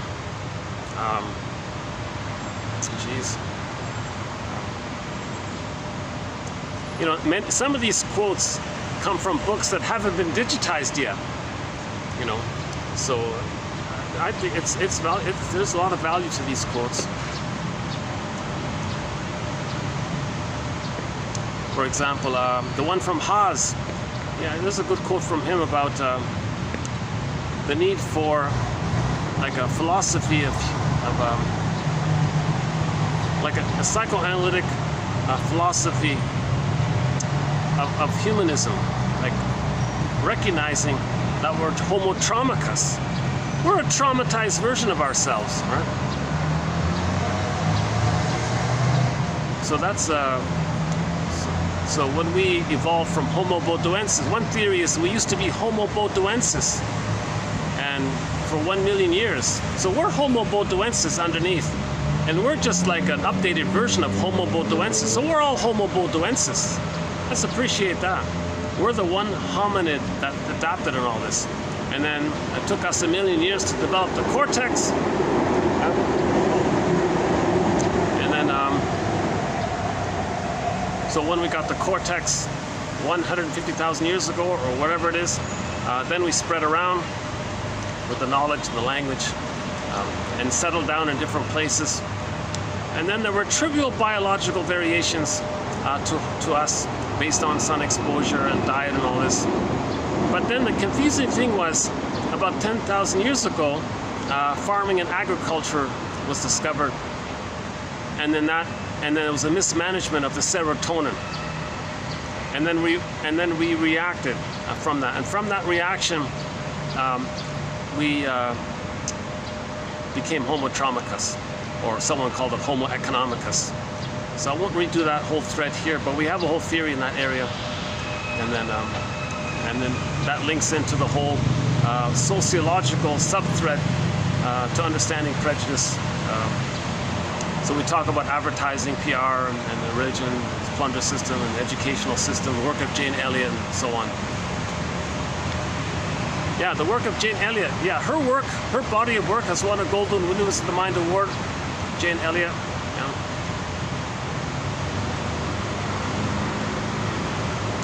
She did a great job. She really emphasizes some basic ideas.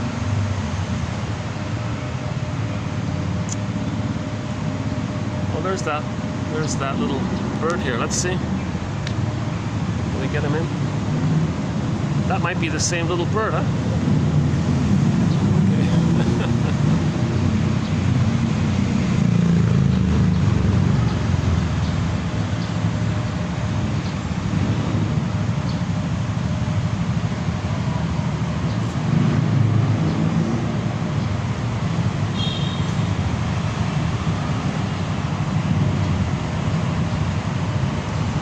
Well,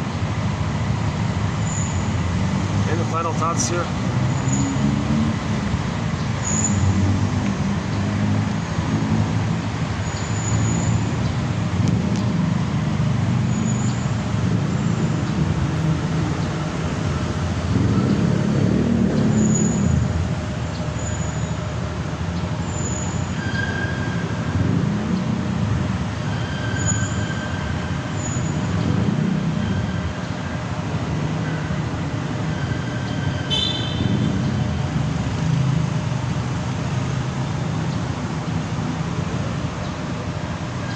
Yeah, I think I'll just hit the stop button here for today. So thanks very much. The quotes are posted below. Once again, the link is there if somebody would like to have the complete encyclopedia of these insights.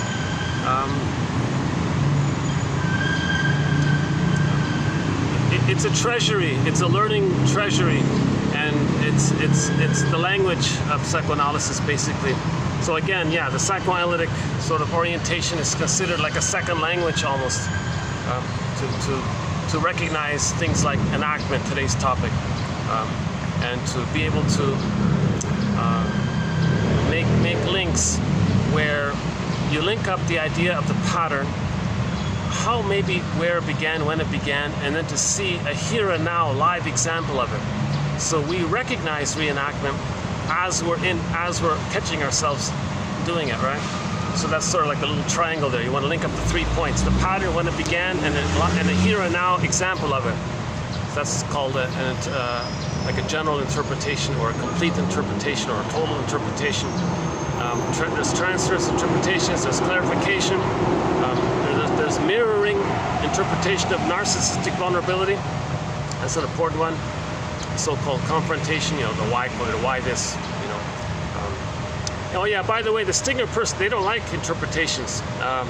They're kind of, they see others as very impinging or abandoning, so many people don't like interpretations because they're still in a unstructured place, live, still having an unorganized self and other concept. So others are filling in for that missing otherness, so no one can do that. So that's why with the Stigner personality patterns, they're very angry with interpretations, with the exception of Masterson's theory about how to give an interpretation to a person with a narcissistic pattern, a thing called mirroring interpretation of narcissistic vulnerability. That's an excellent point he makes there in his book, in his various books.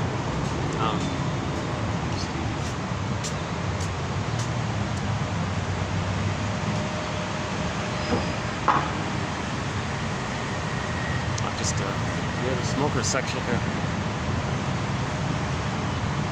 Yeah. So what's? Oh yeah, we it may be that one theory is maybe the alcohol, the smoking, is related to more of a demand for mother, like more of a forceful expectation for the mother. But sort of the comfort food area is more in the midway acceptance that mother failed, but we can handle it. It's sort of like a transition there. But the alcohol and the cigarettes may be like more of a demand. So that's a curious theory that needs a lot of work on that one. We don't really have a thread on that area, but we might.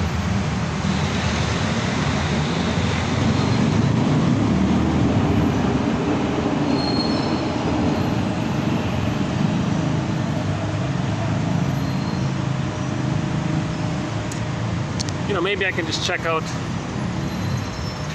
Yeah, let's check out what's down here. Hold on a second. Why don't we go down here? Let me just get away from the smoker. Still recording? It's still recording, yeah, okay. I just want to get away from the smokers.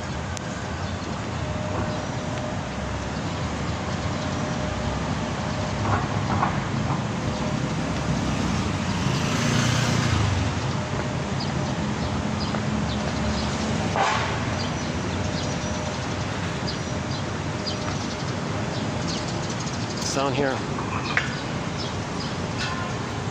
Oh, little side street here.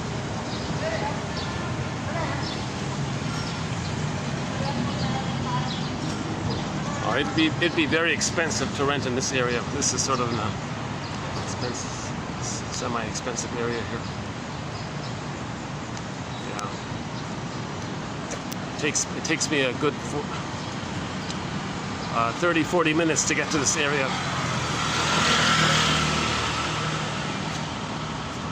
Yeah, I've never been on this street here.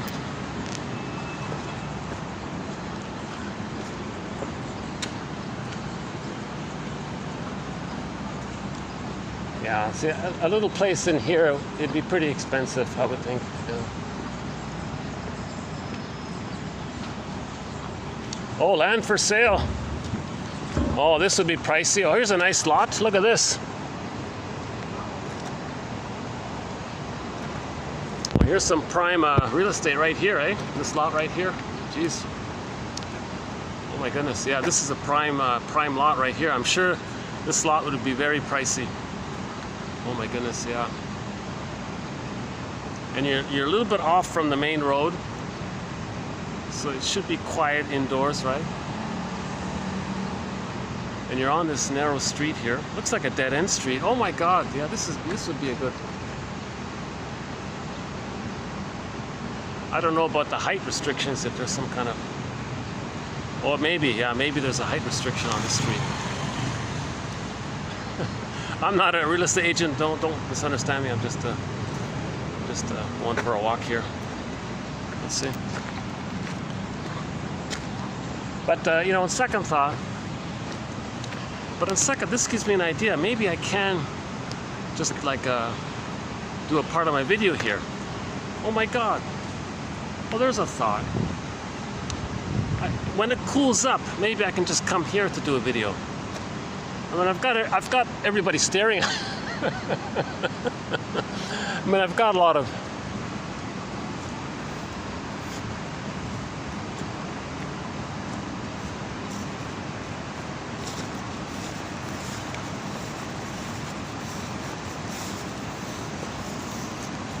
Well, as an experiment, maybe I'll see if I can do a video here.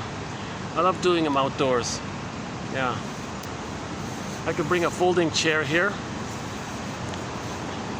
I've got no electricity, that's the problem.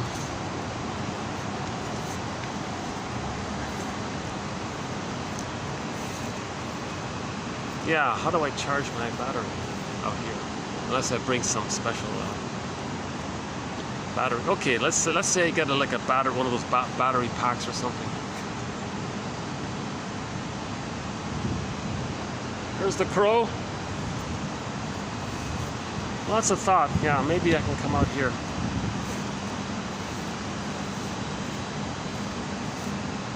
It's noisy, but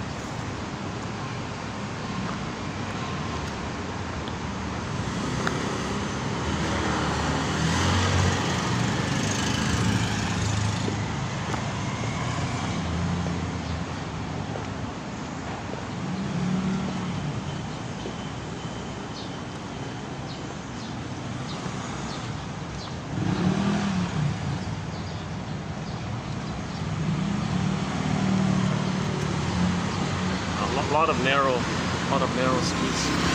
Oh my God, yeah, some streets there's almost there's no sidewalk on some of the streets.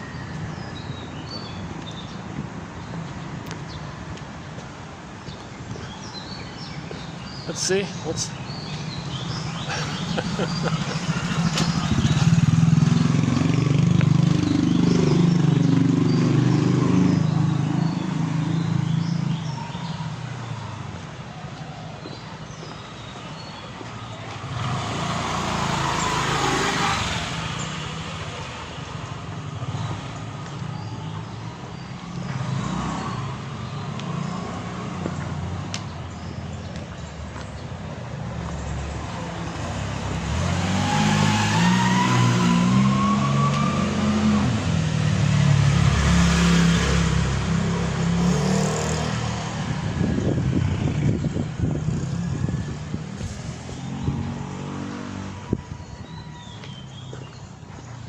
Oh, parking lot.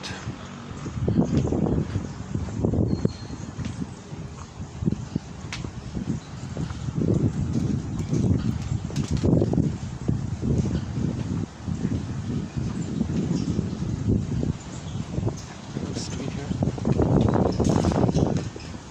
Oh, I see.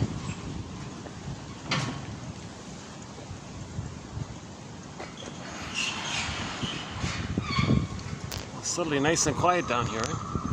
That's amazing, eh? Just walk for 5 minutes and get to a nice quiet area. Well, any final thoughts here?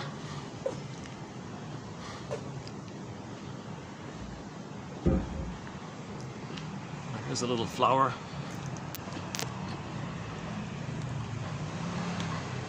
Oh no.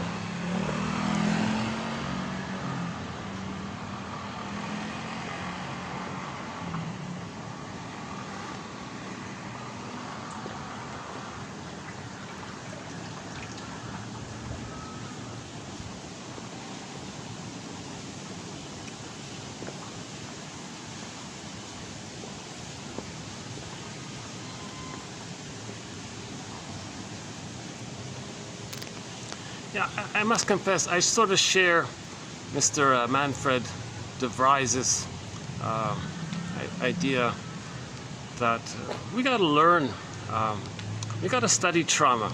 If we're homo traumicus, study trauma. That means we're studying ourselves. Now, once again, we're mainly dealing with developmental trauma, relational trauma, attachment trauma, this kind of strain, like a relational thing.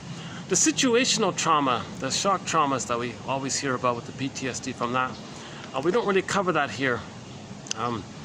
But still, weave the basket and the feelings will come up. Just keep weaving the basket. Now, you're really going to need a great basket to face like situational trauma, right? All the more reason to focus on building the basket. So first, weave the basket. Okay? So we have to be basket weavers.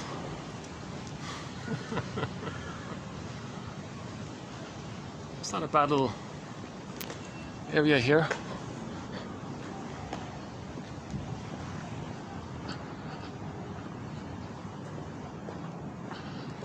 Oh, that's a dead end, is it? Okay.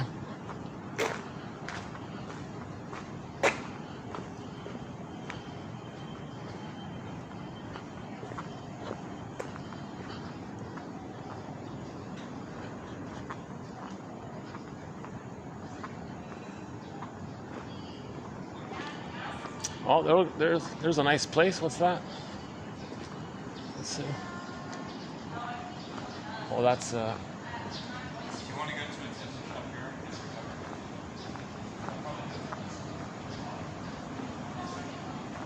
I'm not going to recover that part though because there's dirt on that. Hey, what's this place? What's up there? What's that? Let's see.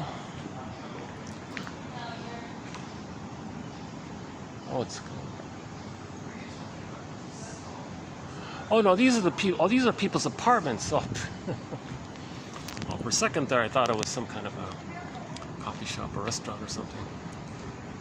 Well, those are people's apartments. Oh, hang on. Nobody's there, so it's closed, right?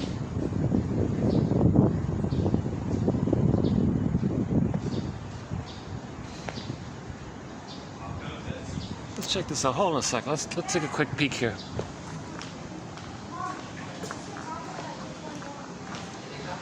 Hi, is this a restaurant up here on the second floor?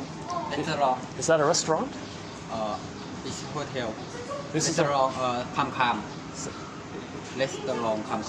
can I drink coffee upstairs? Yeah. I can? Second floor. Second, can I just take a look? Take a peek? Yeah, okay.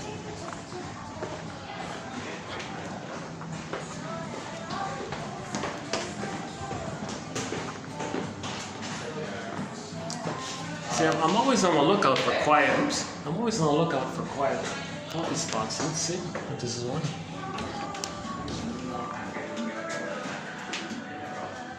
Oops. Hi, hi. How can I help you, sir? Yeah. Are you open? For the restaurant and the counter. The restaurant's open. Yeah, the bar and the restaurant open. Oh, okay, okay. It's a nice place here. Yeah. Can I just like walk through here? Just take a look. Can I just take a look and That's okay. walk through here? Oh, oh, this is the gift shop of the hotel. I see. Oh, this is just some like really cute little boutique hotel. Okay. Oh, what a nice little place. Yeah. Oh, this is the lobby of your hotel. I see. Okay. Hi guys. Yeah. I could sit here, eh? One sec, please. Yeah.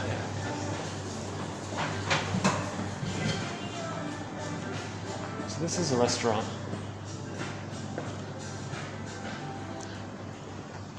You know, this is tempting here, eh?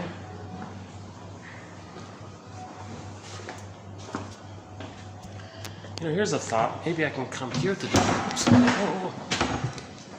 Look at this. It's like that. Okay.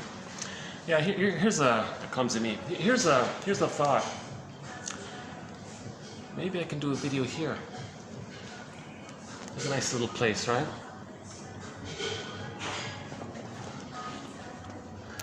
Look, I'll find out when they're open. Let's see if there's a possibility of doing a video here. What time do you guys open? Okay. What time? What time open? 7:30 to 10 p.m. Okay, got it. Okay, thank you. So they're open all day. Yeah.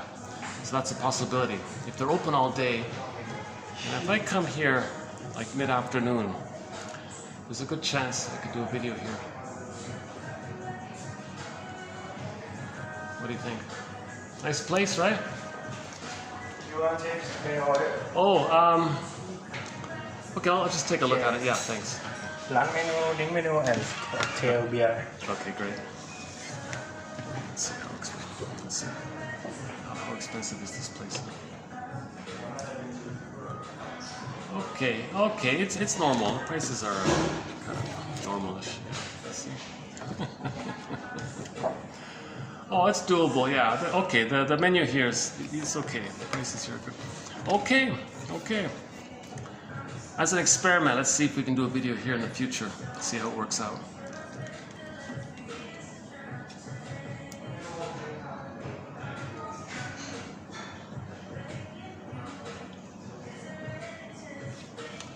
Okay, I think I'll just close the video here for today. So, thank you very much. This has been TQ 26, 53, and 4 and 5. Is that right? No, hang on. 26, 54, 5, and 6. And we'll begin the next video with 26, 40.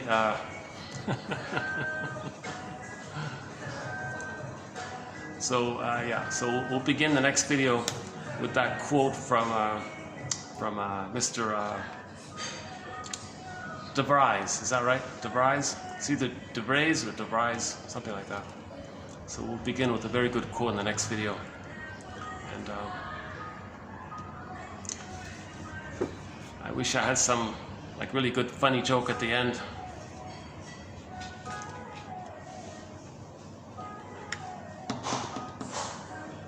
Well,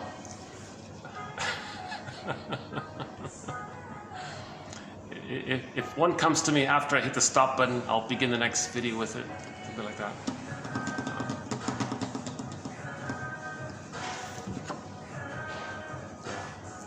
Oh, they have tea. Okay, good. Yeah, they got tea, coffees, different juices, and for the main meals, they do this kind of bowl thing, like a bowl of this or a bowl of that. Yeah, it's okay.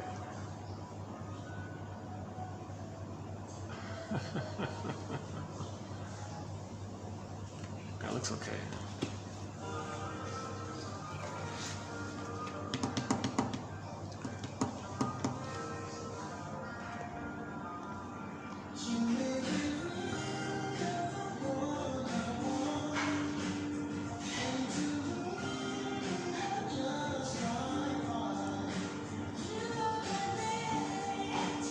I'm reminded of an episode from the sitcom I Married Joan.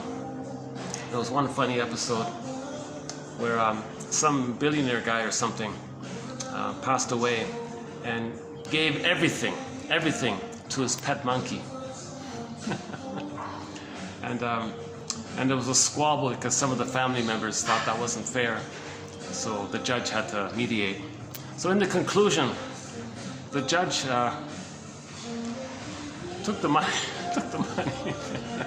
and bought a zoo for the monkey. So the monkey owns the entire zoo now. It's in his name, the monkey's name. And that monkey could do whatever he wants. And I had that fantasy, I wish I could buy a place like this so I could freely do my videos here.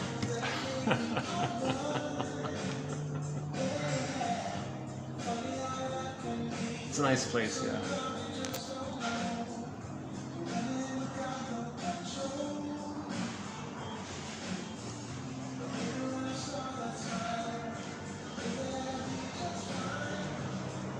Yeah, okay. Okay, I'll hit the stop button here. And what's the hardest thing about ending the video here? Separation anxiety, loss of connection. Okay. See, it's a very simple exercise. If you feel any kind of anxiety, just preface that with the 5 words. What's the hardest thing about? And you fill in the blank, whatever it is, right? And something will come to mind and you'll feel better. It's a self-soothing exercise.